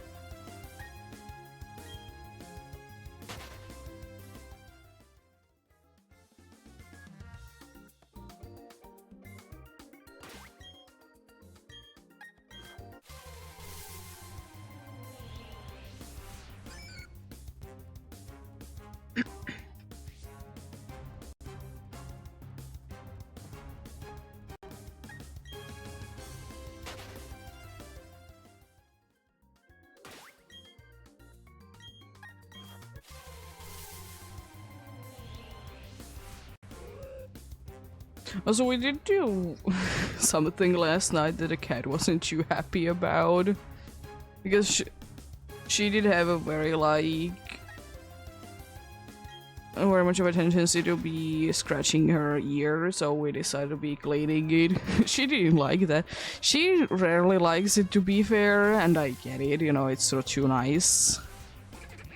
But was she putting so much pressure that she would be wanted to be getting out of there. Like, it actually hurt me to be holding her. You know, with all the power that she has, she tried to be, you know, getting out. At least she did stop. I mean, it's not always. It's never gonna be, like, completely, like, not scratching it, of course, but it definitely has helped. She isn't scratching it as much anymore.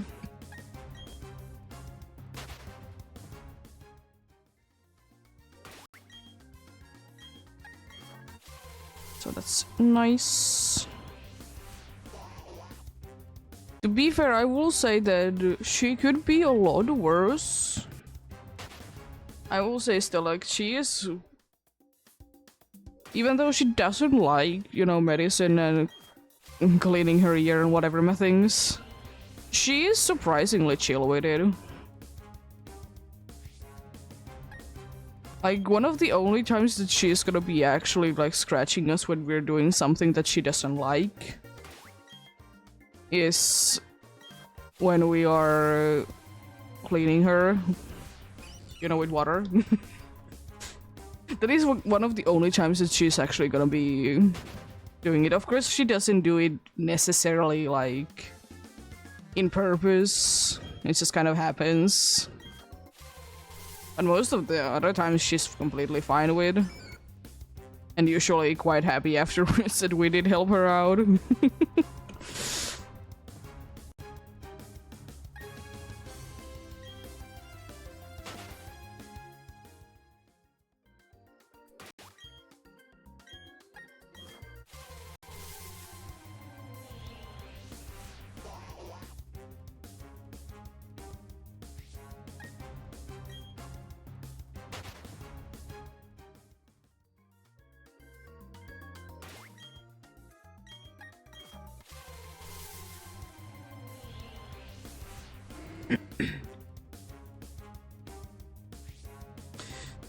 Do be liking her in that she do be pretty chill indeed.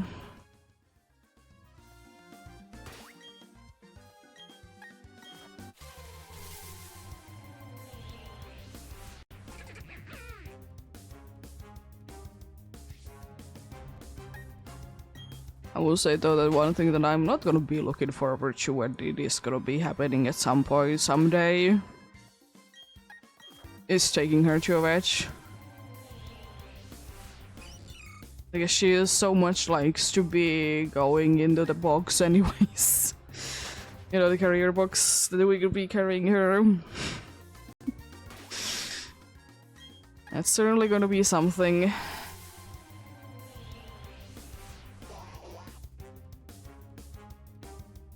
But hopefully don't need to be doing it too much. Still haven't need to be doing it once. Yeah, so that's nice.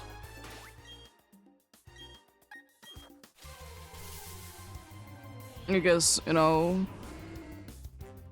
she's like, I know that some animals, like, when they don't want to be in a cage or in a carrier box, whatever thing, they are literally breaking out of there.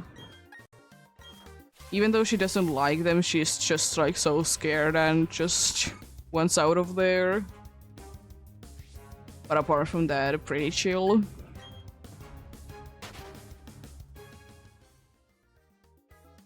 I mean, of course, like, we are not gonna be putting her there if it's not necessary.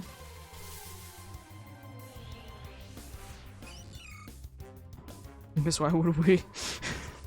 More problems for us as well if we would be doing that.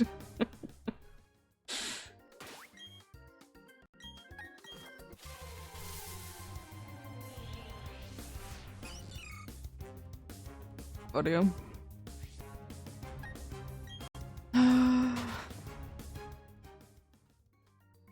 It is honestly surprising though that there hasn't been any issues that we couldn't be solving with her so far, and you know, she has been with us soon for years.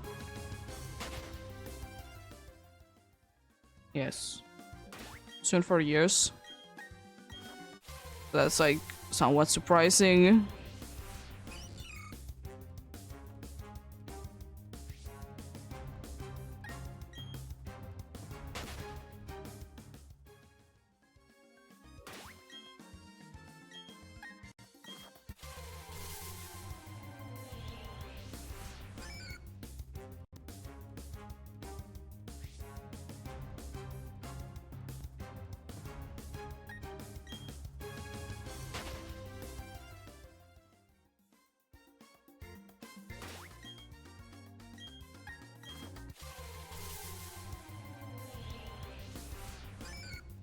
Go.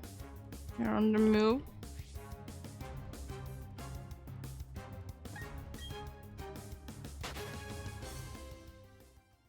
Sleeping from one position to another. Possible. No Pokegrass. Still. I will say though that I still don't understand for Pokegrass another thing as well is that why does it have such a weird like sprite when it's cured in Heart Gold or Silver at least? You know, in most games it's just like the purple, like just a purple like, you know, dodge with a face if it's cured. If it's uncured, you usually have some sort of spikes. But for whatever reason, it does do the same thing, that it's only just a dot, but for whatever reason it's just like... It's like yellowish. I'm pretty sure it still has like a purple like, outline, but it's like, why?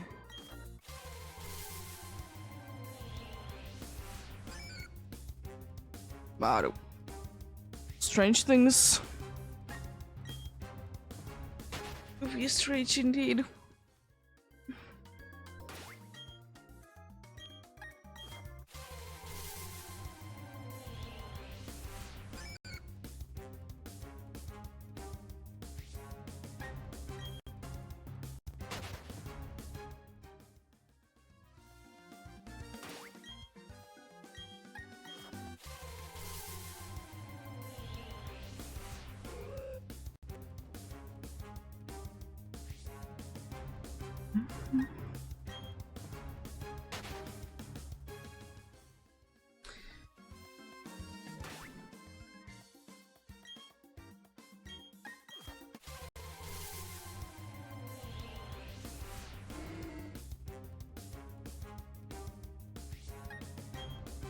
But I still do be hoping the best of luck to anyone else that do be hunting indeed. Hope you can be finding whatever you're looking for or get something. And still, if you're hunting in one of the safari game areas indeed, I hope that you can also be able to capture whatever you find. Hopefully indeed.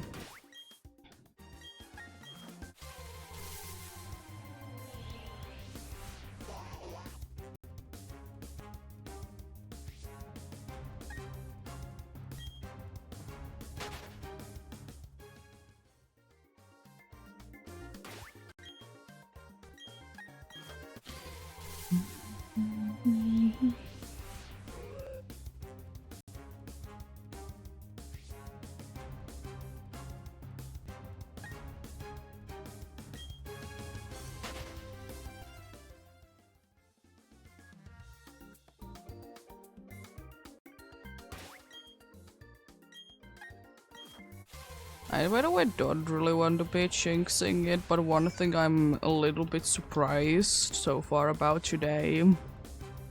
I haven't accidentally thrown a Pokeball today. Or have I? I mean, anyways, if I have, it has been very few. Now I'm thinking that, did I try to be capturing a Badoo today?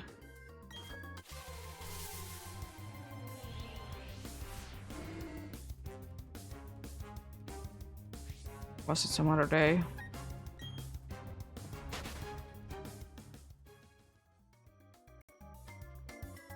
Yeah, I'm like surprised like how I have not been throwing Pokeballs today. Considering that yesterday I was like throwing them a lot by accident. You know, either the games, you know, being out of sync, usually Brilliant Diamond and Shining Pearl are the ones that I throw the balls in. Like they are out of sync.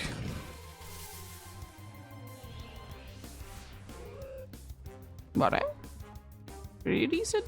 Pretty decent.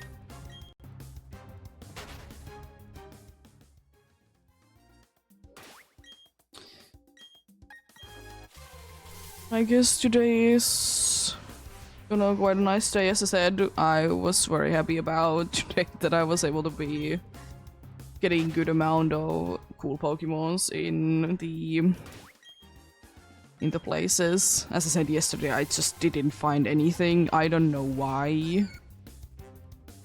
I'm glad that, you know, it did change. Very glad indeed.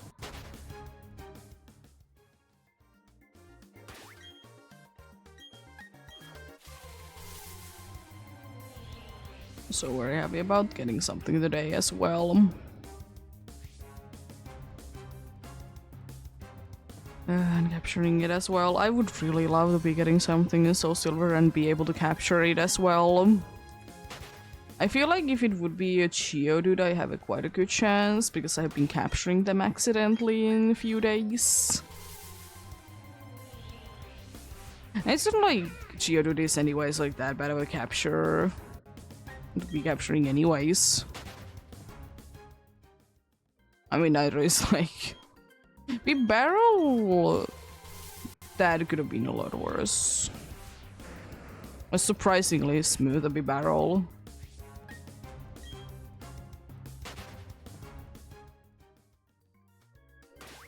But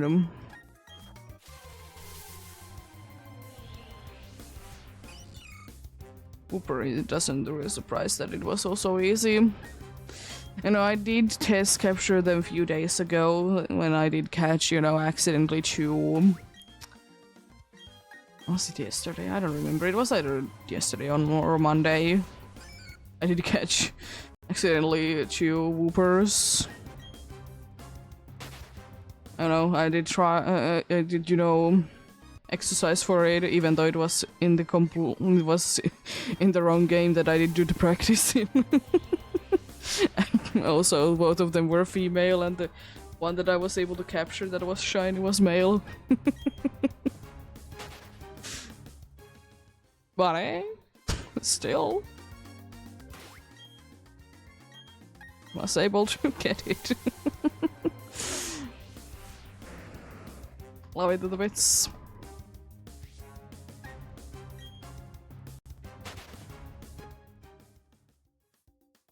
The Kangaskhan was readying up to be throwing its baby again.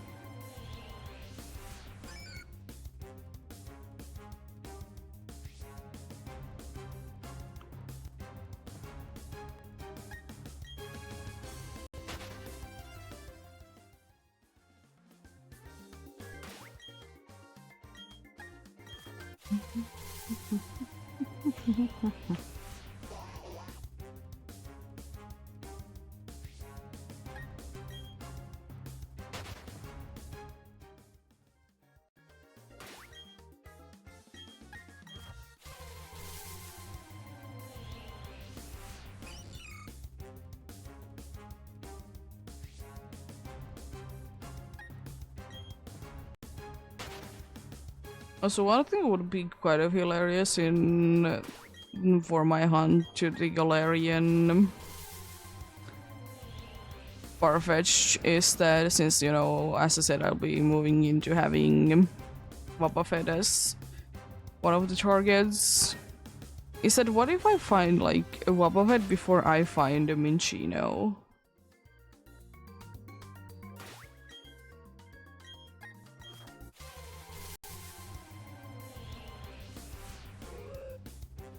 Because I have been going for a Minchino since I did get to choose Swirlix.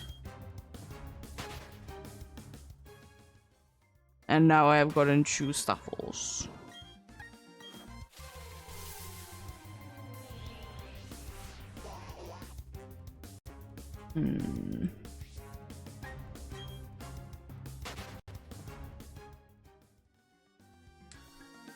Well, we'll see, we'll see.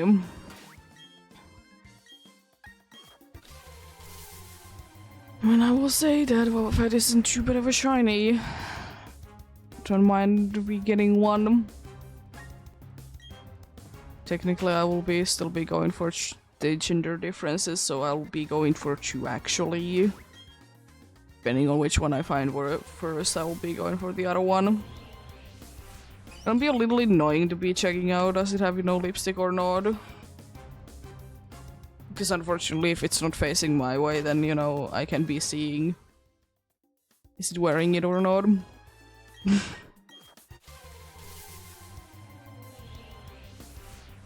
It's unfortunately there could have been a gender difference on the back as well. Wouldn't have been making any sense, no, but there could have been still.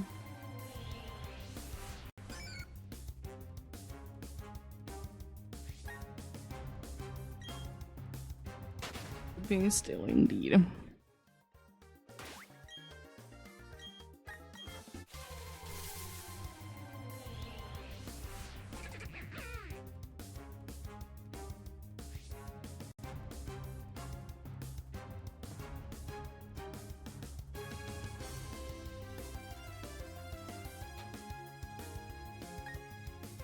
I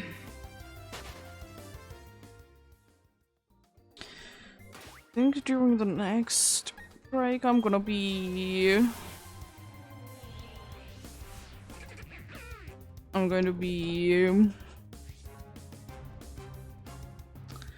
checking out is the encounter score, or are the encounters correct?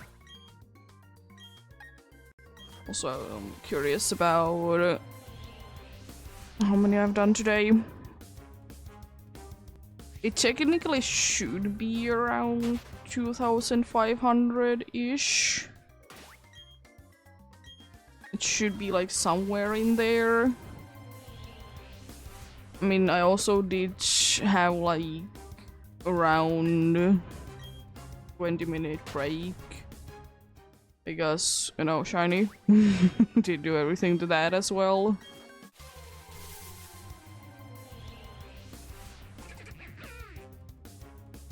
So yeah, we'll see, we'll see.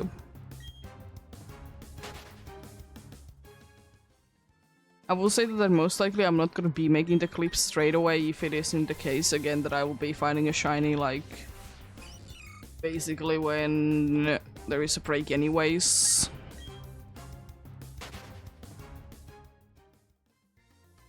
Because, you know, I can always be making them later.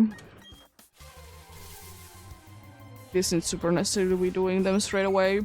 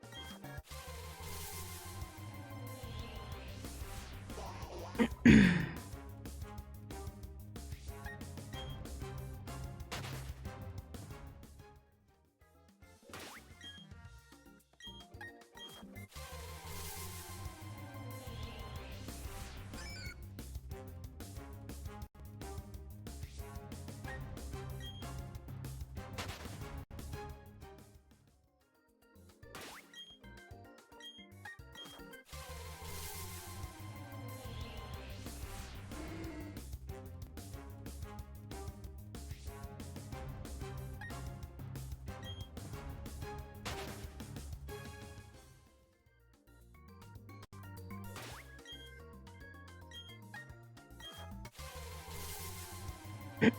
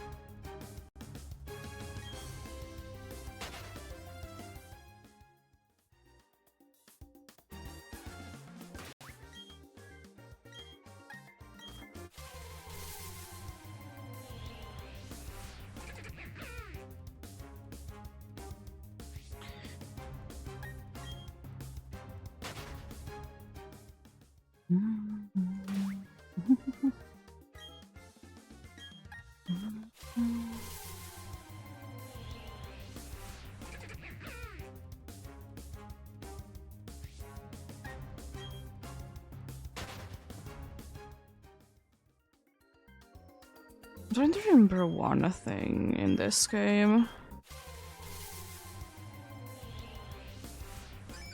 That doesn't remember. Does PTSD remember if you like said like your Pokédex into certain things?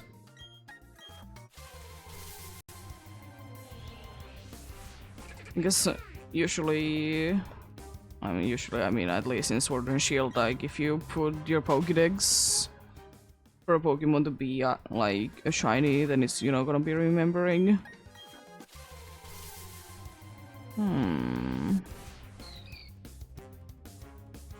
One thing I will say that I did find a little weird, though I was looking at a Pokédex yesterday, is that it kind of makes sense, but kind of doesn't. That you can be seeing, like, you can be playing the motions and cry for Pokemon that you haven't caught in PTSB. I find it a little strange.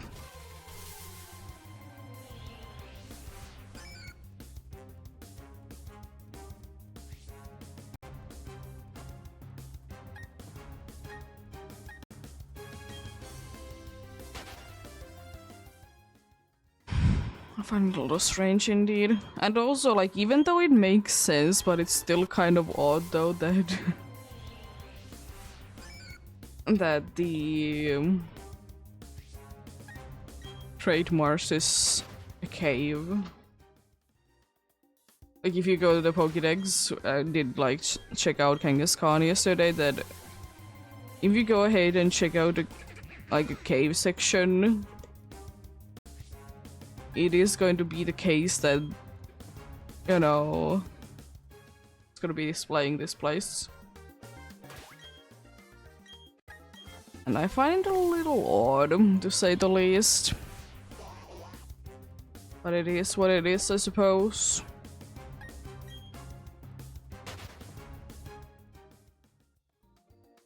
I'm gonna be checking out indeed the situation that... Oh. Can you...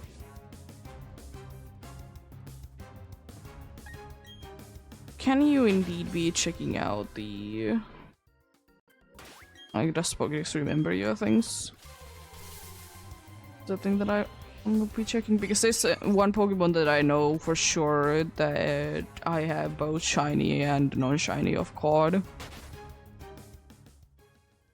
It could be also a weird thing that it remembers it before you restart the game as well.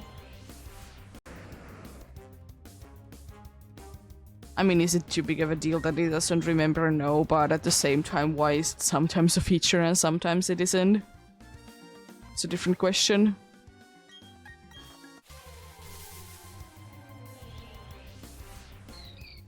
But yeah, I'm gonna be having another break soon, so, you know, we're trying to be getting something to drink, something to eat. Take a break one way or another. If you haven't, you know, hydrate a little bit, it's always good. Go for a little bit of a walk, because as usual, it's gonna be about 3-minute break for me.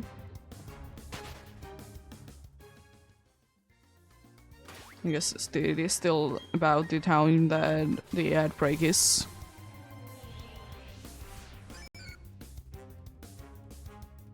But yeah.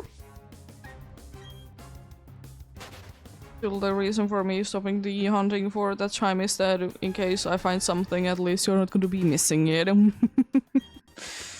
want you guys to be missing out on things.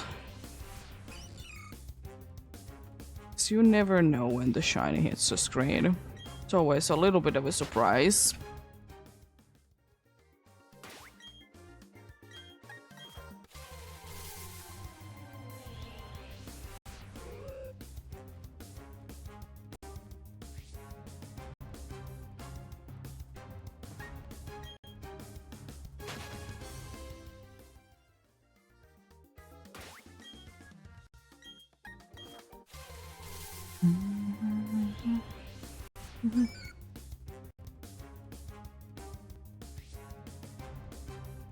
Depending on how things go, 18k would be quite nice to be hitting today. You know, trying my best. But we'll see, we'll see. Because the point that I will be hitting 3k today is gonna be at 17,100 in the total.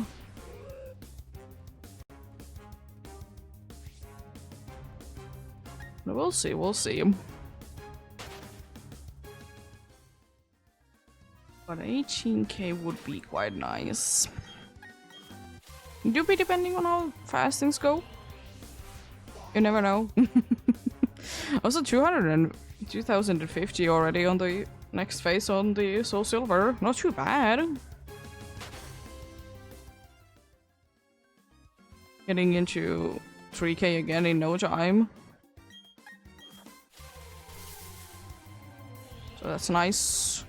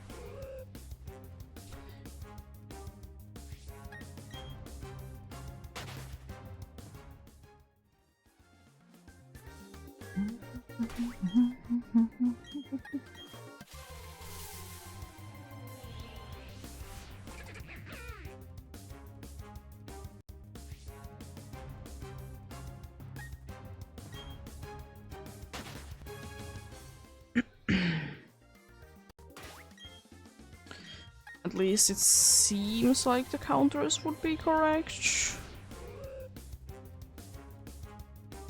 So that's nice, but I'm still gonna be double checking them though. Doesn't hurt. I'm gonna do one more encounter. Then we leave it there. Until the ad break is over indeed.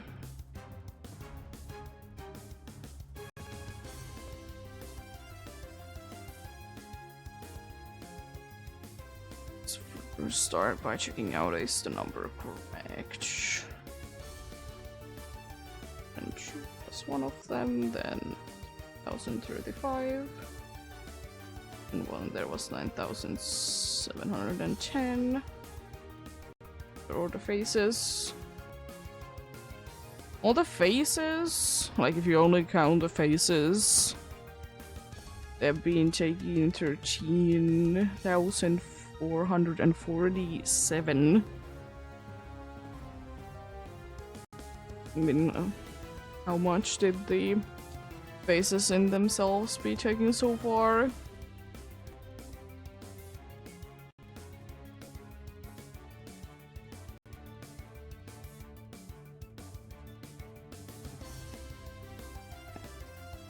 Did you be correct indeed?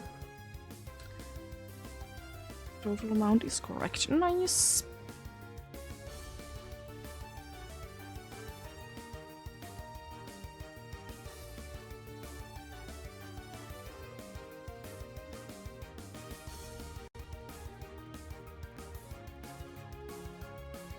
Yeah, I've done so far today 2,526 encounters.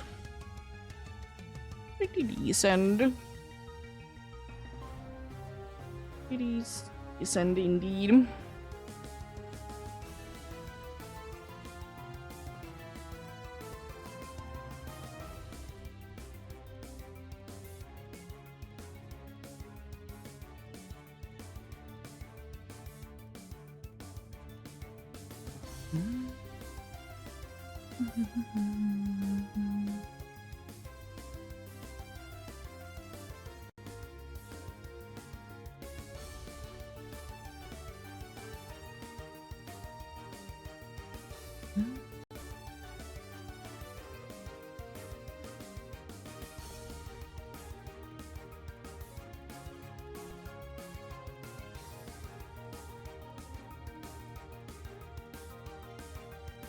Someone's gonna shiny machoke. That's pretty cool. I'm gonna run away. I'm gonna check out the Dex thing as well. So I know that, you know, in here, I'm gonna first of all switch to Shino. It's gonna be easier to be finding. One I know that I have both versions of is Badu.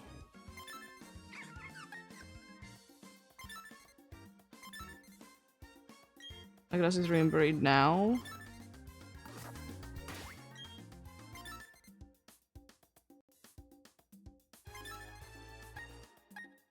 I mean, it does re-buried that. What if I actually switch the Dex to that and then back to this?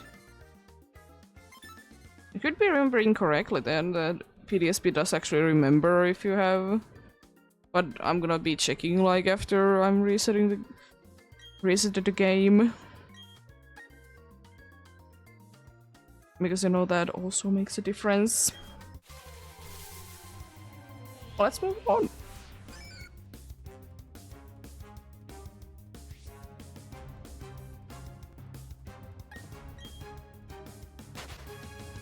Let's move on indeed.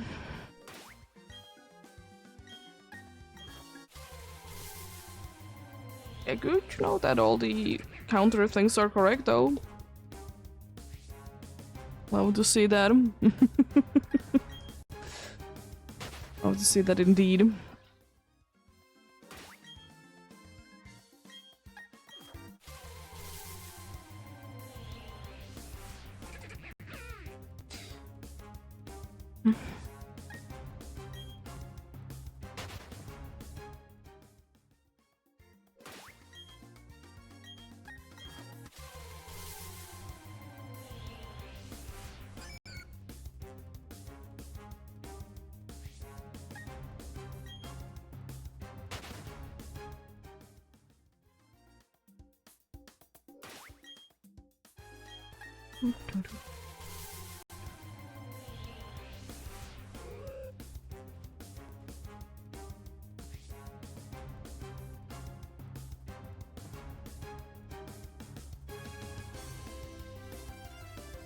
guess there's one way to be. Yeah, actually, I haven't thrown accidentally any Pokeballs today, or Safari Balls. Was just checking out a picture that I did take. Well, the Wooper today. And indeed.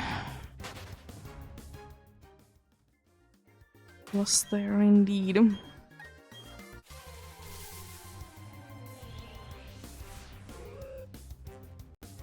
Was it 30 there? Alright. As I said, not too bad, it doesn't really matter. As I said, it's so rarely gonna be the case that you actually will be able to run out of Pokeballs, or Safari Balls, I guess, in a Safari Zone. Because I don't think that, like, I did do Professor Oak's challenge on Leaf Green. That's, I don't remember when, but I did do it. And in there I didn't run out of the Safari Balls against any single one of them. It was usually that I did run out of time.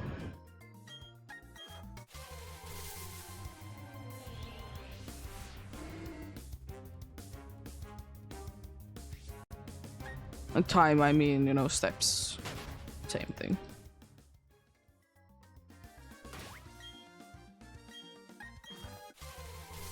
You have some sort of a timer. It might not be like an actual usual timer, but this timer in its own way.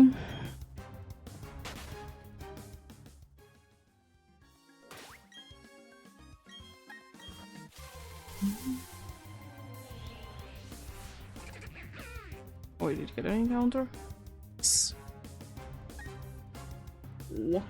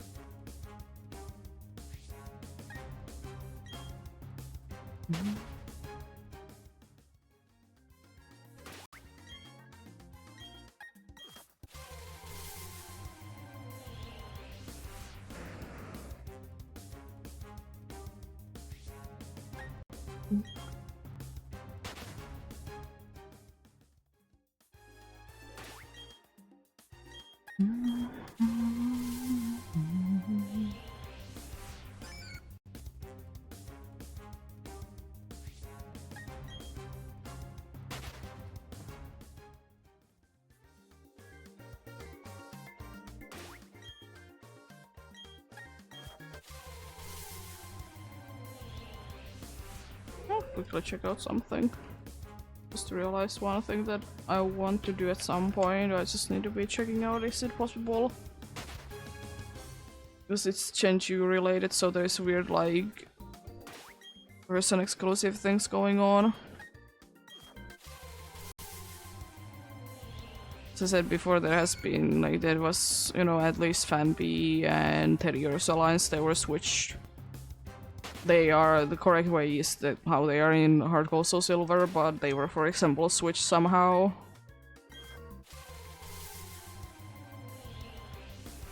It isn't one of those two, though. But it is, I'm pretty sure, a Western exclusive anyways.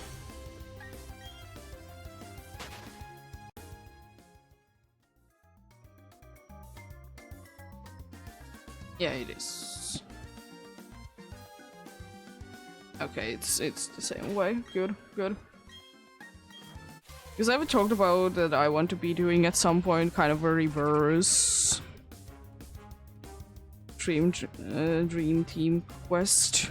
That I will be hunting my Soul Silver, Chimin Silver. I mean, I know that I can be doing it exactly the same way.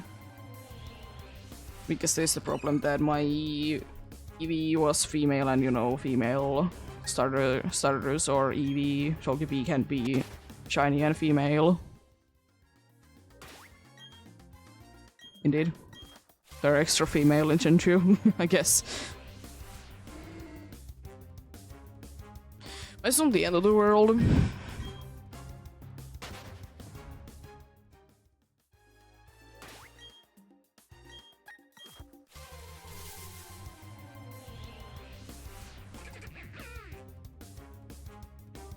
Hmm.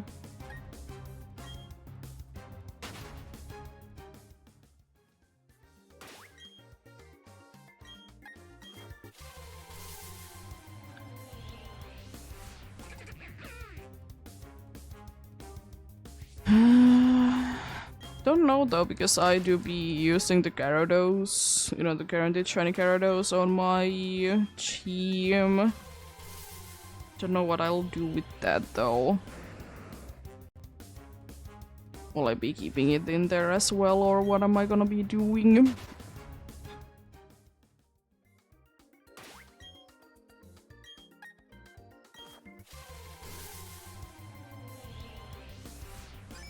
Chocobo is definitely gonna be one of the more annoying ones to be getting.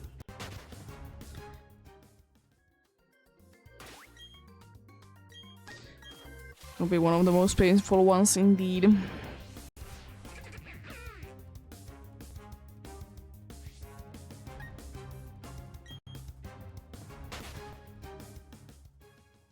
So I think my team is that it's, you know, Typhlosion, Togepi,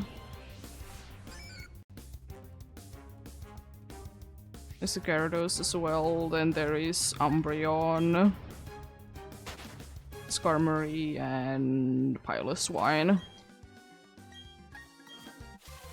I haven't been bothering to be getting it to be having maybe evolved yet. And it can be evolved anyways in Gen 2. Most one is a Gen 4 Pokemon.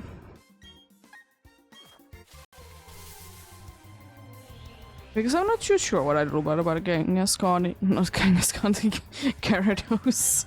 Kangaskhan appearing. I don't know what I do about the Gyarados. Will I be hunting another one? Then again, it wouldn't be the same team. I could technically be hunting for either a Gyarados or a funny dude called a Magikarp and do it that way.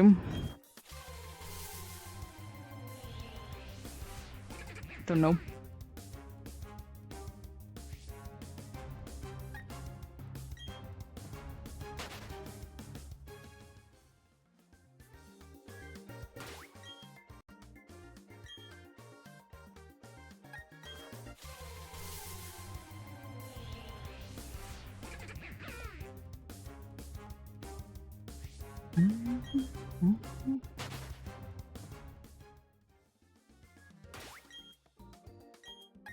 Oh.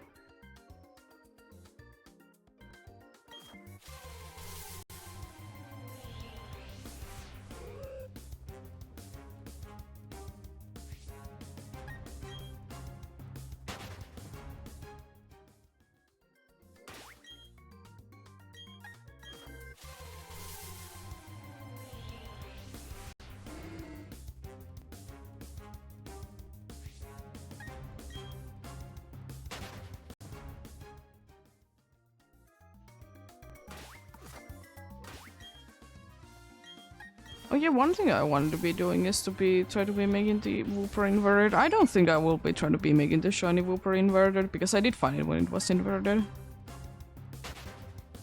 I could.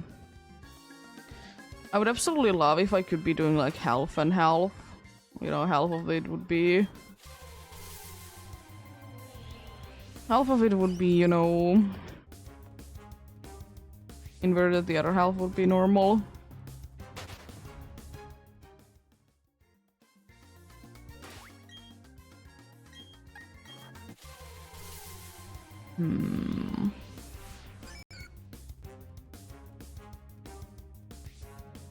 I could try something like that. I don't think that it's gonna be working though, but I can always try. So I'm not gonna be spending too much time. If I will be doing that and I plan on like spending way too much time on it, I'll be doing it for tomorrow. Not tomorrow, but for Friday.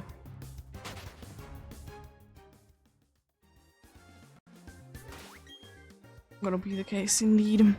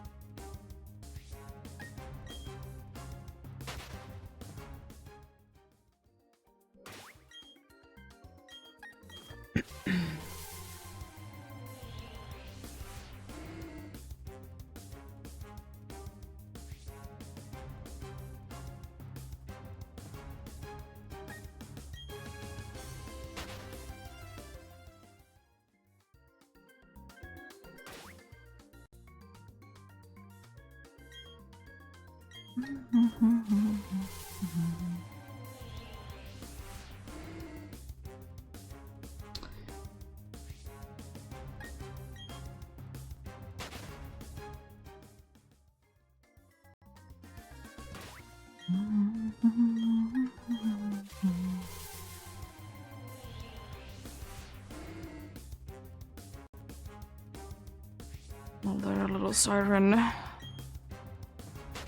You could be pink, I could be catching you and nicknaming you one as well even. I still have no idea where. It's sometimes it's just so weird, you know, some like, you just think that I'm gonna nickname this dude Dad. You just don't have any idea, you just have like, I want to nickname the dude this. Kind of happened with my Galarian Slowpoke. I was like, I want to nickname it Bread. So I did. I did nickname it Bread when I found it.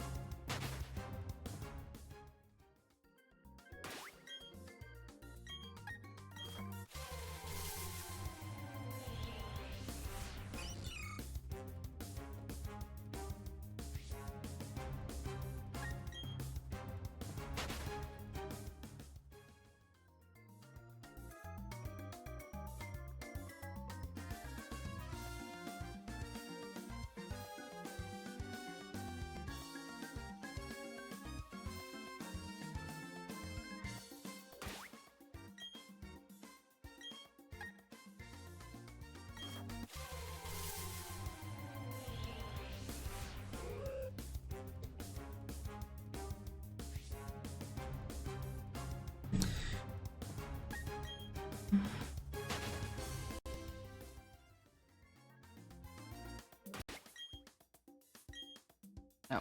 Can you run away, please, again? Don't start this.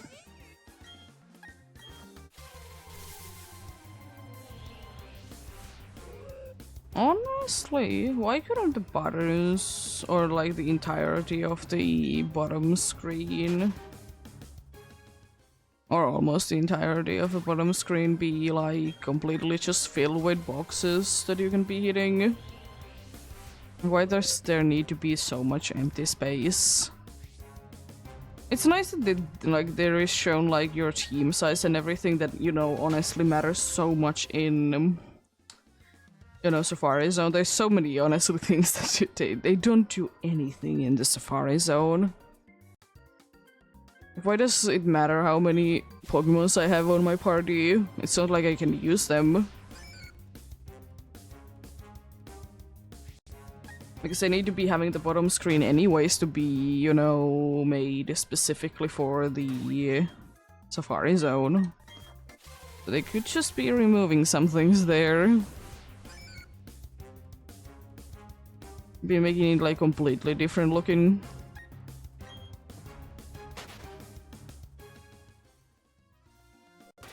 It could have indeed. It's no big deal, of course, but you know, having unnecessary things is unnecessary, of course.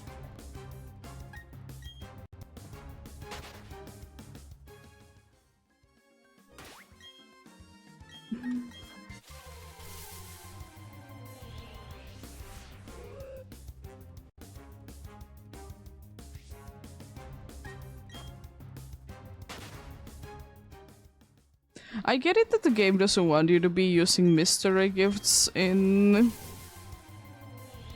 the Great Marsh because I'm pretty sure it requires you to be saving, and you know you can be saving in here. But my question is though, why is it, you know, even still there then? It could be just completely like gotten like out of it again.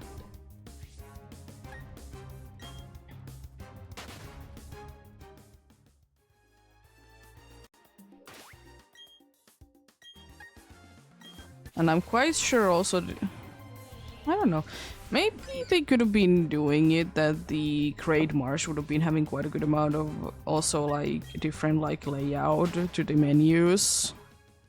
Because there could be so many things that could be getting out of there, like town map, maybe ball captions, capsules, mystery gift definitely could have been going away, maybe even the trainer card. I just leave like things that would actually be doing something. Getting everything else out of there.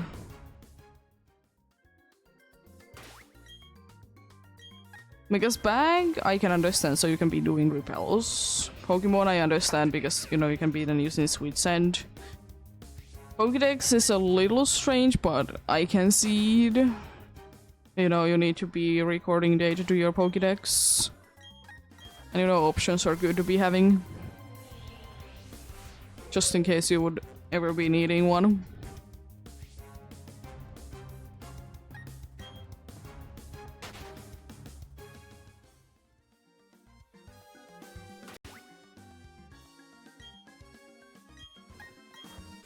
If you ever need to be going there.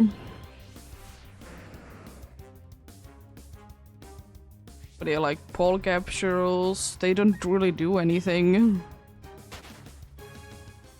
The map doesn't do anything. But they could... It could be only one row in here.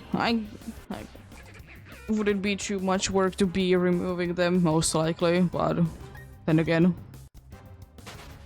they do be kind of unnecessary as well.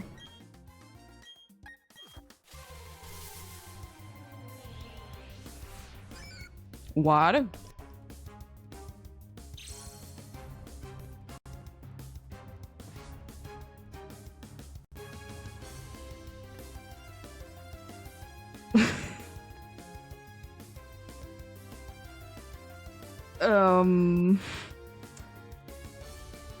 Okay.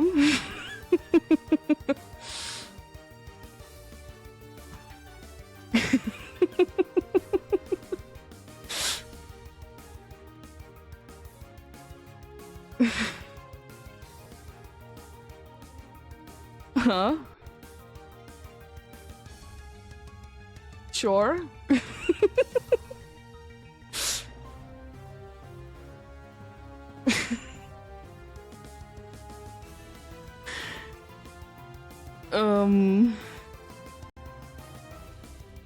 Okay.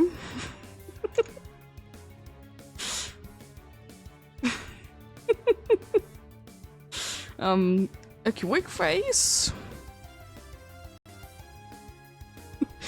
Not the quickest face, but a quick face.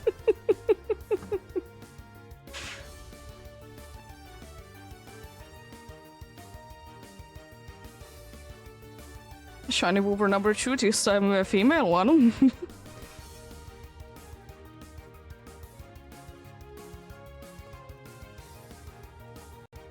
Well.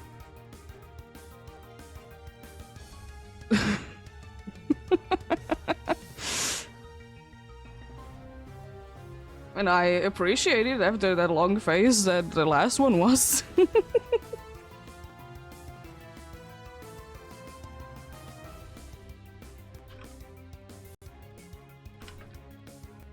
It's also kind of strange that it's indeed in the same game.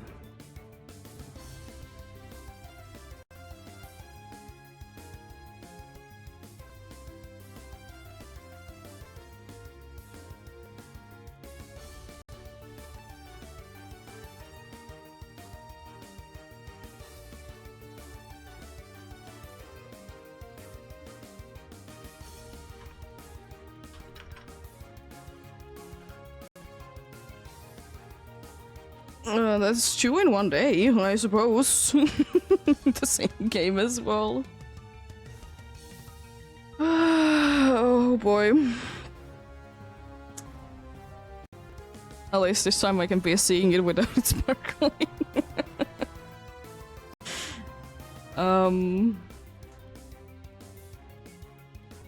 Yeah, I guess. Quickly. One other thing and then we can try to be capturing it.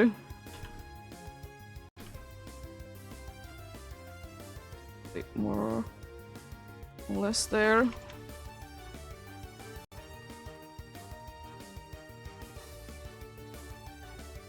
Well, let's see.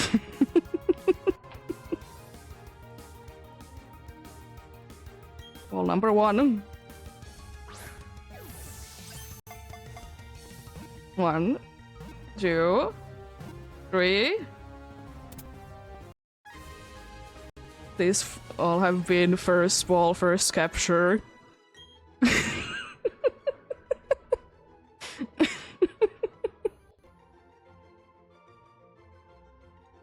Any nickname suggestions, I guess. What's going on?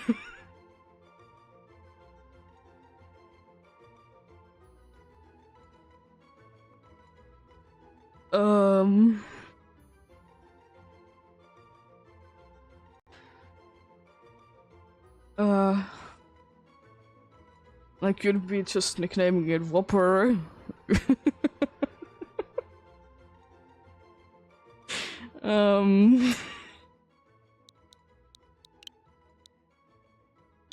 But I'm gonna be including the word what in it because it's gonna be water.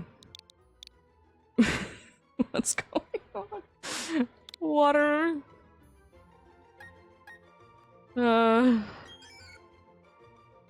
It's definitely going to be naive by nature.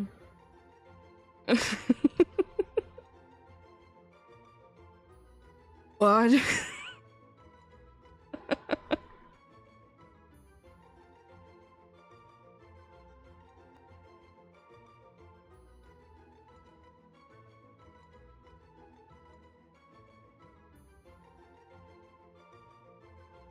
Also, both times Whooper has been found. Well, in the other game there has also been a Whooper. It's calm. Interesting.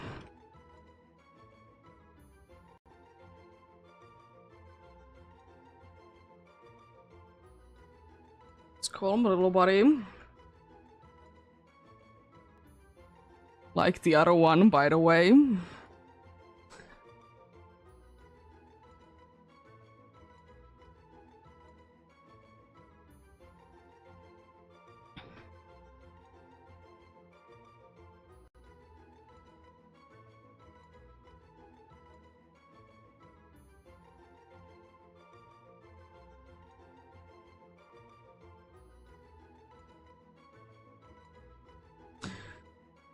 Okay, Lucky's turning around.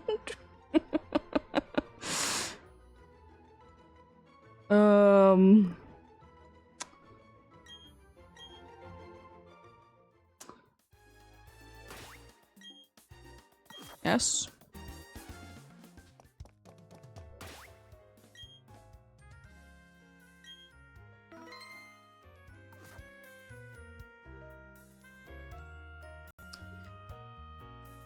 I'm gonna quickly check is the things correct, but I'm pretty sure they are. 132 plus.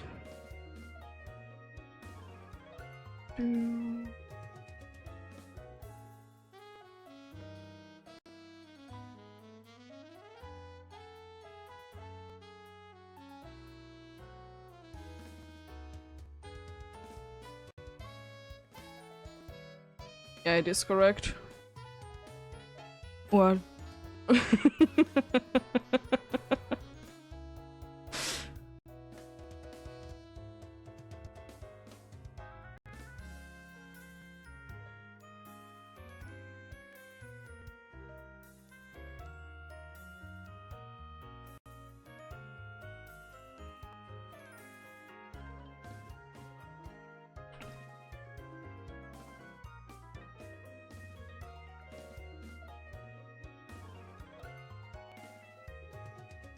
Yep.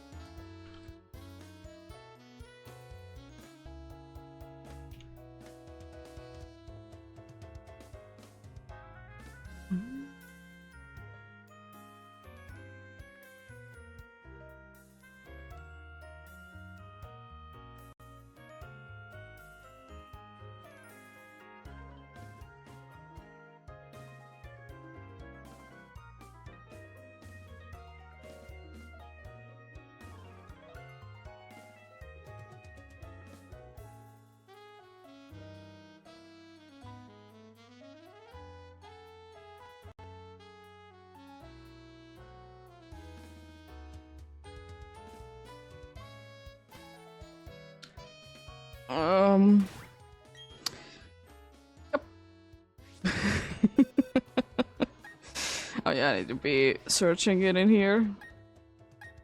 What?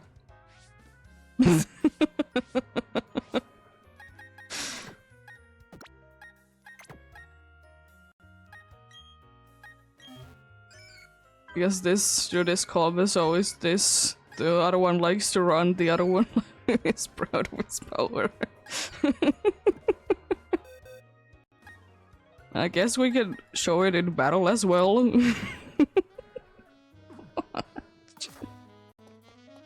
What is going on? I will be saving, by the way, before I enter again as well. Oh, jeez.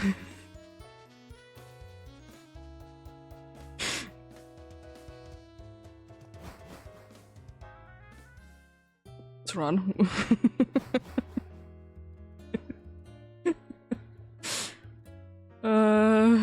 another Wooper to be adding to the layout because it's a different gender.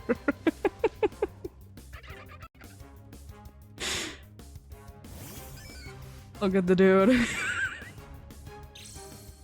What's going on?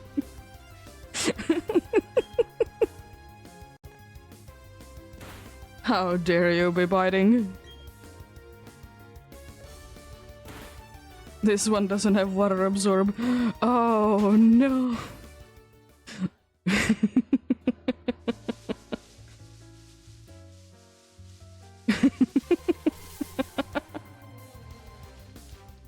Hello, shallows.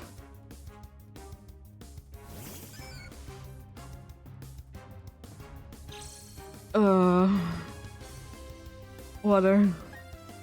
What's going on?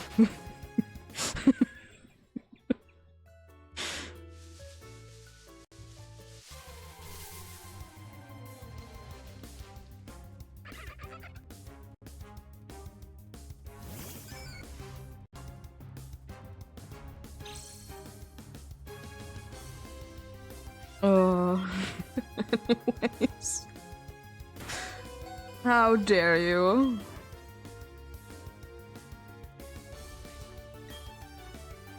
Oh, come on. Mean.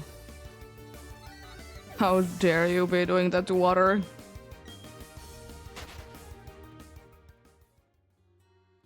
How dare you? Mean weasel.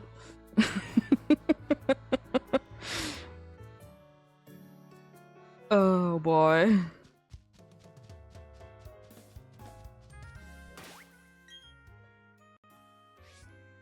Water, you can be going ahead and rest in the PC with your friends.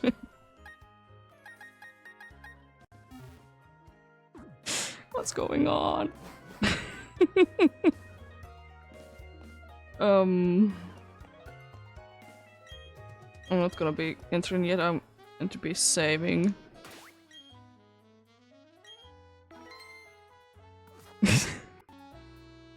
What's going on? Well, let's go again, I suppose.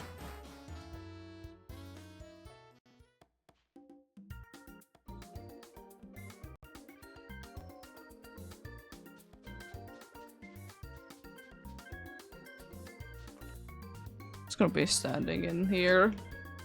Gonna be adding it quickly also to the layout. What's going on?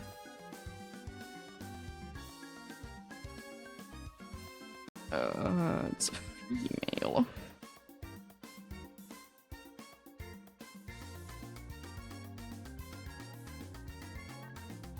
Otherwise I could be using the same one, but one of them is female. The other one was male. You know what I could be doing?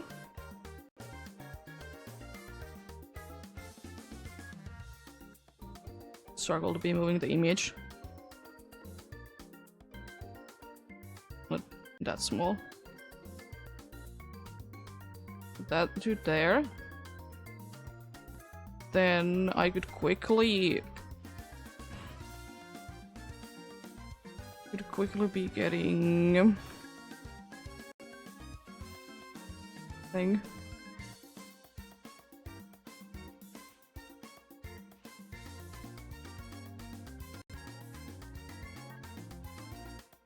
Quickly try to be making you look like you're inverted.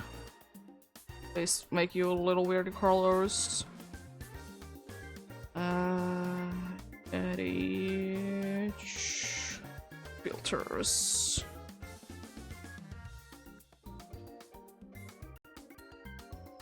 I guess color correction could be the one that I could be using.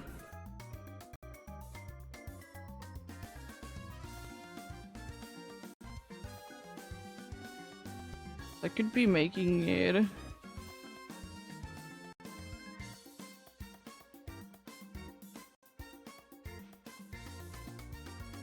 don't know if there would be I'll put that actually back to 0. Saturation, what do you do? I could be making it more saturated and then if I turn it to like... Gosh, that's more correct. I could be making it a little bit darker like that.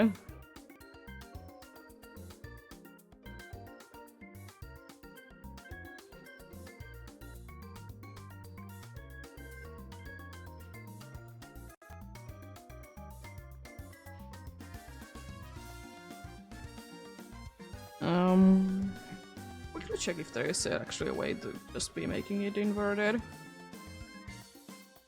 Quickly.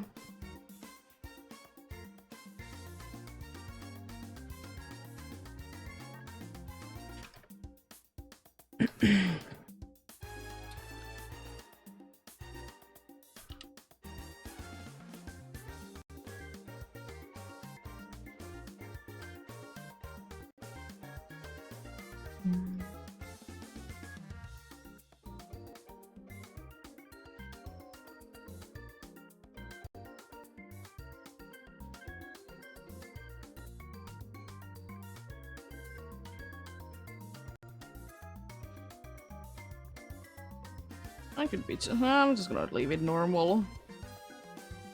Oh, I can. Oh, there was an option. Didn't even notice that there was an option for inverted. There we go. Nice. And we have our little non-inverted body.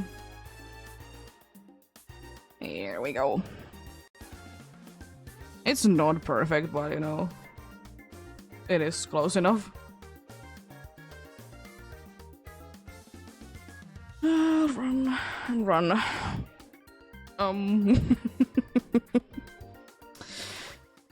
Let's kind of try to be getting somewhere with this.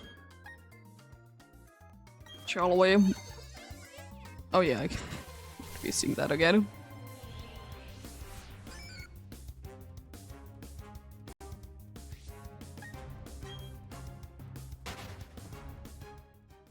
I guess the game really wanted to be giving me one of the ones that I wanted from the Safari week. Did give me 2 even.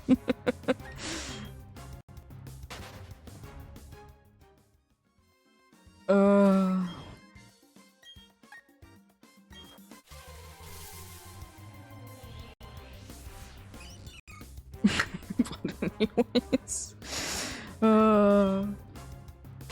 Let's see. See, indeed.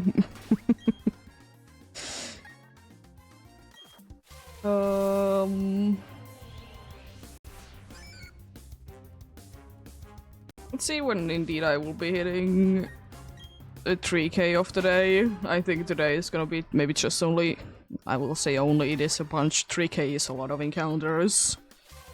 I think I will be starting it there because the shinies that you've been taking time.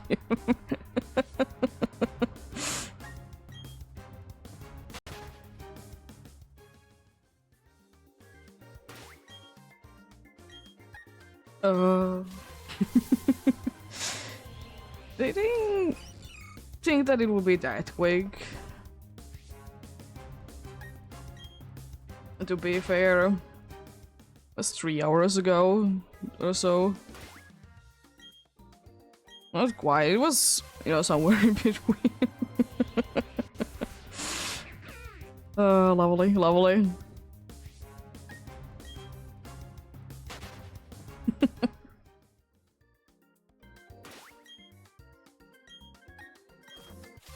Love to see it indeed.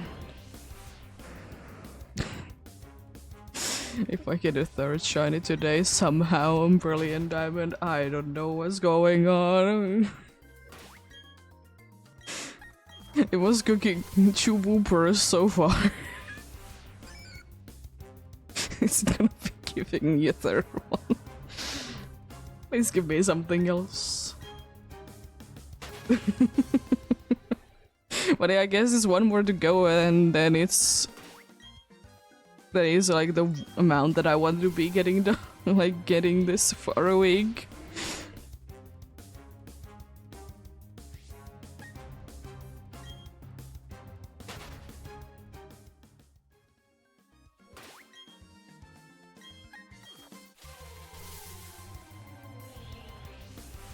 But anyways.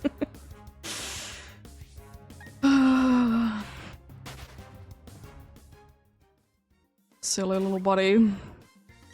Showing up like that indeed.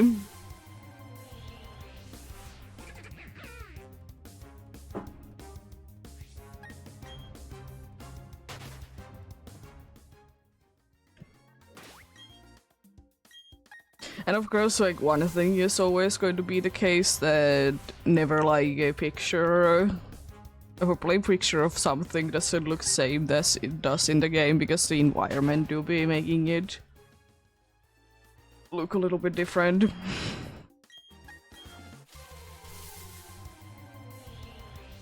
Do be doing that indeed.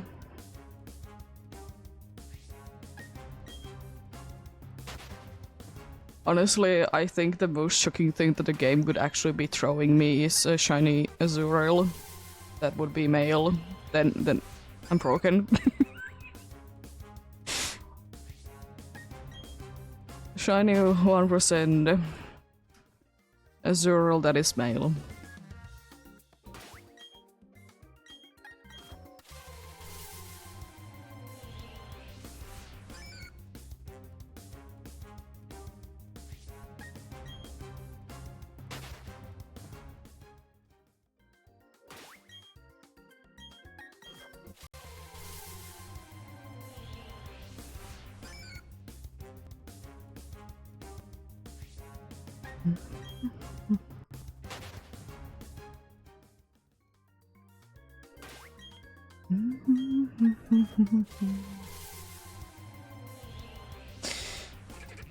I guess I have stolen someone's shiny luck today. I'm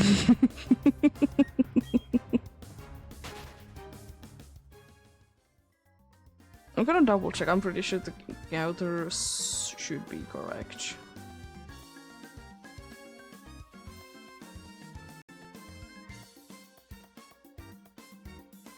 Plus 36 and add plus.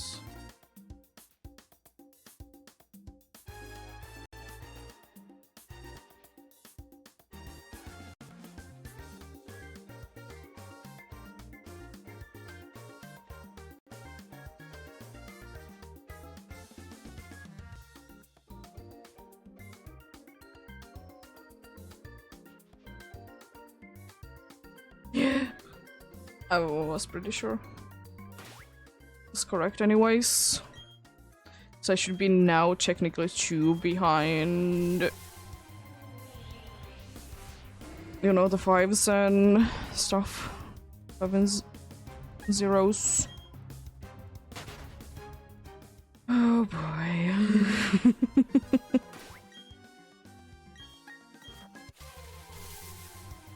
I'll nickname it Whopper, but water is probably more fitting for it.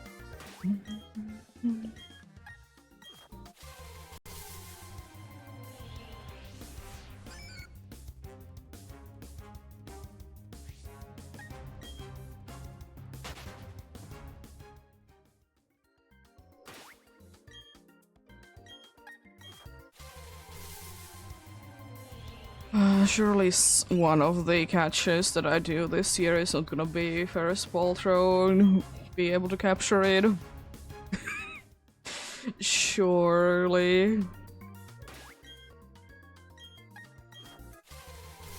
I guess it has been helping today that I haven't thrown another Pokeball at a non-shiny.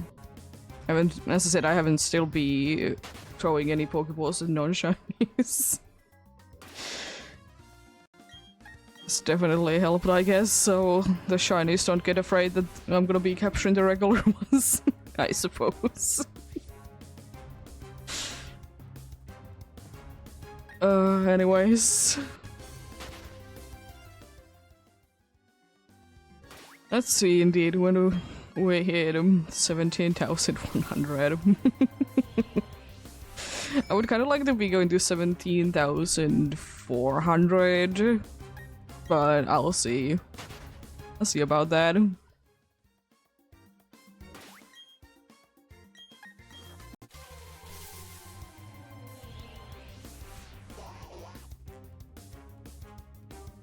See. I don't want to be going. Even though I don't have anything to do today, but still, you know, I don't want to be going too long anyways.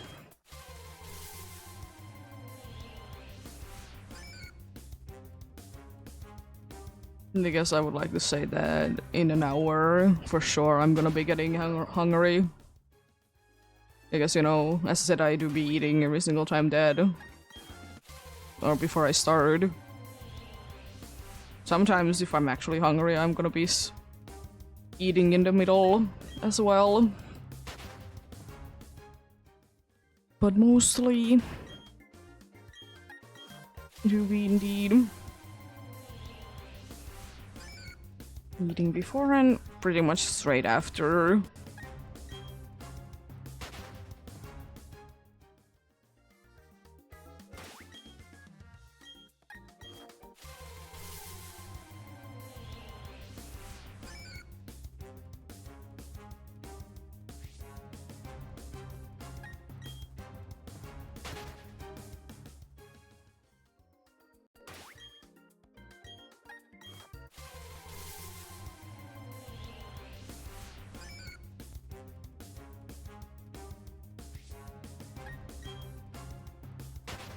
The game is really showing me, by the way, those male Azuriels. I'm getting afraid.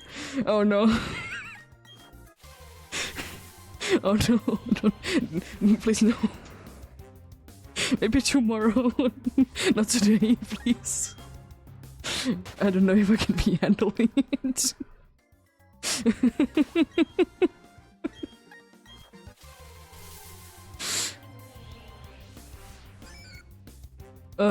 Anyway.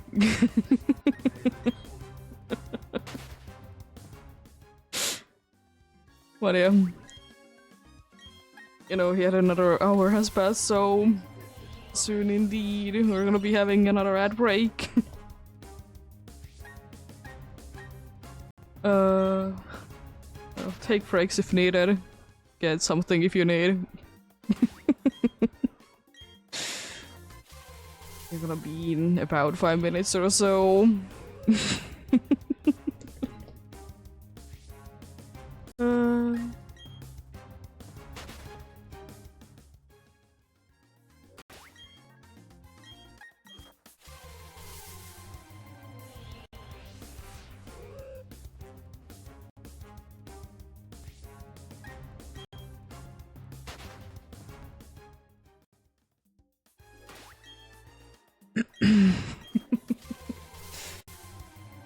Oh boy, oh boy, oh boy, oh boy.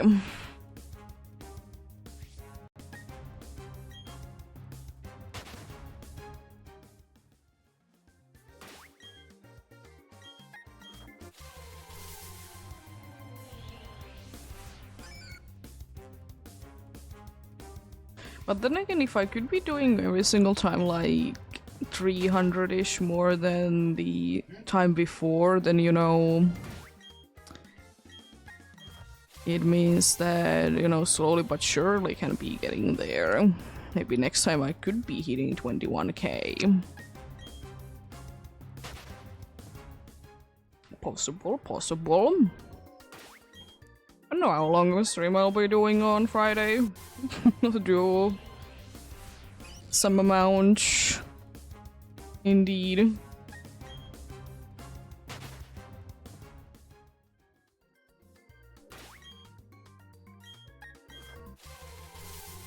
I don't understand why the Shining Pearl. I'm not doing the presses well enough, or why is it struggling to keep up? To be fair, it could be that. I mean, I will be putting them to charge after today, the Joy-Cons. It hasn't complained though that they are low, I'm pretty sure. Because I would like to say that both of them would be complaining.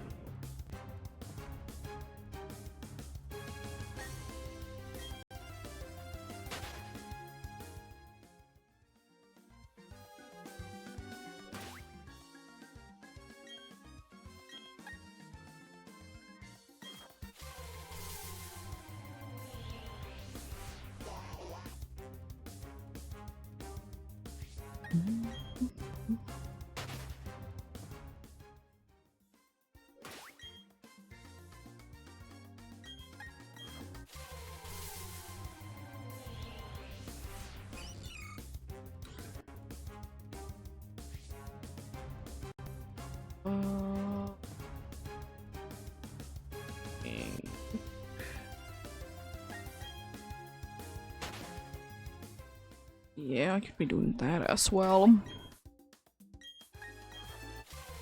I was thinking that if it seems like that 17,400 is a little too far off, I could be meeting in between and go for 17,250. Could be doing that instead. We'll see, we'll see.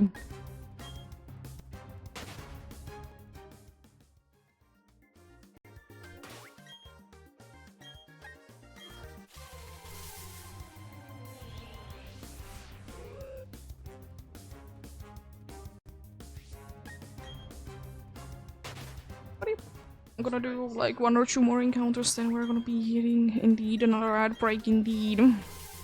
As I said, usual 3 minutes or so. Because it is always gonna be that way. I don't think I will be switching it.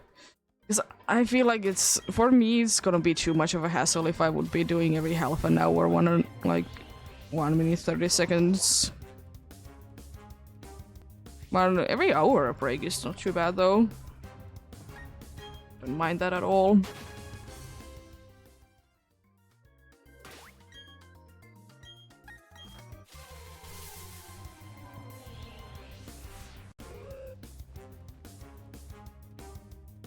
There we go, we'll leave it there for now.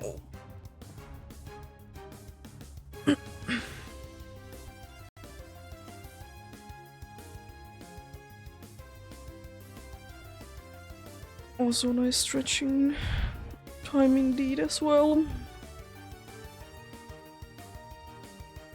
I guess also soonish the camera could be dying as well.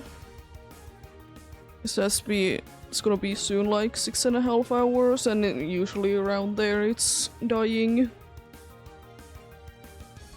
Annoying to be fixing, but not impossible.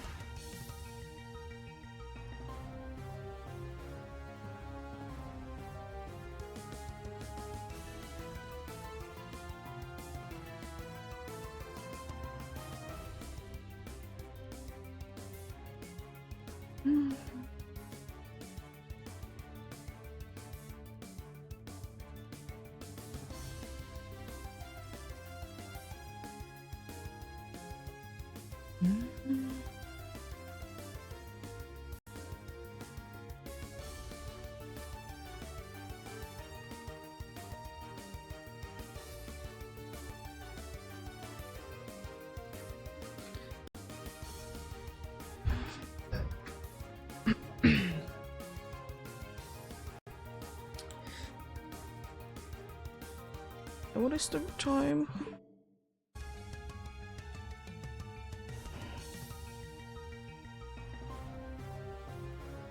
Yeah. I got 2 shinies today, indeed.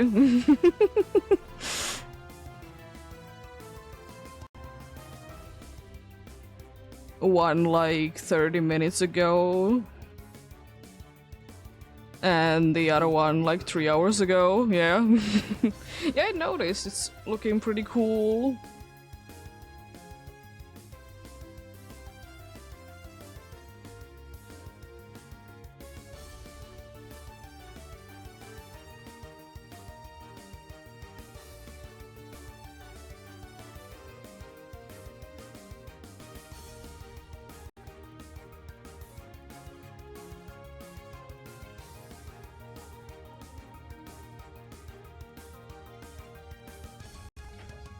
Yeah. But it doesn't look too bad, you know. I mean, to be fair, I'm usually not too judgy for others people's work because I find it kind of mean. You know, I'm gonna be judging my own work every single time.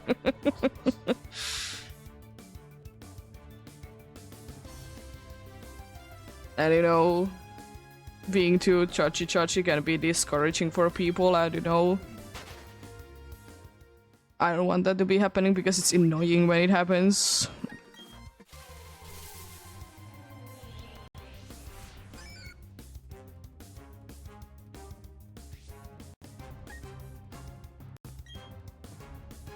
Nice.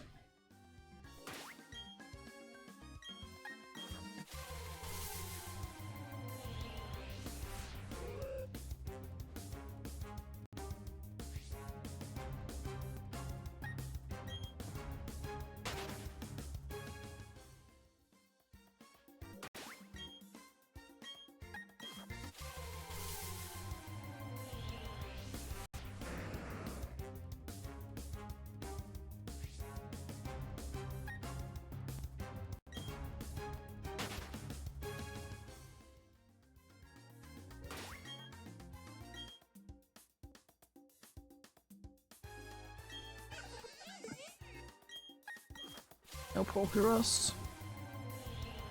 I mean, I don't know if I can be handling probably getting Pokerus today as well. It's so many things that I don't know if I can be handling today. I mean, I wouldn't be mining a tree in one day. It would definitely be the first time that is happening outside of like Legends Arceus and Scarlet and Violet. But those games, it's a little bit easier to be getting shinies. Even without any boost, it's just because you see so many Pokemons. It's like nothing wrong with it, of course, it's just a fact. That you just see more Pokemons in those games. So more chance for a shiny to be appearing.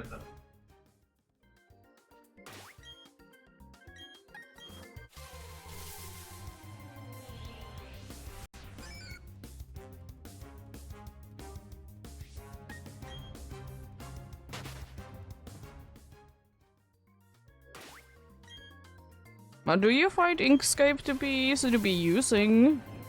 Have you used it before?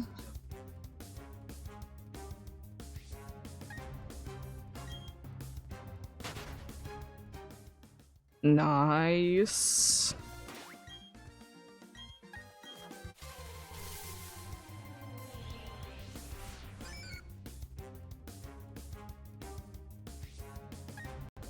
Does it have like easily modifiable like presets for things?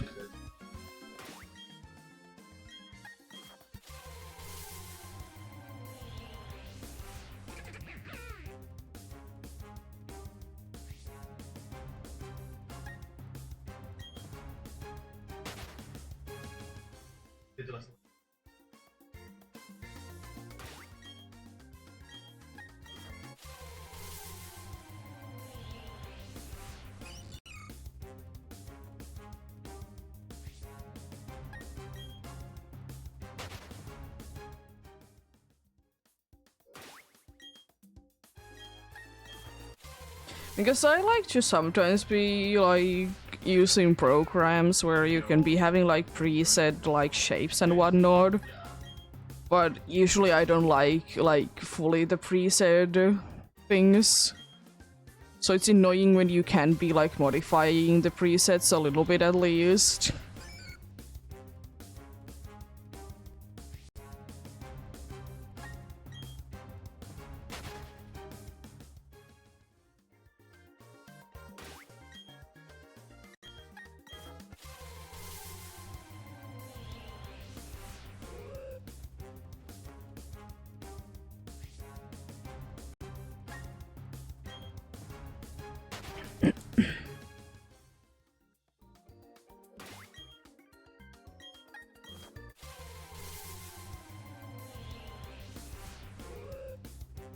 And sometimes I do be running into an issue that I would like to be making a circle.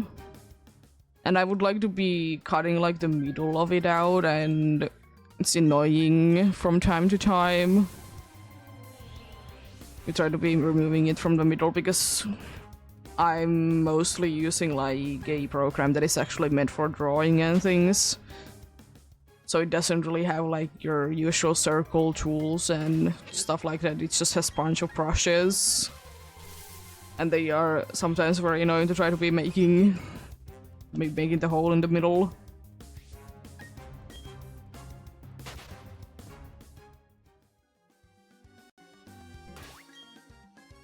But sometimes, you know, using something else and they are fine. I will say though that one thing is true though, that for whatever reason, just a regular old paint is sometimes getting too much trash talk. To be fair, most of the like 15-year-old memes have been made with paint.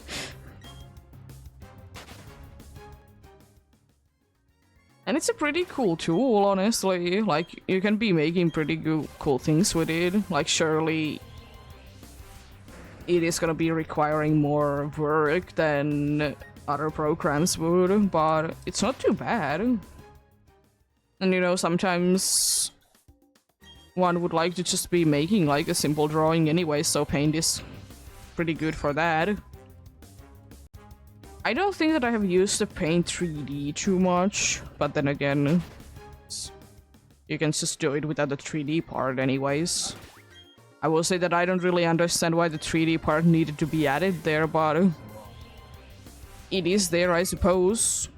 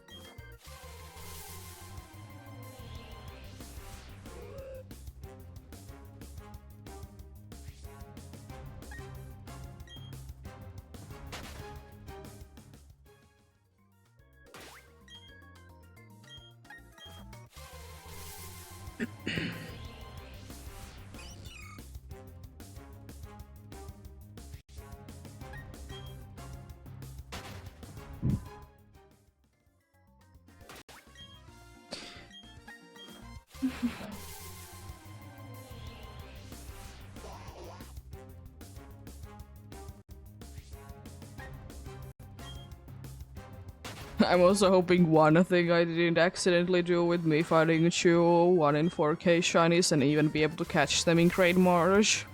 That I'm not wasting Gliscor's birthday shiny luck.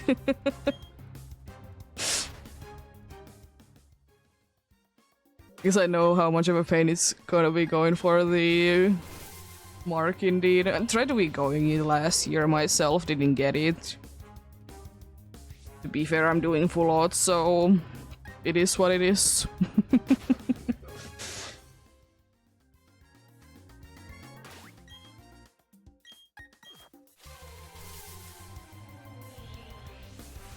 But it's still one of the coolest things, though. Really hoping that any other mark can be getting away from Pokemon, but I really hope that the Destiny mark is gonna be forever there.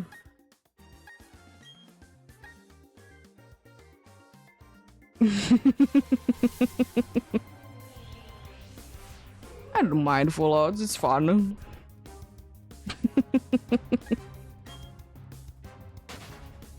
To be fair, I will still stand by the thing. It doesn't matter if you, whatever is your odds. If the game just decides that you're not gonna be getting anything.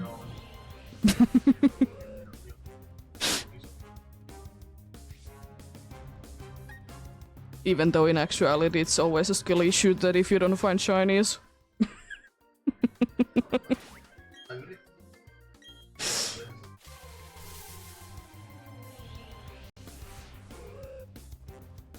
Exactly.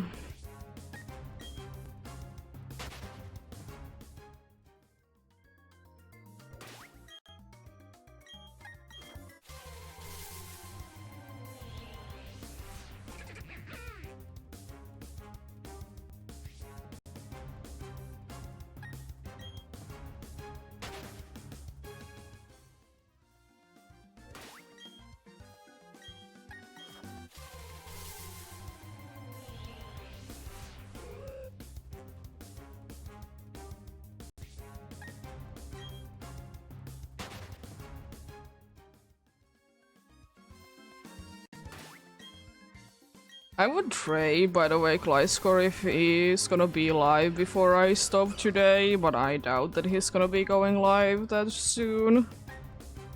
Because I'm not gonna be going even an hour more today.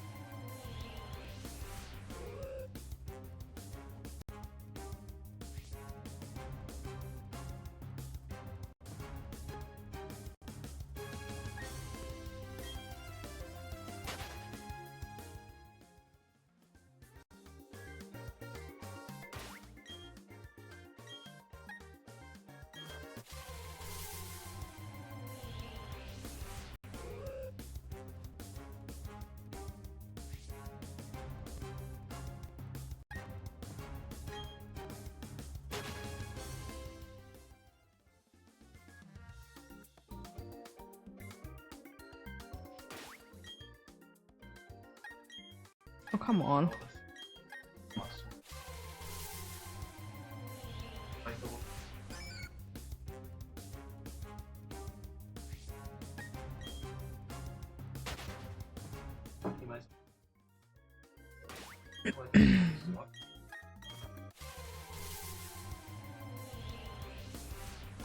I would still absolutely love, by the way, to be seeing one of the daily Pokemons to be shiny, because it's still kind of surprising that the only one that has been showing itself, it was last year, was Karubi. Considering that, you know, there is a bunch of other 10% that I could be seeing.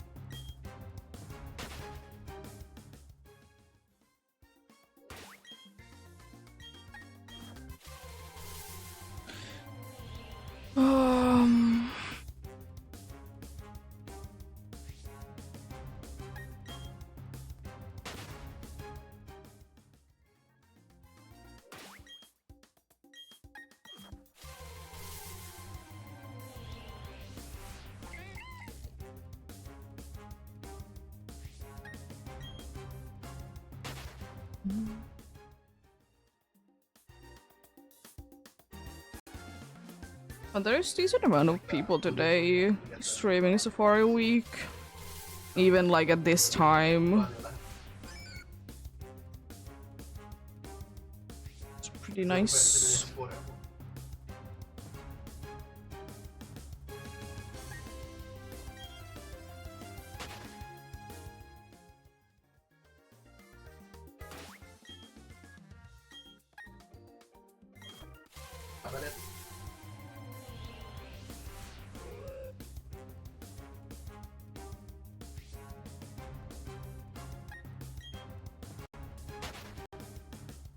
Oh, someone is actually streaming the Gen 1 Safari Zone, because there is, I said it a few times before during the Safari week, that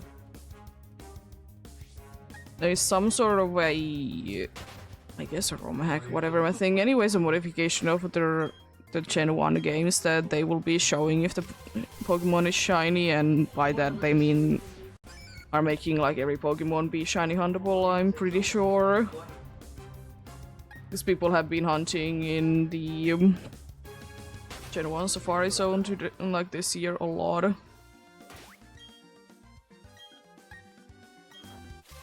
Which is pretty cool to be seeing, because previously it was only possible to be getting shinies from the Gen 1 Safari, so through fishing, because they were the only ones that would be able to have high enough stats.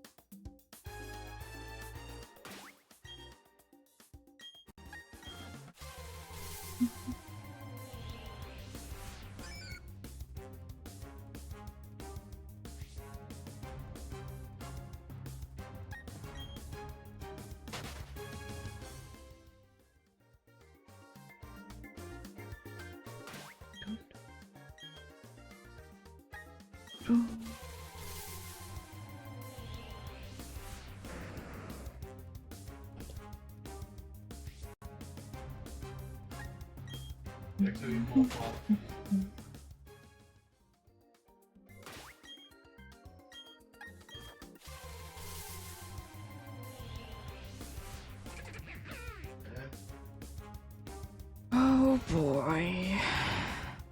Wasn't thinking that I would be doing another 6.5 hours today, to be fair. I was thinking I'm gonna be doing a shorter one today, but the shinies did say otherwise.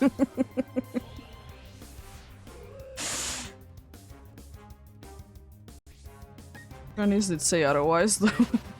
They weren't agreeing with me be getting a short stream today. By like half an hour.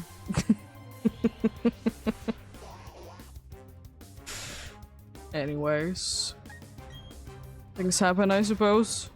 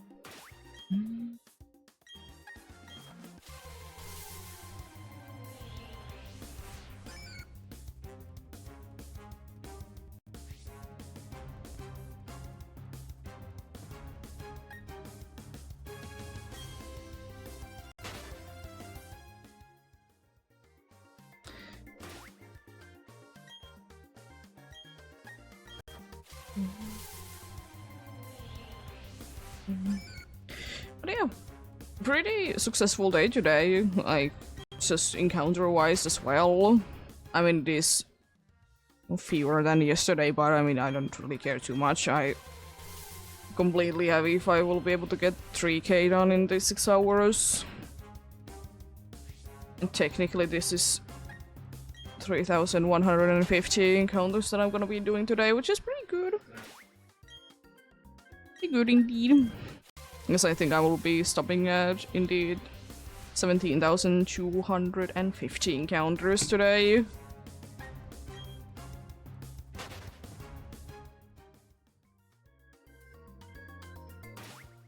Pretty nice, pretty good indeed.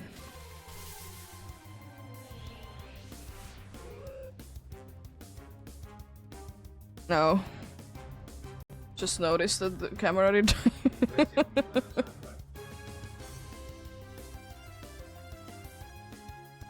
What's the issue? Is it the whole thing? It's the whole thing. I tried to just restart the program.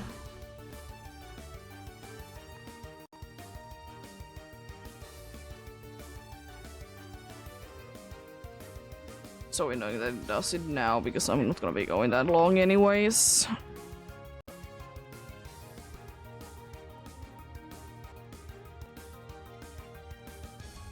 A wild shield. Indeed.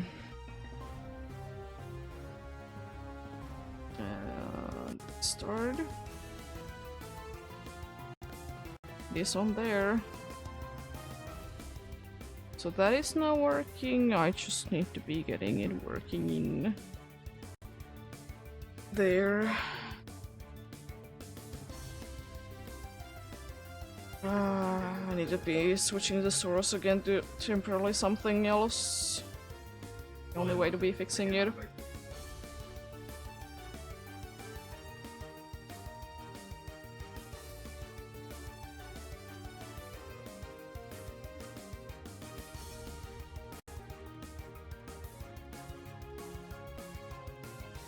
There we go.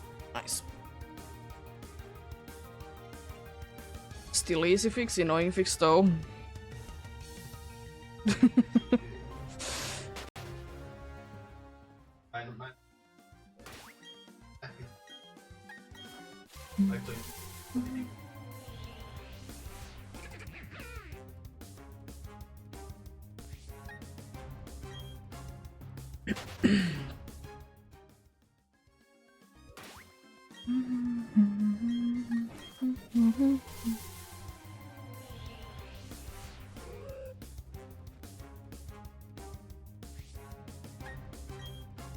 Yeah, indeed, I'm hoping that my shiny luck from the day can be rubbing off to someone else as well.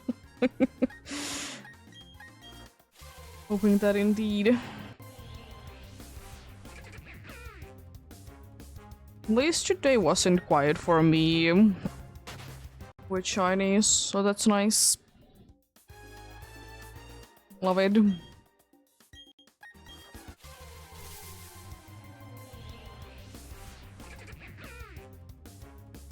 I love to see it indeed. And we're probably gonna be raiding someone today, because I don't have anywhere to be going and such. Like immediately after. And I was quite correct about, like, I would be lasting an hour before I would be starting to feel hungry, because I'm starting to feel hungry. It's like I would be knowing myself. It's like I would have been knowing myself my entire life.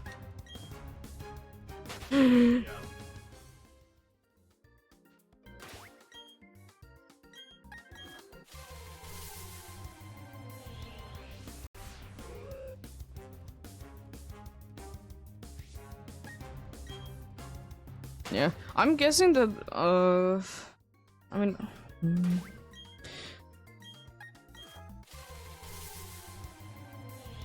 I'm wondering honestly what's going on, by the way, with, well, like, why does it, like, disconnect temporarily?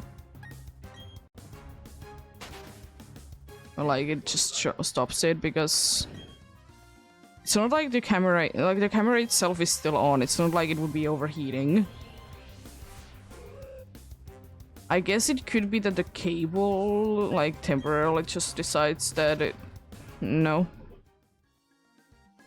I don't remember which one of my front USB ports was the broken one. They both are completely working. The other one just decides randomly to be disconnecting.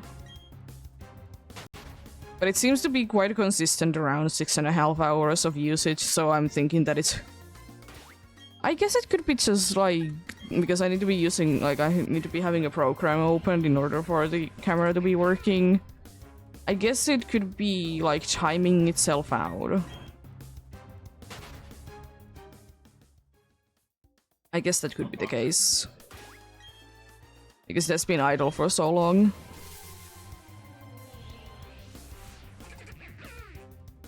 Could be, I suppose. Yep, few more encounters to go today. Then we do indeed be done today. Specifically 5 more encounters. Of course, one Azurill still decides to find itself, but it's not a male one at least.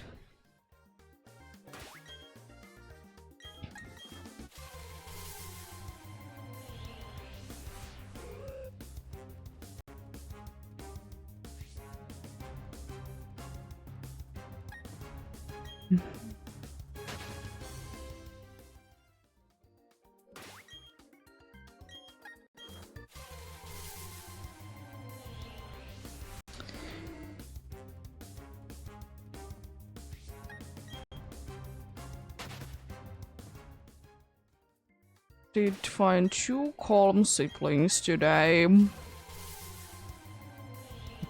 Both the whoopers.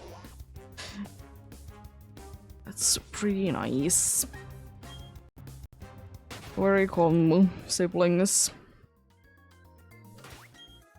It is kind of stupid that they both were the same nature as well, to be fair.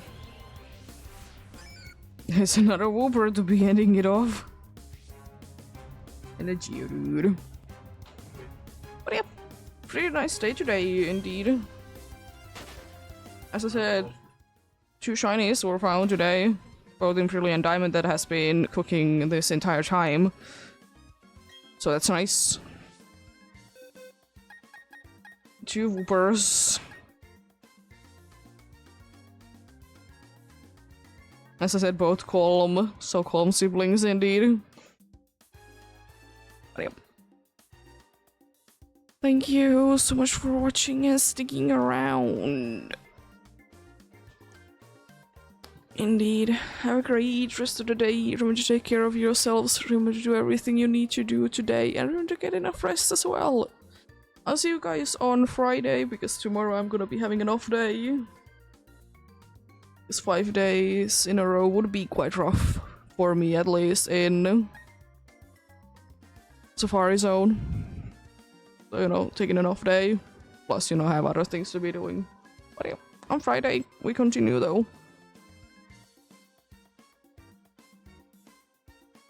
Let's see who I'm gonna be raiding though.